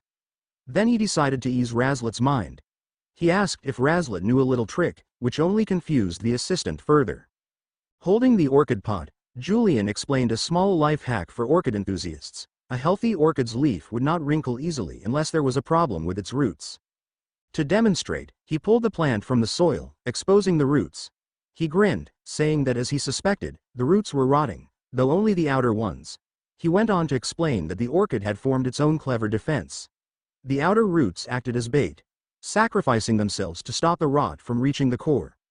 The word bait made Razlet shiver as he tried to understand the implication. Julian then dropped the subject of orchids and asked if there was any other news. Razlet reported that the Secretariat was requesting personnel for the upcoming Victory Commemoration mission, a duty Julian would also have to take on as the Academy's swordsmanship instructor. Julian reasoned that if it was a victory celebration, then Saint Sword Hayden would almost certainly attend. He disliked that idea, remembering how the sharp-eyed holy knight had once questioned him about Hansik. When Razlet asked if he would accept the victory assignment, Julian answered that he would not, and that this time he preferred something simpler, a mission tied to the academy instead. Razlet was stunned. To him, Julian had always seemed obsessed with prestige, yet here he was turning down a high-profile task. In that moment Razlet realized that Julian was deliberately using himself as bait to draw out the Dawn Society. Razlet's mind raced. During the celebration, the Academy's guards would be dispatched to the palace, leaving the Academy thinly protected. If Julian stayed behind, the Dawn Society's spies would see it as the perfect opening to strike, while Julian, already aware of the ambush, could wipe them out on his own terms. Razlet finally understood that Julian's earlier story about bait had been a hint. Julian was turning himself into the lure, folding the enemy's ambush into his own stage play. Razlet shivered, convinced a bloodstorm was about to descend on the Academy, while Julian still smiled peacefully, seemingly unaware that he was acting like a true strategist. At Ville Academy, an elderly professor stood sweating nervously, forcing a smile. In contrast, Julian, the prominent figure from Shut Eyes, looked utterly at ease, wearing a faintly enigmatic smile.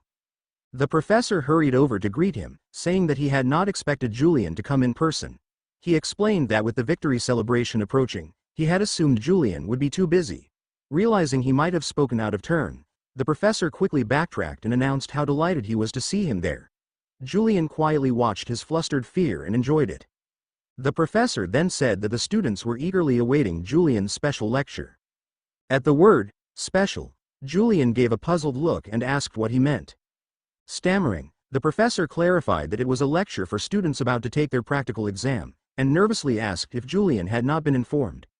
Julian narrowed his eyes, a thin line of sweat at his temple as he processed this. He then laughed and reassured the professor that he knew. He claimed he had only been asking because he was looking forward to it. Inside, he did not expect to be teaching anyone at all. Meanwhile, in lecture hall number 1, students were chattering as they waited. A girl with ash-gray hair noticed her friend Rina arriving and commented that the guest lecturer had not shown up yet. Rina sighed in relief that she was not late. She was not very interested in theory and felt drained after overtraining, having pushed herself harder than usual because she planned to rest through the lecture. Her friend noticed her fatigue, and Rina admitted she was tired but pointed out that today was just a guest lecture, so she only needed to sit and listen. At that moment, the professor and Julian reached the classroom door. Inside, students speculated that the guest lecturer would probably come from Shut Eyes, but this time the rumor suggested a civilian. The professor entered first, called for attention, and announced the guest lecturer's arrival, asking everyone to welcome him. When Julian stepped inside, the room erupted. Students whispered in shock. One of them exclaimed that the lecturer was indeed from Shut Eyes. Rina, hearing that name, stiffened, confused and unsettled. She looked up at the podium, saw Julian standing there with the professor, and froze completely. Julian introduced himself as Julian Kreifart from Shut Eyes and said that he was pleased to serve as their guest lecturer. Rina stared in disbelief, wondering why that man of all people was here. While the whispers continued, Julian told everyone not to be too tense. He placed a hand calmly on the desk and stated that he was there to give a brief lecture as one of the examiners for their upcoming practical test. With a sly smile, he added that what he intended to teach was nothing special. This only deepened the students' confusion. He surveyed the room and remarked that they seemed puzzled. Then he posed a question. He asked why they practiced swordsmanship. The hall fell silent. Julian smiled and said that it was just to break the ice, then suddenly pointed toward one student, choosing Rina. He said that he would ask Miss Rina to answer. Startled, Rina flinched. Her friend beside her was equally stunned. Rina almost blurted out a complaint about why he had picked her, but she caught herself and covered her mouth, realizing she had nearly spoken rudely. She forced herself to settle, reminded herself that he was the lecturer, and decided instead to return the question to him, saying that everyone probably wanted to hear his answer more than hers. Julian looked taken aback for a moment by the reversal, then laughed and replied bluntly that his own reason was to gain fame and status. Rina and her friend were stunned. Her friend thought that a proper answer should have been something noble, such as serving the royal family. Without giving them time to recover, Julian repeated the question to Rina. This time Rina answered steadily, saying that swordsmanship trained both mind and body so one could achieve one's goals, though inside she knew her own true goal was revenge. Julian acknowledged that her answer was thoughtful and said that the question was not only for atmosphere. He explained that no matter how well he taught swordsmanship, he could not surpass the foundation they had already built for themselves, and there was no way to make them dramatically stronger in such a short time. So, instead of talking about sword forms, he announced that he would speak about aura. He raised his hand as a stream of energy gathered around it. The students, including Rina and her friend, broke into excited murmurs. They had not expected a real lesson on aura. Julian explained that everyone possessed mana channels and that using those channels to reinforce the body or weapons was the essence of aura. He emphasized that aura was a clear gauge of the difference in skill between people. Below, the students watched in awe as the aura around him flared, sharp and distinct. Julian smiled and asked whether they could see its color. Rina twisted her lips into a wry smile, now understanding what he meant by aura reflecting the gap in ability. One student raised a hand and suggested that the color was gray, like moonlight. Another speculated that it might be silver. While opinions clashed, a decisive voice rang out. Rina spoke up, asserting that the aura color was silver. She did not stop there. Confidence flickered in her eyes as she added that she saw a second color as well, a pale cobalt blue. Rina explained that Julian was using two separate auras at once, specifying that he wrapped the silver aura around the sword's sheath while channeling the pale cobalt aura through his hand. Julian smiled and confirmed that her answer was completely right. Rina thought quietly that the ability to perceive aura was the key to recognizing the disparity between two fighters. She remembered noticing Julian's aura traces at the forge and had worked desperately since then to close the gap. She had convinced herself that by now the distance between them would not be too great. At that exact moment, Julian pressed a finger to his lips, signaling silence, and said there was one more thing. Rina's eyes widened in horror. She whispered that it was impossible. Julian abruptly released a third, massive aura that exploded around him, a brilliant blue blaze swallowing the room. Rina and the other students were overwhelmed, unable to accept the magnitude of the power they were witnessing. At the end of the lecture, Julian withdrew that third aura, the one no one in the class had been able to sense clearly until he chose to reveal it. He explained that the true measure of the power gap lay in the ability to emit aura that the opponent could not perceive at all. Hearing this, Rina clenched her teeth. She realized that the gulf separating her from Julian was unbridgeable. Bitterly, she admitted to herself that she had been arrogant. The difference between them was like night and day. When Julian left the lecture hall, the head of department was waiting just outside and showered him with praise, calling the lecture a great success. Julian asked in a cool tone if the man had been standing there the whole time. The head of department flinched and awkwardly admitted that he had been worried, since Julian was the one teaching. Julian sneered at the flattery and found the whole situation faintly amusing. He had never imagined that he would someday stand in front of others as a teacher. Taking advantage of the mood, the head of department asked if Julian would also oversee the practical exam. Julian was a bit surprised but agreed, then decided to head home.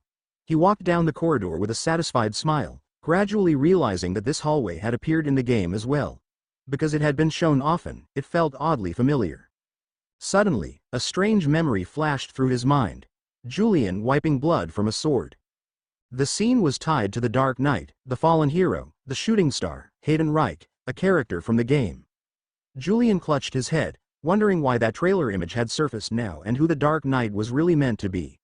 He reminded himself that in the game, it was the scene where the Dark Knight killed the Holy Sword.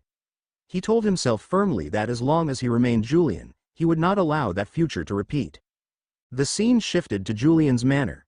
A hand rested on the arm of a sofa, and Joshua sat there, irritated that Julian had not yet returned.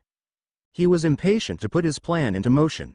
He glanced around the room with open disdain, first at a painting he considered ugly, then at a bizarre decorative statue he could not understand. He rubbed his face in frustration, certain he would never comprehend Julian's twisted taste. The numerous orchid pots scattered around made him even more annoyed and on edge. At that moment, one of Joshua's subordinates, a young knight, came in and reported that the barrier was ready. He said that with a single order they could deploy the mana-blocking field immediately. Joshua noticed the knight's trembling and asked with a curled lip whether he was afraid. The young man flinched and fumbled for words, embarrassed. Joshua lost patience and asked directly if he was afraid of Julian, his eyes filled with anger and contempt. Joshua sneered at his subordinate's fear. He boasted that their forces in Julian's manor currently included 2 veteran two-horned demon hunters, 6 loyal soldiers from the Crazed family, a high-ranking mage, and the mana-blocking barrier. He insisted this was more than enough to crush one man. The frightened knight replied that if that one man was Julian, things were different. He trembled, recalling the earlier display of overwhelming power, and admitted he doubted whether even this force could handle him. Joshua's lip twisted further as he ordered the knight to keep talking. The subordinate added that the manor's atmosphere felt wrong, and that despite the late hour there were no servants anywhere. Joshua brushed it off with a wave, saying the servants had probably gone home early. His subordinate's anxiety infuriated him. He tightened his grip on the armrest until he could no longer hold back and punched the knight hard in the face. He shouted curses at him, calling him a coward and questioning whether he deserved to be a knight of the Crapat family at all. Reeling from the blow, the knight could only bow his head and apologize. Joshua ordered his men not to engage in direct combat, but only to activate the barrier at the right moment. He muttered that they were all gutless, yet once the barrier was in place, Julian would not even be able to use his aura properly. The thought made him laugh with an evil, confident smile. He was certain that once Julian's power was neutralized, he could easily dominate him. Just then, another soldier ran in, reporting that someone was approaching. Joshua assumed at once that Julian had finally returned and ordered everyone to take their positions. At the same time, outside the manor, a different group was approaching under cover of night. Hidden in the bushes, they prepared for a raid. One of them remarked that Julian was probably settling down to sleep by now. Their leader, William Highlands of the Dawn Order, clenched his teeth and stated that he wanted to storm in and eliminate Julian immediately. The others agreed, venting their resentment about Julian's disregard for rules and complaining that his appointment as bishop had been outrageous from the start. Every one of them was a member of the Dawn Order, and all shared a deep hatred for Julian. Tonight, under William's command, they intended to carry out their own brand of justice by taking his life. William declared bitterly that, as someone from the Highlands family ruined by Julian, he had come to enforce that justice himself. Another member noticed William's shaking hand and teased him for looking nervous. William cleared his throat to steady himself and thought that he had almost lost his composure. He drew his wand and ordered everyone to advance into the manor. As they moved, William cast a spell that created a barrier of silence around them. The spell, Enduring Silence, formed a membrane that wrapped the group and masked their presence. The others muttered in admiration. William confidently stated that the barrier would muffle most sound and conceal them, making it unlikely that Julian would wake. He ordered them forward, fully convinced their plan would succeed. Investigations had shown that all the servants had left before sunset, so they believed Julian was completely alone. However, as they crept through the grounds, William's wand flickered strangely. He stopped abruptly. One of his companions, anxious, asked what was wrong. William said that something was off about the flow of mana here, that it felt as if someone had deliberately blocked or twisted it. At that same moment, on Joshua's side, the young knight came rushing back in panic and reported that Julian was not alone in the manor. He said there were multiple other presences inside besides their own. Joshua fell silent at his knight's report. The man added in a shaking voice that the extra presences in the manor were not servants but trained fighters. Joshua began to grasp that his operation might have been discovered. He clenched his jaw, furious, and wondered whether someone had leaked their plan. On William's side, his Dawn Order members were also growing restless. William felt the mana flow twist unnaturally around them and realized with horror that Julian might have anticipated the ambush and erected some kind of barrier in advance. At almost the same moment, both Joshua and William reached the same chilling conclusion. Julian had not only predicted the attack, he had turned the entire manor into a trap designed to crush them both. A pink-haired subordinate asked Joshua in a trembling voice what they should do next. Joshua scowled, ground his teeth and muttered that the coward would be dismissed once they returned. Then he turned away from his men with a manic confidence, saying that trap or not, he intended to finish Julian that night. He claimed that, thanks to the barrier, Julian would be weakened, and stated that while he himself killed Julian, the others would handle the underlings. With a sharp gesture, he ordered the plan to proceed unchanged and announced that he alone would erase Julian's shameful existence. One subordinate reported that the target was moving through the corridor outside the reception room. Joshua smirked, drew his weapon, and decided to strike first. But when his group entered the corridor, they collided head-on with William's squad. Joshua looked at William with open contempt, thinking of them as nameless rats. William, provoked, shouted back that Joshua had no shame, then flung a bolt of lightning at him. A subordinate quickly informed Joshua that, judging from the barrier magic, the enemy had to be at least a rank 3 mage. Joshua brushed it off, thinking that a mage trapped in such a barrier hardly mattered, and ordered his men to rush forward and cut them down. William dodged and countered with a sword strike, dropping one of Joshua's knights with ease. Joshua's eyes widened at how quickly his man fell. He looked around in irritation, briefly wondering where Julian himself was. A cry of pain suddenly erupted behind him. Joshua turned, startled, just in time to see one of his own henchmen struck by a stray lightning bolt. The man's body, charred black, collapsed onto the floor in front of him. Joshua stared in shock, unable to understand how the mage could still unleash such power with the barrier active. He cursed the cowardly subordinate who had set the field and swore again that he would fire him. On the other side, William was also suffering. The barrier's suppression crushed his mana, and he clutched his chest as he struggled to breathe. He weakly asked Joshua how it felt, then coughed blood and admitted that he could barely move. Joshua ground his teeth, frustrated that the weakling still had enough strength to resist at all. He briefly considered using his hidden trump card but shook his head, deciding that such a weapon must be reserved for Julian, not wasted on a worn-out mage. He chose instead to wait patiently for an opening. That moment came when William staggered, clearly near his limit under the barrier's pressure. Joshua's eyes flashed with triumph. He announced that this was the chance he had been waiting for, then snatched up an orchid vase from a nearby stand. He hurled it at William. Caught off guard, William stared in disbelief at the flying object. In that instant of distraction, Joshua lunged forward. Cornered, William tried to summon lightning again, but Joshua was faster. He knocked the staff from William's hand, cutting off the spell. Having taken control of the fight, Joshua broke into a crazed laugh. He drove a knife deep into William's shoulder, drawing a shout of pain as blood spilled. Joshua then pressed the blade to William's throat, fully dominating him. He mocked the mage, saying that even a rank 3 could barely move within this barrier. With his eyes burning a dark purple, he called William nameless filth and demanded to know how he dared obstruct him. He pressed the knife harder and asked how much Julian had paid. Accused for no reason, William could only stare blankly and ask what Joshua meant. Joshua continued sneering, claiming that 5 or 10,000 coins an hour was a ridiculously low price to risk one's life. Before William could explain, Joshua slammed a vicious kick into his face, drawing another scream. William raised his hands desperately, insisting that he was not Julian's hireling. Pinned beneath Joshua, he insisted again that he was telling the truth and that he, too, had come to ambush Julian that night. This admission made Joshua falter for a heartbeat. He asked in surprise if that was really so, but his expression hardened almost immediately. He said that whether it was true or not was irrelevant, simply daring to stand in his way meant William had to die. Realizing the intent in Joshua's eyes, William's face filled with terror. He begged for mercy as Joshua lifted his sword high to deliver the final blow. Before he could strike, a light clicking sound, like a soft tongue click, echoed down the corridor. A pair of polished shoes stepped into view, heralding a new arrival. Julian appeared calmly, remarking that the manor had gained quite a number of uninvited guests that night. Joshua turned, stunned, unable to comprehend when Julian had arrived or how he had sensed nothing. Julian stood there with a half-smile, collected and composed. William, still on the ground, recognized him and cried out in fear. Joshua instinctively retreated a step, thinking that Julian truly was a monster. Yet Julian seemed more interested in something else. His gaze moved to the shattered orchid pot on the floor.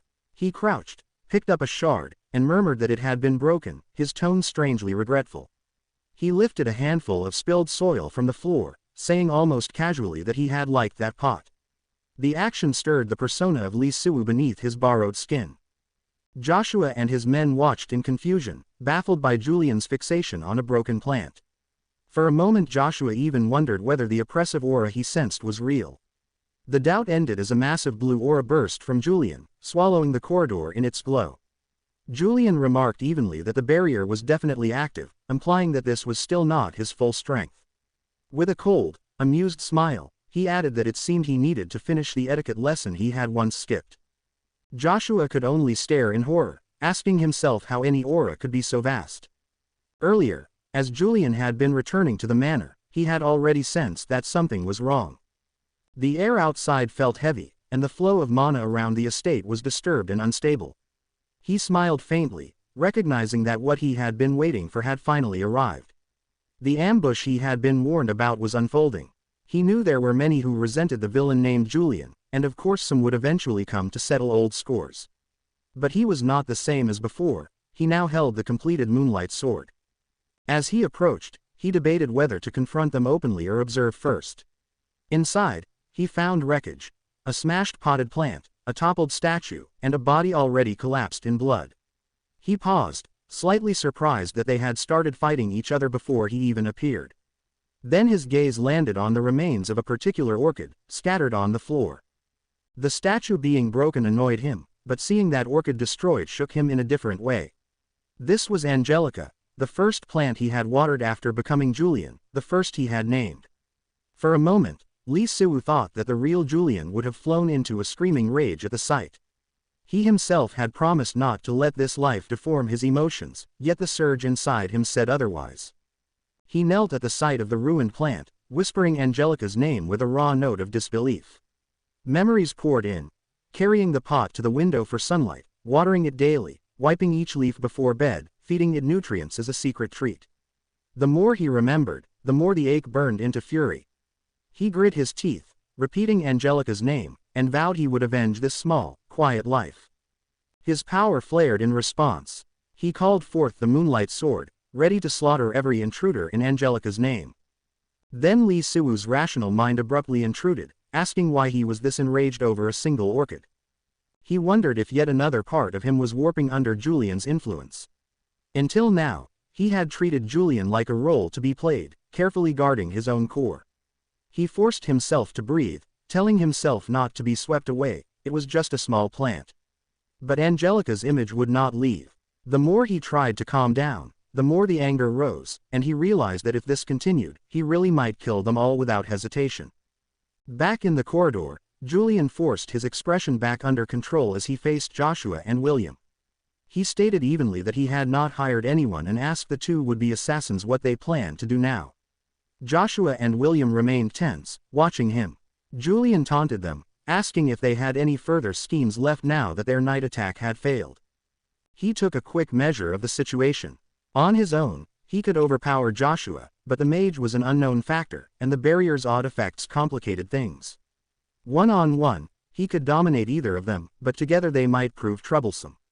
He then told them bluntly that they should realize they could not beat him, even if they fought side by side. He added that he had never once spared anyone who bared their fangs at him and assumed they were aware of that reputation.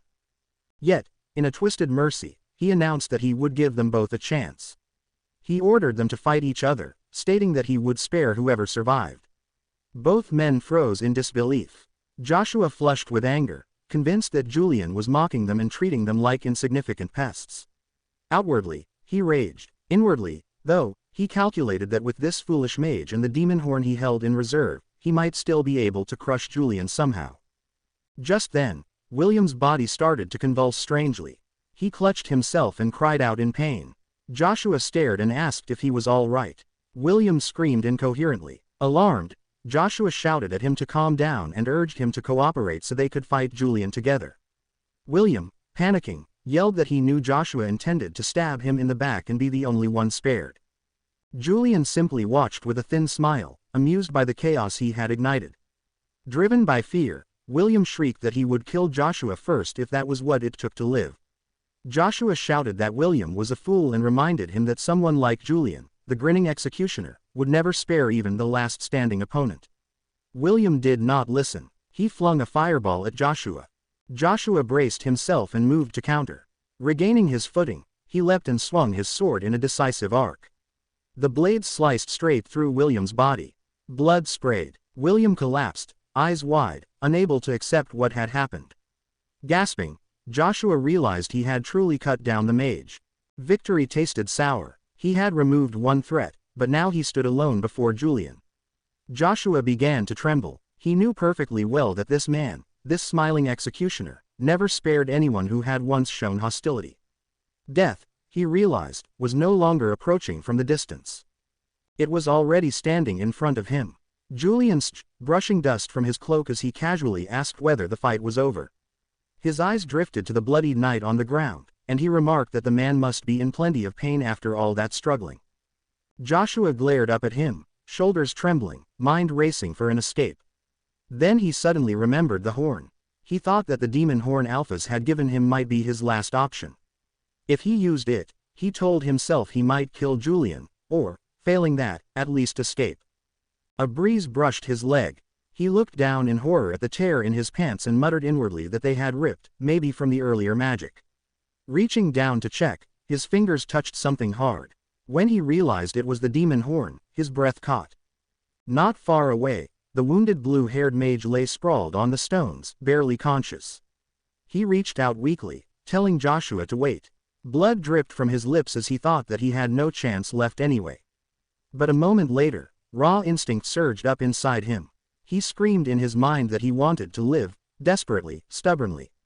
His shaking hand shot forward and snatched the horn. Clutching it to his chest, he silently begged the archbishop for forgiveness. Dark purple energy surged from the horn and wrapped around him. His body convulsed, back arching as a guttural, inhuman roar tore from him, stretching into a monstrous cry while purple flames climbed up his frame. Julian narrowed his eyes as the transformation finished. He murmured that he could hardly believe what he was seeing. Joshua froze in horror, cursing Alphas for not mentioning that using demon power meant becoming an actual demon. Before them, the mage towered as a full monstrous figure, horned and wreathed in purple aura. Julian turned to the trembling knight and calmly asked whether he had brought the horn. Joshua stammered that it came from someone named Alphas. Julian frowned, thinking it made sense. He remembered Alpha's Myand, a Don Monsignor who particularly despised him, though he still did not understand Alphas's connection with Joshua. Studying the demon's form, he noted coolly that the horn seemed fake, given its similarity to the demon he once fought in the slums. He thought back to Eleanor's earlier request about demon anomalies and judged this incident clearly connected. Compared to relic-forged horns, this one's energy output was weaker. The demon howled again, its aura swelling. Joshua shrieked with fear and called out to Julian. Joshua shook violently, crying that he was wrong and begging Julian to kill the demon. Nearly sobbing, he insisted that someone from the Crippart family should protect him. While he wailed, the demon host groaned, limbs twitching as he forced himself upright. Heavy footsteps echoed as the creature lumbered toward them. A blast of murderous red aura erupted from the demon as it struck Joshua, ripping through his chest. His scream cut off sharply. Julian, arms folded, let out a small laugh and observed that Joshua might die if he didn't try harder. The fallen knight's cloak fluttered at his feet. He whispered weakly toward Julian, addressing him as Sir. Wet with sweat and tears, he crawled forward and stammered Julian's name, even calling him Big Brother as he begged for his life. Julian looked down coldly, irritated by how fast this man's attitude shifted. Above Joshua, the demon approached and walked past him. Its attention shifted. Julian felt its gaze lock onto him and thought that it must have sensed his killing intent. A thin, sly smile curved his lips. He admitted to himself that all he wanted was to send this thing to the underworld. Watching its feral eyes, he mused that the original Julian had been foolish, hating demons yet craving their power. The demon launched from the wall with a roar.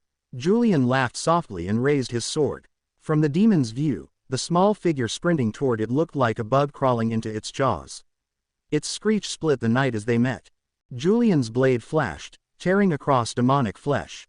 The body jerked as wounds opened in a spray of blood, and the creature screamed again. Julian halted, watching as the shredded torso bubbled and knit back together.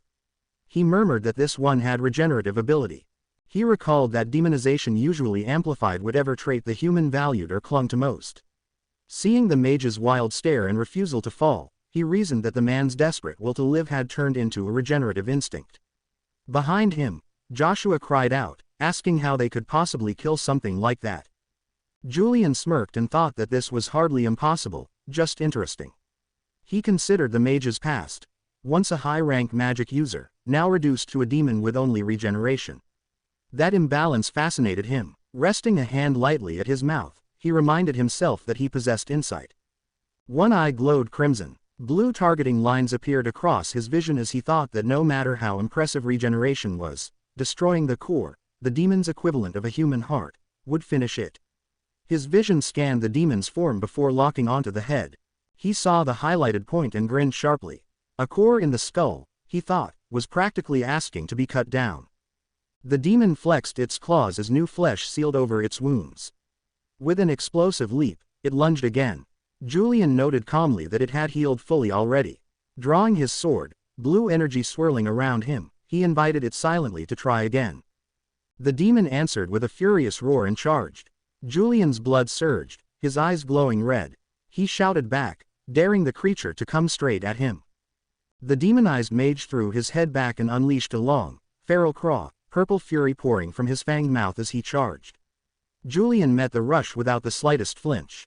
His body blurred forward, a spear of blue light thrusting straight ahead as his sword tore through the demon's torso. Blood burst from the mage's arm, but Julian was already twisting, cloak snapping as he followed up with a sharp lateral cut. The creature staggered, clutching its open wound, yet its distorted expression curled into another snarl. Julian straightened, idly brushing his gloved hand as if removing a speck of dust, thinking that the struggle was pointless. The demon roared again, muscles swelling as purple aura poured out in thick waves. It slammed both feet down and hurled itself at Julian with wild, crushing blows that rattled the street. Julian planted his sword and parried, the clash sending hard shockwaves through the corridor. With cold disdain, he asked inwardly if this beast truly dared charge at a demon hunter.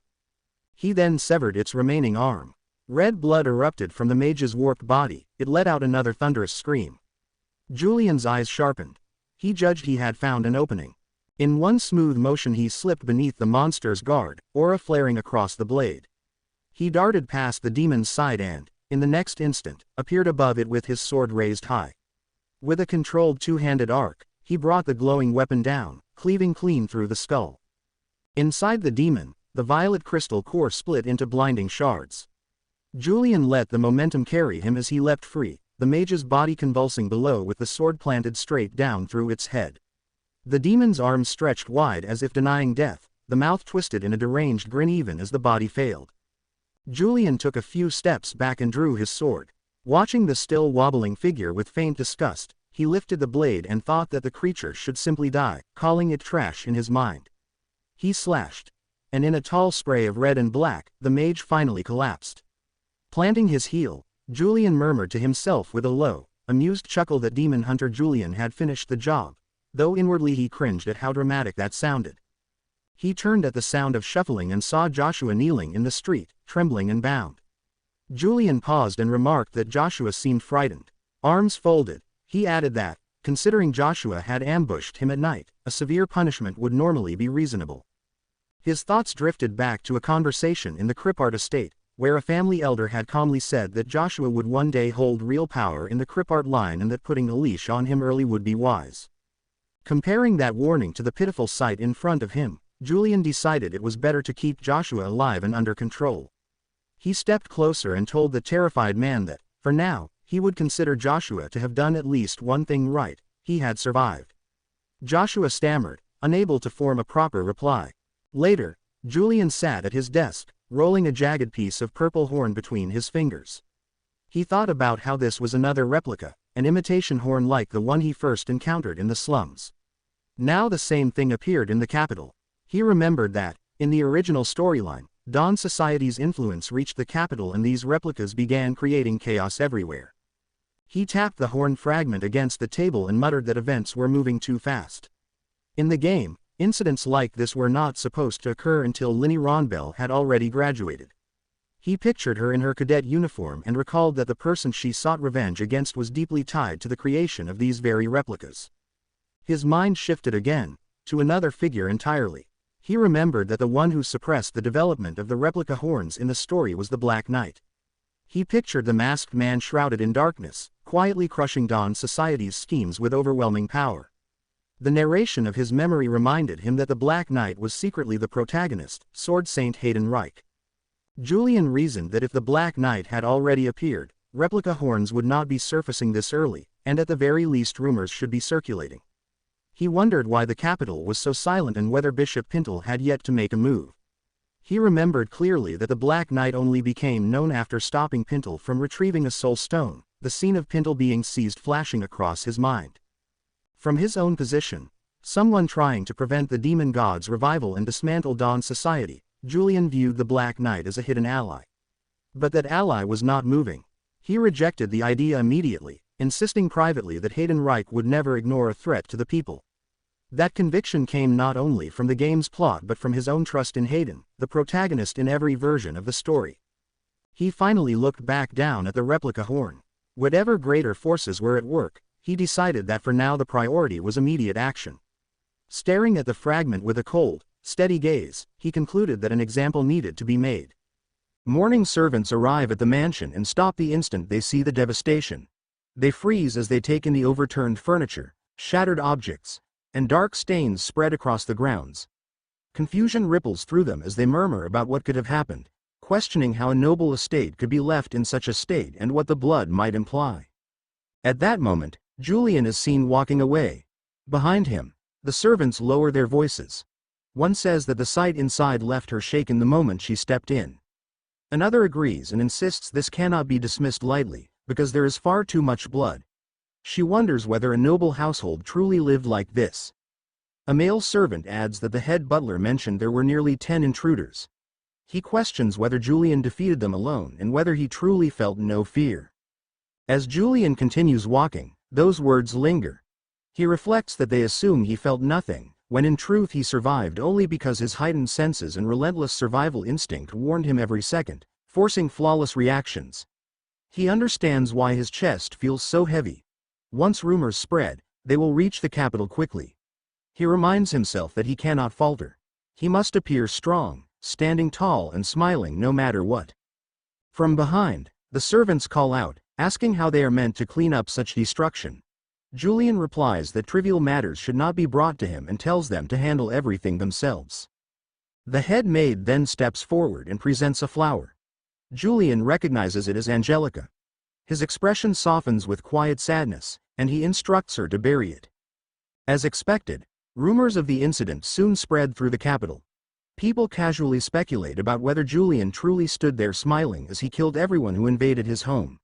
Some remark that the intruders must have lost their minds to attack his residence at all.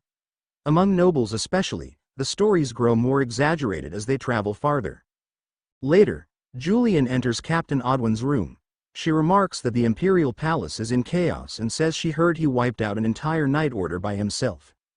Julian responds with feigned disbelief, wondering how he could possibly do something like that in a single day. She replies that it feels believable to her. Julian answers lightly, almost boastfully, that they were simply trespassers in his home and that he dealt with them as one should.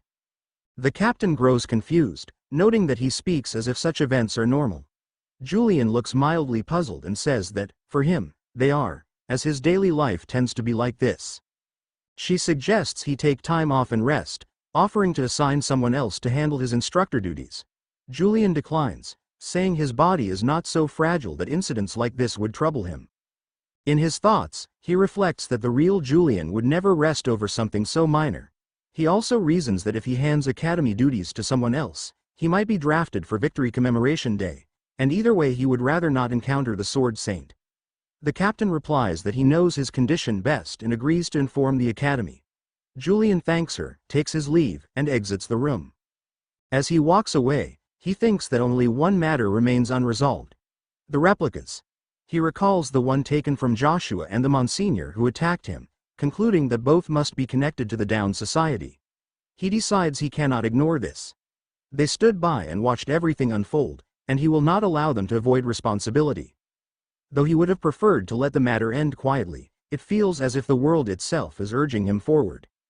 Elsewhere, a voice greets Bishop Eleanor, remarking that it has been a long time. Eleanor, currently in disguise, responds with surprise and agrees that it truly has. She addresses the speaker as Bishop Baden and asks why he came to the Genmel Monastery. Baden replies that he would have no reason to come unless it was to speak with the Archbishop. Baden is known as a direct descendant of one of the 4 great houses, a lineage famed for its mastery of magic. He is regarded as the next head of his family and is infamous for his extreme pure-blood ideology. His beliefs center on fulfilling his family's long-held ambition regarding the Philosopher's Stone, the elixir, and no one doubts his abilities. Eleanor says that she arranged an appointment with the Archbishop first. Baden laughs and remarks that, in that case, he has no choice but to wait his turn. Eleanor alters her appearance and steps forward ahead of him. In her thoughts, she admits that her true reason for coming was to report rumors about replica horns spreading through the slums. She did not expect to cross paths with Baden here. Eleanor reflects on the replica horns. Compared to those created by the Archbishop, they are clearly inferior, riddled with impurities. Still, she acknowledges that certain materials are capable of inducing demonification.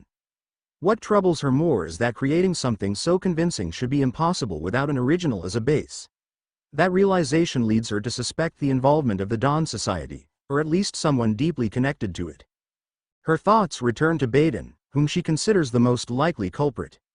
The replicas resemble the Archbishop's horns too closely to be coincidence. If Baden truly is producing them, the implications are disturbing. The horns echo the nature of the elixir itself, which raises the possibility that, in order to complete a true elixir, he may be experimenting on ordinary civilians. She admits she lacks definitive proof, yet she hesitates over whether to report any of this. She fears the Archbishop would simply laugh it off. Watching the masked Archbishop, Eleanor considers another possibility.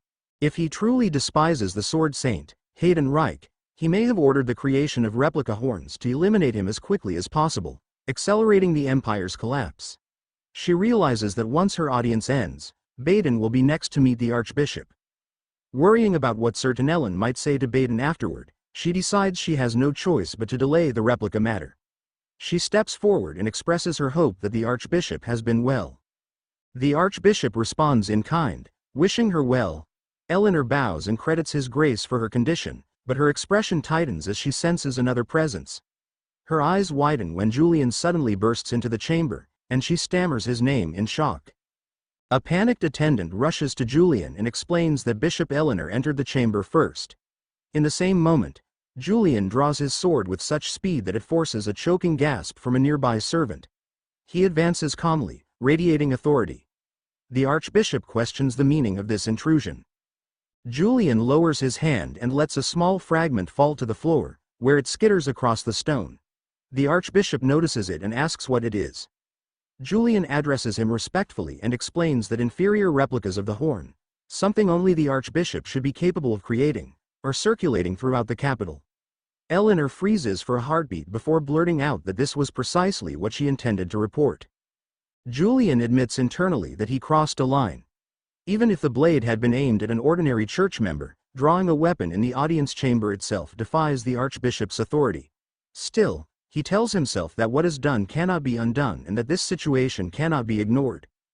The Archbishop repeats that the object is an inferior horn replica and says that this is the first he has heard of it. The doors burst open again as Baden storms in, demanding an explanation for the commotion.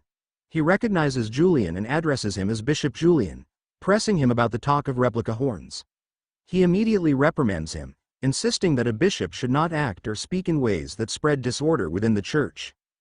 Baden acknowledges that Julian is favored by the Archbishop, but argues that barging into the chamber with a drawn sword is the behavior of a thug. Though corruption visibly rises around him, he forces himself to remain composed. Julian notes internally that such restraint is expected of a future family head. Even so, Julian lets out a low chuckle. Baden demands to know what he finds amusing.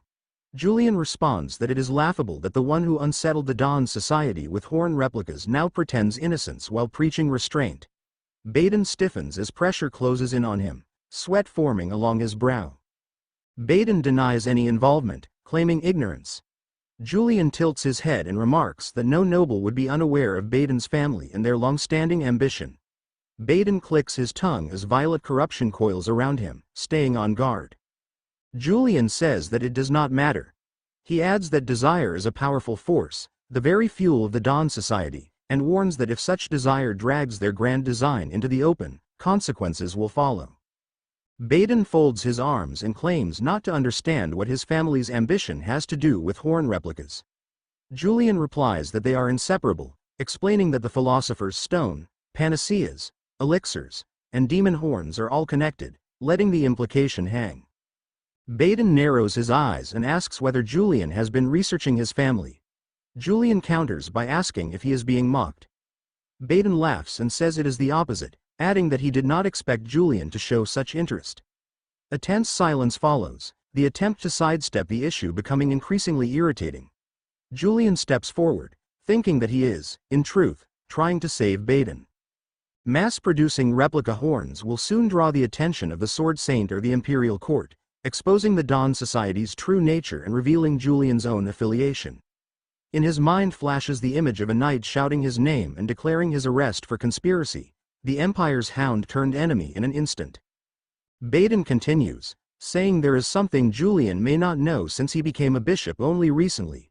Julian snaps out of his thoughts and notes irritably that Baden is still talking, admitting that his mind wandered. Baden begins to protest that such accusations will destroy his position before he can defend himself. Julian suddenly grabs him, heat flooding the chamber as violent red pressure erupts from his body. Julian tells him that he does not understand the situation and adds that he is restraining himself far more than he should. A notice manifests as Julian's power surges, announcing the activation of opened eyes. A red aura crackles around his feet and spills outward in waves. Hooded figures tense in the background as the pressure mounts. Eleanor stares in shock, realizing that this is indeed opened eyes, confirming that this is the same Bishop Julian from back then. She lunges forward in panic, calling for Julian to calm himself and reminding him that this is the audience chamber. Julian covers part of his face as if forcing control back into place, and the oppressive aura recedes. His drifting consciousness observes the situation with faint amusement as he notes that he lost control again and opened his eyes. The Archbishop comments that it is impressive, remarking that Julian is overwhelming all present with aura alone. The masked man's smile deepens as he praises Julian as worthy of the Sword Saint's disciple and admits his desire for him. The Archbishop then addresses Baden directly. Baden stiffens, places a hand to his chest, and responds shakily. The Archbishop asks whether he has truly been producing replicas of the horn and orders him to answer honestly. Baden admits that he has. The Archbishop says that this is not good, noting that Baden acted without informing him. Baden lowers himself, tense, as the Archbishop continues that he does not particularly mind. He adds that compared to the original, the replicas are inferior anyway, and that if even such flawed creations can oppose the Imperial Court, that alone has value. Julian intervenes and states that Baden conducted human experiments on civilians to improve the replicas, asking whether the Archbishop truly approves. The Archbishop leans forward and questions what the problem is, arguing that citizens who obey imperial law are also accomplices to the Empire's ideology. He adds that if using them strengthens the Dawn Society, he sees no issue. Eleanor's gaze hardens. She realizes she was mistaken, condemning this reasoning as sophistry, contradiction, and extreme egoism. She tells herself that this is no longer the Dawn Society she believed in.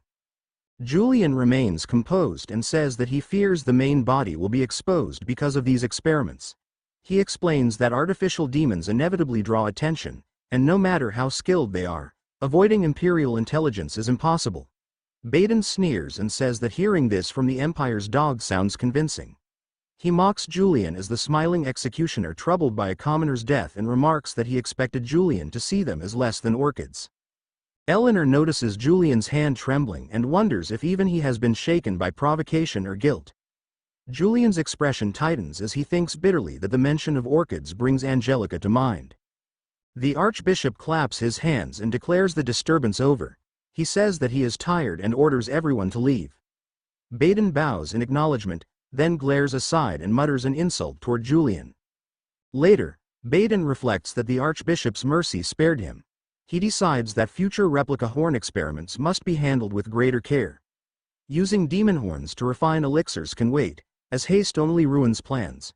Concluding that it is time for drastic measures, he wonders who could withstand the Krypart family's pursuit and speaks the name Alpha's Mayhand. Baden calls for Alpha's Mayhand and asks whether he can withstand the Krypart family's pursuit. Alpha's, hooded and calm, says that it will not be a problem, then adds that it is not the whole family, and that even among the knights Joshua commands, there is a clear difference in rank.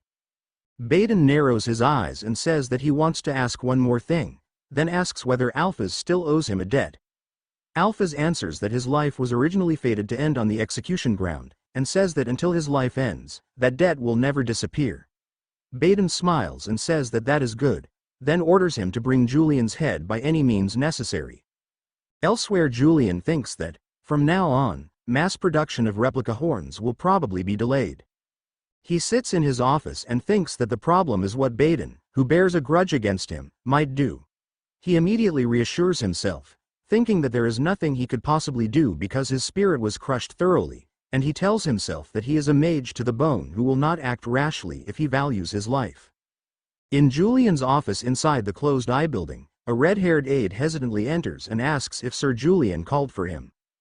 Julian says that the report on the Dawn Society ambush was quite helpful, and orders him to report immediately if anything else happens. The aide agrees and says that he understands. Julian stops him and says that Razlot should take something before he goes.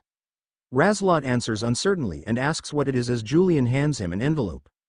Razlot reads it and realizes it is a Bear Academy admission recommendation.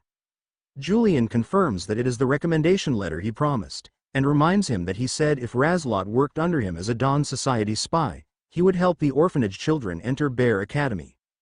Razlot, sweating, asks if it is not forged. Julian thinks that even the 4 great families cannot obtain one easily, but explains that he got it from Vice Principal Alcom Horn, so it cannot be a forgery. His voice sharply asks whether Razlot is accusing him of forgery, and Razlot panics and says that he would never dare. Julian says that that is a relief, then explains that with this letter, the children from the orphanage can take the entrance exam.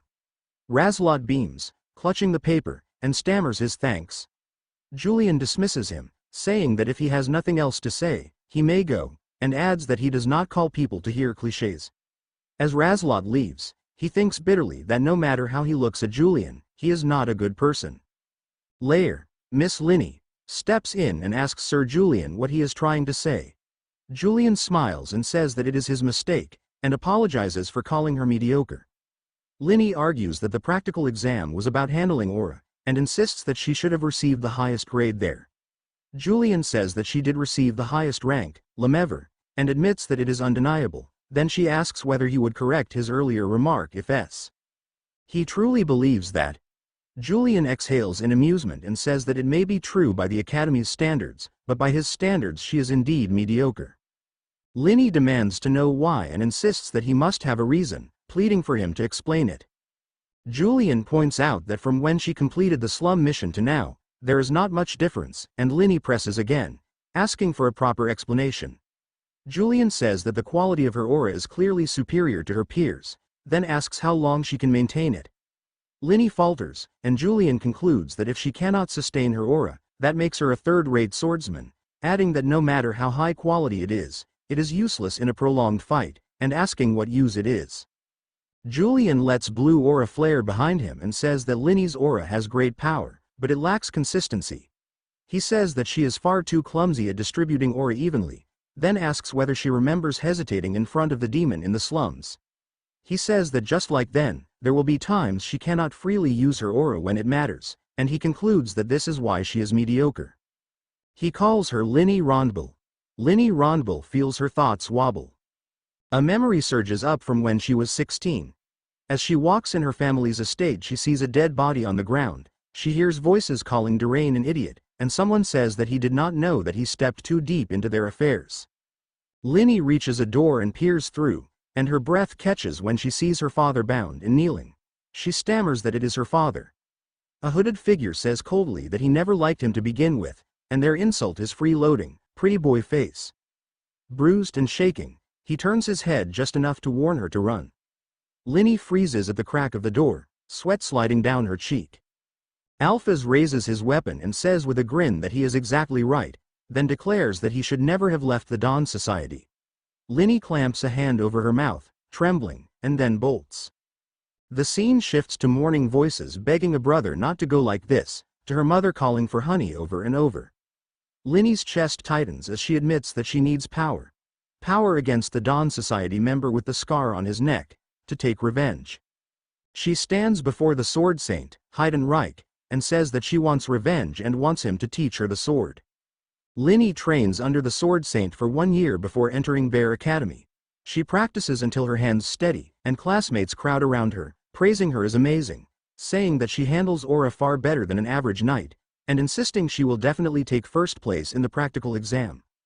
Linney answers that of course she will, without question, while their voices call her a genius. Alone with the weight of it, she tells herself that she has to be a genius. Back in the present, Julian asks if he needs to repeat himself. He states that she is nothing more, and nothing less, than mediocre. Linny stands by the window, unsettled, and thinks that it is upsetting, but that it is not like she did not know. She admits that deep down, she always knew she had to do something about it. She raises her hand and lets her aura flicker, watching the unstable flow, and she thinks about her inexperience in aura manipulation. She tells herself that it is something she should ask her master about, but then thinks that he has been so busy lately that he does not even have time to breathe. She clenches her fist and says that she can solve this on her own. She says that even without her master's guidance, she will be able to find a way. Remembering her father's words, she thinks that if her heart wants something, she has to convey it clearly, and that if her gut turns out to be wrong, she should just fix it. She decides that she has to speak to Julian again, and she tells herself to tell him that she can fix her poor aura manipulation within a month so that he will reconsider his evaluation. She strides into the corridor and overhears students whispering. Someone asks if they heard the news, and another says that one of the guards from the Crazed family killed a fellow comrade. Someone adds that the one who served Joshua was not he the former vice-captain of the Order of the Blue Lion, and another wonders whether anyone will be able to survive after making an enemy of the Crazed family. Linny listens and thinks that there is never a quiet day with that family. A sudden red haze hits her senses. Linny flinches, grimaces, and groans, saying that it is the smell of blood. She thinks that for it to openly reek of blood within academy compounds, it must be serious, and she asks herself who it could be. She follows the scent and reaches a corridor that leads to the annex building. She notes that access is usually restricted there, yet the door is open. She steps closer and asks what is going on here, then slips into the darkness. Between the shelves and shadows, a hooded figure stands motionless, half hidden by the bookcases. Linny peers through the crack of the doorway, her breath catching, and she thinks that someone strong is here. Her eyes sharpen and she recoils as she realizes what she is seeing, whispering in shock that it is that scar on his neck, and thinking that she could never forget it. Her memory flashes to mid-training, to the name she, her master, and Durain discovered while investigating a case. It snaps into place as Alpha's turns, and the name rises in her mind. Alpha's Mayend. She feels her throat tighten and thinks that her father's vengeance. This is it, to think she would find him here. She wants to make him pay for what he did to her father right now, but her master's warning echoes through her. If she encounters a cult member of Monsignor rank or higher, she must flee immediately and call for backup. Linny tells herself that against anyone ranked Monsignor or higher, victory cannot be guaranteed. She knows the right move is to call for backup, but her boots tremble and she thinks that her feet will not move. She stares into the dark and thinks that it is the perfect opportunity for revenge, then panics and wonders what happens if she loses, whether she can even win in the first place. Alone in the corridor, she asks herself what she should do. A voice greets her with a casual hey. Linny stiffens behind the doorframe as he steps into view and says that she is far too obvious to call what she is doing tailing. Linny's eyes widen and she thinks in shock that he saw her. Alphys leans closer, amused, and says that looking at her uniform, she does not seem like a knight sent by the Crazed family. He tilts his head and asks if she perhaps has a grudge against him. Linny's breath catches and she asks what happened at the Ronbull residence, demanding he not tell her he has forgotten. Alphys repeats her name under his breath, tasting it, and says that Ronbull sounds familiar. Then he acts as if it clicks, and says not to tell him, adding that he wondered why that pretty face looked so familiar. He smiles wider and says that she is Durain Ronbull's daughter, that parasite bastard's kid. He asks if she is here for revenge, then says that she could have pretended not to see him, or simply reported him. Purple corruption swells around him as he laughs at her hesitation and says what a shame, because she only has one life. Linny's jaw tightens. She rushes forward with aura flaring bright around her body, and he calmly observes that for her age she possesses decent aura. He studies her expression and asks if she is full of confidence, then says she could run away like she did the day Durain died, peeking from behind that door. Linny's eyes flash with rage. She surges in and screams for him to just die, throwing herself into a full-force strike. Alphys barely shifts, smiling, and says that as he thought, she is just a young child. He says that she is charging and completely ruled by her emotions. Linny clicks her tongue and pivots, trying to correct her angle, but her footing slips. She thinks that she lost her balance, and the opening is instantly punished. Alphys closes in and drives a brutal hit into her, sending her crashing and coughing blood. He looks down and says that one hit was enough. He opens his palm as if counting the exchange, then says his eyes did not deceive him. He adds that attacking in that split second was impressive, but says she still has a long way to go, first. His presence slams down like a weight. Linny's knees hit the floor with a heavy shock, her arms trembling as she is forced down by pressure she cannot resist. Alphys looks at her pinned posture and asks if he should teach her how to be obedient. Linny's vision shakes. She thinks in terror if she is going to die like this without even getting her revenge. Her lips quiver as she begs for someone to help her. Julian thinks that she possesses more mana meridians than the average person, so if she manipulates aura in the standard way, her internal mana will quickly run dry. He thinks that this problem should originally be solved by her master, but given the timing, her master must be busy. He decides that she will figure it out herself, and that it is not a problem he should concern himself with right now. An academy official approaches and thanks Sir Julian for his hard work.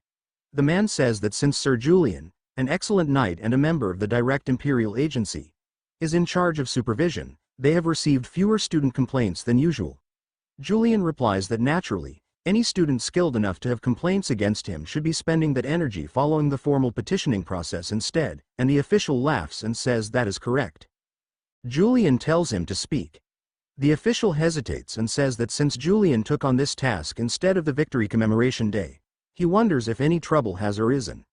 He says that people are keeping quiet, but there are those in the imperial family who question Julian's actions.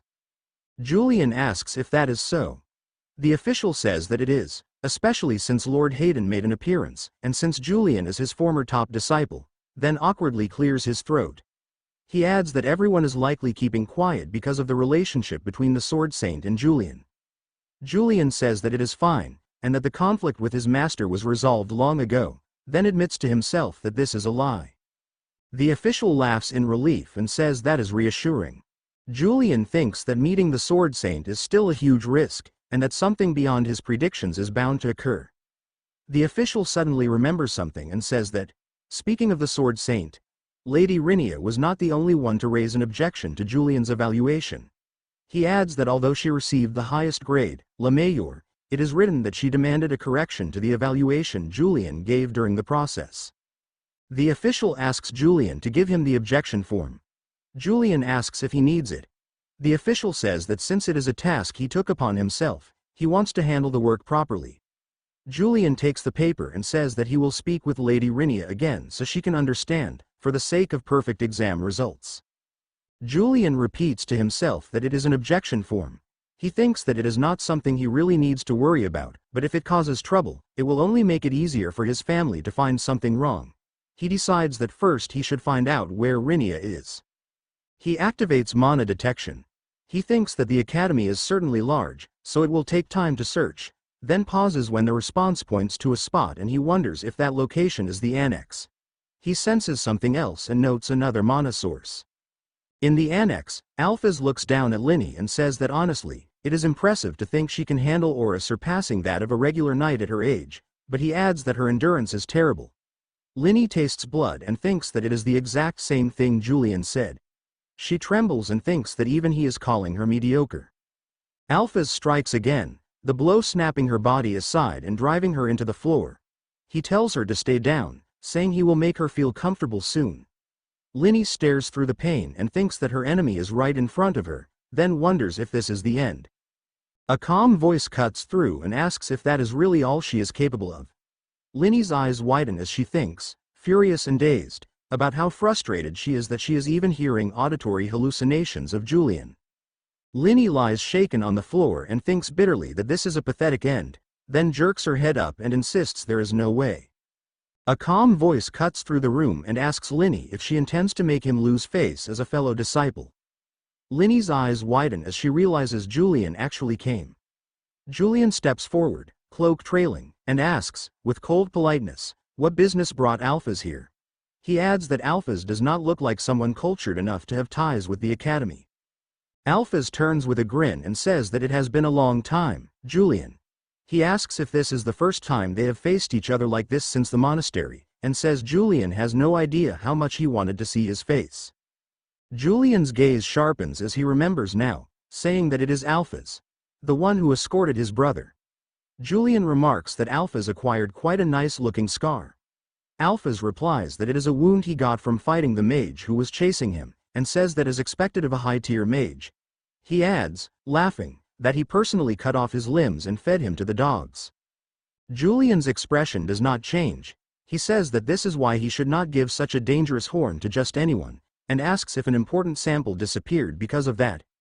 Alphys keeps his stance and tells him to keep that chatter to himself, saying that it is hard to believe someone with a tongue like his has not drawn a sword yet, and orders him to draw and fight. Julian's thoughts connect the pieces. Joshua said he received a horn from that man. He recognizes Alphys as one of Baden's people and concludes that Alphys intends to eliminate him after all. Baden. Julian stands in the academy's annex facing Alphys, with the injured Linny nearby. He thinks that it is fortunate they met at the annex, because it is too early to show the students the tragedy that is about to happen. He then reflects that Julian's true nature of wanting to kill everyone is coming out again. There is an injured person here, so he should calm down. Watching Julian, Alphys thinks that this guy's nerves are on edge because of that woman. Alphys recalls that, come to think of it, this woman was using swordsmanship similar to Julian's. He asks whether this woman also learned swordsmanship from the Sword Saint. Julian replies that she is his fellow disciple, surprisingly enough. Alphys responds by asking if that is so. He grabs her by the hair and throws her at Julian, locking his sight and taking him by surprise. Julian panics and wonders what to do. If a main character dies, he won't know how the story would unfold. The advantage he has of knowing the game events will also disappear. His intuition urges him to ignore her and cut them both down, but he thinks that he can't do that after all. During their clash, while Julian shields Linny with his body, Alphys remarks that if it were the old Julian, instead of protecting that woman, he would have pierced through her to aim for Alphys's neck. Julian answers that that is easy to say, and he explains that if Linny dies, the Sword Saint will find the culprit and annihilate the Dawn Society. He then worries to himself about what will happen if it becomes known that he is connected to the Dawn Society at the same time, and he thinks that just imagining it is dreadful. Straightening, he decides that there has been enough joking around. Blue energy coils around Julian as he raises his hand, his coat fluttering. He declares that they shall fight properly. The power surges more fiercely around him. Inside the Silent Palace library, Julian and Alphys faced each other in a suffocating standoff. Alphys drew his sword with a provocative grin, saying that Julian's killing intent had not changed at all. Julian raised his blade defensively and answered coldly that it was not killing intent, he was simply irritated. A heavy step struck the floor, and the battle began. Alphys shot forward like an arrow, sneering that Julian's reputation had fallen quite a bit. Julian allowed a faint smile to form, admitting inwardly that Alphys was fast, but still within a manageable range. Their blades collided in a burst of sparks. Julian parried the attack with almost no effort, and at that instant, the skill Elite Swordsman activated. Alphys attacked without pause, his strikes sharp and vicious, but Julian held his ground like a solid wall. Julian calmly judged that Alphys was stronger than most swordsmen he had met, but not strong enough to trouble him. With light, precise footwork, he slipped through each attack. To him, every path of Alphys' sword was clear, almost as if it had been programmed in advance. Alphys began to pant. Fear crept into his face as his serious attacks were erased one after another. Julian smiled with arrogance and said that Alphys had been far too confident if he believed he could end the fight quickly. Then, Julian counterattacked. The pressure of his sword made the air around them feel thick and heavy. The two moved through the library in flashes, their blades creating blinding streaks of light whenever they clashed. Julian remained composed, silently searching for a weakness. He noticed that Alphys reacted with abnormal speed, making him wonder whether the flaw before him had been exposed on purpose as a trap. Alphys' eyes tightened with unease as Julian's cold presence pressed down on him. He swung his sword with growing desperation, suddenly feeling as if he was the one being lured into danger. Julian's slight smile only made it seem as though everything was unfolding according to his plan. Then, a perfect opening appeared. Julian knew that one clean thrust into Alphys' abdomen would end the fight immediately, but his hand froze. If he stabbed him there, he would officially become a murderer. Hesitation crossed Julian's face. He remembered that the lives he had taken before belonged to demons, not humans. Only then did he realize his fatal mistake. No matter how hateful Alphys was, he was still a living human being. Alphys seized that brief distraction. Roaring in fury, he swung his sword straight at Julian. Julian flinched in shock, but that tiny hesitation was enough to lose the initiative. A cold blade tore deep into Julian's shoulder. He staggered back, blood spraying from the wound, and silently blamed his habit of falling into inner monologues from the game. In real life, that habit had almost gotten him killed. Pain clouded his mind. Blood loss made him dizzy, and his trembling legs barely kept him upright. Alphas lunged like a beast, insulting Julian as a fool for lowering his guard. A powerful sweep then sent Julian crashing onto the cold floor. Julian coughed up blood, yet instead of fearing death, he mourned the fact that his favorite coat was ruined. Still, he understood clearly that his own naivety had placed him in mortal danger. Alphas stood over him, gloating with satisfaction at how easily he had brought down the man he hated. Julian bitterly realized that Lesihu's soul was subconsciously restraining this body's fighting instincts. He clenched his fist, finally understanding that in this ruthless world he could not survive while trying to keep his hands clean. Alphas continued mocking him, bringing up what had happened at Banfist Bridge and delighting in the reversal of their positions. But those words stirred no memories in Julian. He only found the man before him unbearably annoying. To face the dangers ahead, Julian decided to abandon his hesitation and become the perfect villain. Alphas looked down at him with contempt and ordered him to crawl between his legs if he wanted to live. He declared smugly that if Julian endured that humiliation, he would forgive the Banfist Bridge incident and spare his life. Julian replied coldly that he had no memory of that bridge at all. Then, without hesitation, he revealed that he had lost his memories, a secret he had never told anyone. Alpha's assumed fear of death had driven Julian mad, while Julian understood why he had said it. He had exposed his own secret to force himself past the last piece of hesitation. Alphas grew confused, unable to understand why Julian would confess such a thing at that moment. Then the special skill, eye-opening, activated, pushing Julian's emotions to their limit. Julian's eyes burned a deadly red. A chilling killing intent poured from him, freezing the air around them. Alphas recoiled in shock as he realized the atmosphere had changed completely. The hesitation from earlier had vanished. Julian surged forward with wind-splitting speed, becoming a streak of black and red through the library's darkness. His blade flashed. Blood sprayed through the air. Alphas gasped in disbelief at Julian's terrifying speed, but it was already too late to dodge. Cold sweat ran down his face as he realized death was standing right in front of him. His sword flew from his grip. A severed piece of his arm spun through the air and hung for a moment in the library's dim light. Alphas stared blankly at the space where part of his arm had been. Then a scream ripped from his throat as the burning pain struck him. His eyes bulged in disbelief. He could not accept that the fight had turned against him so violently. Julian smiled cruelly. He realized that cutting down a human was not as difficult as he had imagined. Standing in the blood-heavy air with the expression of a true villain, he said casually that it was easier than expected. Then he moved again. Julian attacked like a whirlwind, completely overwhelming Alphas. Slashing arcs surrounded him from every direction, leaving no room to breathe. Alphas could only stare helplessly at Julian's horrifying speed. His sword was knocked away and clattered across the floor. He panicked and reached for a weapon, but Julian was already upon him. A finishing slash tore through the air. Blood burst out as the blade sank deep into Alphas' flesh. Julian followed with a brutal kick that sent him sprawling, ending every trace of resistance. Looking down at him coldly, Julian mocked him for being foolish enough to expose his back. Alphas crawled away in terror, muttering that even demons were not this cruel. His breathing came in ragged gasps, and horror twisted his face. Julian stepped on the defeated man with arrogant calm.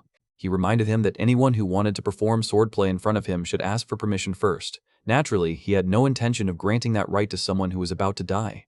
The glowing blade was drawn slowly. Julian drove the sword into a deadly pressure point in Alphas' chest. He calmly explained that the point was a vital meridian that determined life itself. With a deathly smile, he declared that Alphas' death was now only a matter of time. Alphas coughed blood, his breathing turning rough and painful. Even near death, he spat curses, claiming that Julian only relied on the Archbishop's favor. The golden hilt plunged down again without mercy. Alphas croaked that most high-ranking clerics did not like Julian either. As his vision blurred, Julian looked less like a man and more like a monster. He vowed that he would wait for Julian in hell. Then his body went still. The light faded completely from his eyes. Julian pulled out his sword, leaving a long trail of blood across the cold floor. He told himself that with eye-opening active, defeating Alphas had been as easy as playing with a child. Then he jolted. He had spoken his thoughts aloud. At that moment, he noticed Lynn Ronbell lying nearby, her breathing dangerously weak. It seemed her earlier internal injuries had finally overwhelmed her. Julian wondered anxiously whether Lynn had heard the secret about the Dawn Society or his false amnesia. If she had remained conscious, the situation would become extremely troublesome. He hesitated. He did not want Lynn to die, but the risk was too great. Darkness covered his expression as he stepped closer to the unconscious girl. A cold thought rose in his mind. If she truly knew the secret, then everything would have to end differently. Julian began to see her as a potential threat that needed to be removed. His grip tightened around the sword hilt, ready to strike, yet his other hand held him back. Then Julian froze, horrified by himself. He wondered what the hell he was doing. He realized that he was supposed to be performing the role perfectly, not becoming absorbed into the character's cruel nature. Rapid footsteps echoed down the library corridor. The people who rushed inside froze in terror at the nightmare before them. They screamed and demanded to know who Julian was and how he could have caused such a scene. Academy officials trembled as they stared at Julian standing among the wreckage, wondering whether he was truly the Crifford heir. Julian slowly turned his face toward them, smiling with a mysterious and dangerous calm. He greeted the vice principal casually and said that a small problem had occurred there. Later, in the infirmary, Lynn Ronbell slowly woke from a long faint. She was startled to find herself lying in an academy sickbed, her wounds already bandaged. Memories rushed back to her at once. Alpha's, the man who had killed her father, and Julian saving her when she was close to death. Lynn gritted her teeth and clenched her fist, ashamed of her own weakness. She tormented herself with the thought that all her efforts for revenge had been meaningless because she had achieved nothing. At that moment, Julian appeared beside the bed and coldly asked whether she had regained consciousness. Lynn forced herself to sit up and thanked him for saving her life when she had been moments from death. Julian looked at her calmly, a faint smile touching his lips. He replied bluntly that he did not consider it a debt. It had only been a small act of compassion for a weak classmate. Lynn lowered her head, accepting the harsh truth more clearly than anyone. Julian then produced the protest letter she had written and told her to seriously reconsider it. He mocked her as shameless for writing such a petition without admitting that she completely lacked the ability to command glory. Lynn froze and tried to object, but Julian's sharp words choked her response. Without waiting for her answer, Julian tore the letter apart in front of her.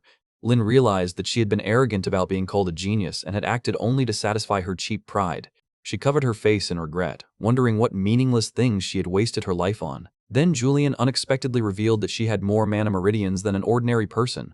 Lynn looked up in shock, unable to believe what she had just heard. Julian began teaching her how to accumulate mana, explaining that she should not rely only on the major acupoint, but should also use her other meridians.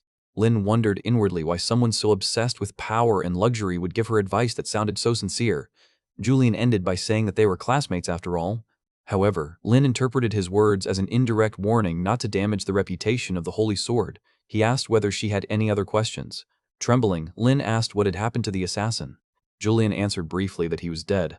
Lynn was stunned. Julian sneered and said the scene had been brutal, so it was fortunate that she had fainted and did not have to witness it. Then Lynn unexpectedly revealed that she still vaguely remembered the conversation between him and Alpha's. The air instantly grew heavy. Julian began to sweat at the dangerous information. He feared that if the secret spread after that incident, the identity of Julian that he was impersonating would be as good as dead. Lynn recalled his words about losing everything and assumed that Julian might also have lost loved ones to the Dawn Society. Julian tried to salvage the situation by asking whether she would believe that it had all been a misunderstanding. Lynn looked straight at him and said he was lying. For a moment, Julian was speechless. Before leaving, he ordered her to tell absolutely no one about it. Once alone, Lynn thought over Julian's bitter yet suggestive words about care. Her gaze hardened with new determination. She vowed to train even harder and pursue her revenge with everything she had.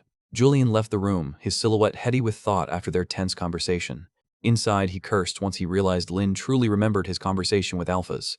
This time, he was as good as ruined. Elsewhere, Razlot closed the report on Bishop Hayden with full respect. He could not hide his surprise when he saw Julian calmly trimming orchids as if nothing significant had happened. After such a major incident, Razlot thought any normal person would have shown some kind of reaction instead of sitting still like that. Julian kept his eyes on the leaves, quietly judging that nothing noteworthy was happening at the moment. Standing behind him, Razlot observed in silence and thought that Julian should have delivered the finishing blow once Alphas had been dealt with. Julian suddenly mentioned that Bishop Pintle of the Dawn Society had decided to raid a caravan suspected of transporting soulstones. He brooded over Pintle's name and the stones as Razlot asked permission to withdraw. As Razlot turned to leave, Julian suddenly remembered something important. He asked whether the letter of introduction would be useful. Razlot replied that it would and thanked him. Julian nodded and allowed him to go. Razlot understood inwardly that this was Julian's subtle way of reminding him to act as a loyal spy. After he was left alone, Julian dropped onto the sofa with a deeply contemplative expression. He spread his arms and wondered why everything was so strangely quiet. By now, someone should have come to settle the score with him. Julian wondered if Lynn had failed to notice anything strange simply because she had not been fully conscious at the time. Baden's side was also strangely quiet, even though they had already sent Alphas to kill him. He imagined Hayden Reich, under the secret identity of the Black Knight, being the one to finish Bishop Baden off. If that happened, Julian would not need to interfere at all. The Black Knight was the hidden name Hayden Reich used whenever he wanted to act without revealing his identity as the Holy Sword. All Julian had to do now was stop old Baden from doing anything reckless before the Black Knight's name spread throughout the capital. Thinking about how much easier his work had become, Julian could not help revealing a sly, sinister smile. But the next moment, he pressed both hands against his head and let out a tired sigh. That suffocating sensation was clearly caused by the memories from the future trailer he had seen. In that vision, the original Julian had murdered Hayden in an unbearably brutal way. Julian feared that the instincts of the original Julian might one day overpower his own will. To avoid being swallowed by that cruel nature, he told himself that he needed to train even harder. With that thought, he decisively rose from the sofa.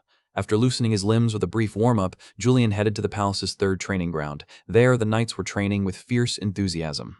The dry clashing of weapons echoed across the bright, sunlit yard. The wide training ground was lined with wooden dummies for practice. As soon as Julian appeared, whispers spread among the people nearby.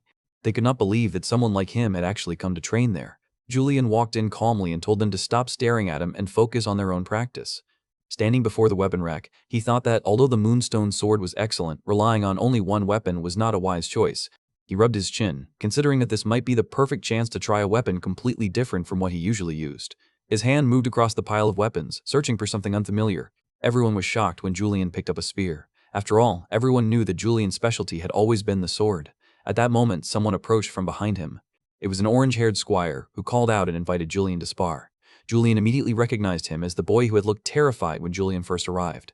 He glanced at the boy's armor and noticed that it had no unit insignia. From that, Julian guessed that the squire wanted to use him as a stepping stone and show off in front of the officials nearby. The boy was clearly aiming for Julian's supposed weakness by challenging him while he held an unfamiliar weapon. Julian smiled and agreed, thinking that sparring with a real person would at least be less boring than stabbing a dummy. The people watching from a distance assumed that Julian's weapon change was just another display of his absurd arrogance. Holding the spear, Julian admitted inwardly that it felt awkward. It was twice as long as an ordinary sword, and its center of balance was completely different, making it uncomfortable in his hands. Even so, Julian was confident that he would not lose. The orange-haired squire shouted and charged at him with all his strength.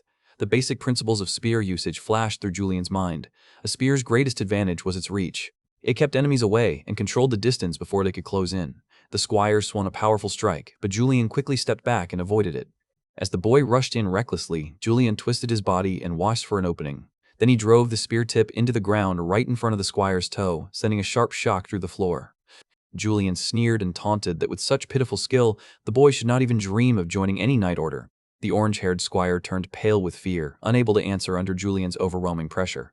He already knew Julian had a habit of humiliating his opponents, even in light sparring. Julian followed with a strong shove from the spear, forcing the squire to stagger backward. Julian thought that if the opponent managed to close the gap, this long and cumbersome spear would lose its advantage against a short sword. So he focused sharply, determined not to allow the boy even one chance to come near him. Julian's gaze turned icy. He would not allow his pride to be wounded by some unknown nobody. His hands tightened around the spear shaft. He decided to apply more force and finish the match. A sharp clang rang out as Julian blocked the squire's strike. The orange-haired boy panicked as he realized that the strength in Julian's hands was impossible to overpower. He was completely being crushed. Julian's spear cut through the air with dizzying speed. His teeth showed in a fierce grin, as if he had begun enjoying the fight too much. The squire screamed in terror. A glancing blow tore across the black tunic on his chest, and fresh blood began to seep from the cut. The boy froze, clutching his wounded chest with disbelief written across his face. Julian coldly asked whether someone with such pathetic skill had any right to challenge him. His eyes now resembled those of a predator hunting prey. The squire was so frightened that only whimpers escaped him. Then he fled at full speed, babbling apologies for daring to challenge the wrong person. The onlookers burst into excited gossip, claiming that Julian truly was an unstoppable monster. Julian watched him calmly, reminding himself that he was not a madman who would kill a sparring partner. He gave a small smile and insisted inwardly that the wound had not been intentional. From afar, Harem came running while calling Julian's name and urging him to stop, saying that his victory was already clear. Julian turned toward him and smiled gently, explaining that he was not so quick to kill someone as the rumors claimed. Harem forced a laugh, sweating heavily because he did not know whether to believe Julian's words or what he had just seen with his own eyes. Julian sighed softly, realizing that even one training session had already worn him out. Later, Julian encountered Harem inside the palace. He greeted him with a nod and said that it had been a while since they met there. Harem flinched and hurriedly explained that he had just returned from Lord Orn's secretary's office under orders. Julian remained silent and stared at him with a probing gaze. Orn Criffart was the former housemaster and now the chairman of the Council of Elders, a man who deeply despised Julian. Orn worshipped pure bloodlines and was willing to serve as the royal family's loyal hound. He also hated that Julian's fame had grown enough to surpass the four great houses. Julian smiled and told Harem not to worry. Whatever was inside Orn's office likely had nothing to do with him. Just as Julian was about to leave, Harem called him back and asked about Lady Milna's keepsake. Julian stopped. It was the soul stone necklace he had secretly taken and then entrusted to Harem. Harem looked uneasy and kept asking whether it was really safe for him to keep such an important item. Julian explained that although he wanted to take it back, he could not retrieve it yet. If the Dawn Society learned that he possessed the Soul Stone, it would become a serious problem, so he asked Harem to hold on to it for a while longer. After saying that, Julian bid him farewell, intending to test a few other weapons. He also asked Harem to give his regards to the housemaster. Harem began sweating nervously before hesitantly suggesting that they attend the family council meeting together. He tried to persuade Julian by saying that, in the end, Julian was still a member of the Crifford family. Julian listened, then gave him a sarcastic smile and reminded his cousin that he belonged only to the Branch family. When Harem fell silent, Julian added that the insulting label was something people like them had placed on him, was it not? An uneasy emotion began to boil inside Julian's chest. He wondered if it was rage rising from the deepest instincts of this body. Harem lowered his head. He knew very well how much Julian hated that family. He remembered how Lady Milna's funeral had been handled hastily years ago. They had even forbidden Julian, who was only a child at the time, from attending because they did not want to hear a child crying. Harem quickly explained that he had not meant to force Julian to forget such a painful past. Julian coldly brushed it aside. He thanked Harem for his kindness but said he had absolutely no intention of attending the family meeting. From Siwoo's rational point of view, Julian understood that provoking hatred against the family right now would bring no benefit. But Julian's instincts were different. They refused to accept false harmony with a family rotten to its core. Seeing Julian's firm attitude, Harem did not dare press him any further. He exhaled, visibly relieved, though guilt remained on his face. Then Julian suddenly turned back and brought up Lady Milna's matter. Harem unexpectedly bowed his head deeply and apologized. He knew very well that a late apology could never compensate Julian for what he had lost. Julian smiled faintly and said it was all in the past, so he did not mind. But inwardly, he thought that he had no memories of it at all. Harem then added that Joshua would also be attending the family meeting. Since this would be Joshua's first meeting as the heir, the elders would surely focus all their attention on him. Harem feared that they might pressure Joshua to punish Julian for the trouble he had caused in the past.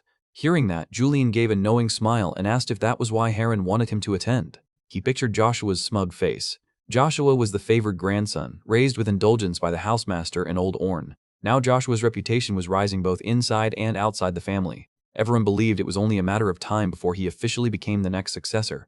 But Julian had already prepared a small surprise gift for his cousin. He told Harem not to worry because there was nothing to be concerned about. As Julian left, he snorted and said that recently, the brotherly relationship between him and Joshua had made very deep progress. Harem stared after him, completely confused by what Julian meant. Elsewhere, heavy footsteps thundered through the palace corridor. Joshua strode forward in anger, his face twisted as he cursed Julian as a bastard. When he reached the meeting room door, he stopped and tried to recover his usual composure. Inside, old Orn had already noticed the arrival of his favored grandson. All the most powerful elders of the Crifford house were seated around the table, waiting for the drama to begin. Chairman Orn spoke coldly, ordering everyone to settle down so the meeting could officially start. He looked around the room with a stern expression, unable to hide his usual displeasure. Joshua sat in place, sweat forming on his brow. He was extremely tense under the pressure of the elders. He remembered the warning he had received earlier. In this meeting, Julian's name would certainly be torn apart and examined. Just thinking of Julian made Joshua shudder. That cousin's gaze felt as though it could see through every one of his sins. Julian had directly threatened Joshua, saying that the matter involving Alpha's Mayhand was not small enough to ignore. He had forced Joshua to disclose everything he knew about the Alpha's Mayhand incident to the secretary's office, and Julian had not stopped there. He had also demanded that Joshua arrange full compensation for all the damages caused by the scandal. Most importantly, Julian wanted Joshua to publicly support him as a legitimate member of the family during today's meeting. Joshua was being cornered from every direction. He gritted his teeth in rage. If he had not been controlled by emotion and had kept his composure, things might not have become this bad. He hated that Julian had gained the upper hand. Recently, the Council of Elders and the entire Criffard family had been watching Julian closely. They were simply waiting for an excuse to send him back to the Northern Front again. Returning to the main subject, Chairman Orn announced that today's meeting would focus on the Holy Sword's position toward the family. Everyone knew that the Holy Sword had a deep connection with the Second Prince. That alone placed heavy pressure on the balance of power. Chairman Orn analyzed that if the Holy Sword officially supported the Second Prince, the succession struggle would almost certainly lean in his favor. However, the Third Prince Kaldrax's faction could not be ignored either, since he had gained the support of much of the military at the front. Then there was the Fourth Princess, who was backed by a powerful magic tower. The political situation was becoming extremely complicated. Old Orn emphasized that none of those forces could match the prestige of the Holy Sword. The only person now qualified to be weighed against that influence was Julian. But everyone knew that Julian himself showed little interest in the fight for the throne. Old Orn sighed as he calculated the situation. He believed that if Julian continued acting indifferent, the current circumstances could become even more troublesome and chaotic. Then Orn turned toward Joshua and asked for his opinion. After all, it was Joshua's first time attending such an important meeting. Orn knew Joshua was likely nervous, but he still wanted to hear the thoughts of a distinguished member of the house. Joshua took a deep breath and suddenly rose to his feet. He knew there was no turning back. He remembered Julian's threat, warning him not to come up with any stupid ideas and saying that if this matter reached the secretary's office, Joshua would be finished. Wearing a fake smile, Joshua began his plan to turn Julian's own demand against him. He muttered inwardly that if things had come to this, then he would use the situation another way. Joshua spoke up and said that since everyone was discussing his brother Julian, he also had a few words to say. Then he boldly proposed that the family take this opportunity to officially recognize Julian as a legitimate member, rather than leaving him in the cadet branch as before. The entire meeting room was shaken. One elder could not contain himself and shouted, asking Joshua whether he understood what he was saying. But behind Joshua's smile hid a vicious scheme. He thought to himself that he would destroy Julian's reputation by praising him to death, turning him into a target for every other faction to attack.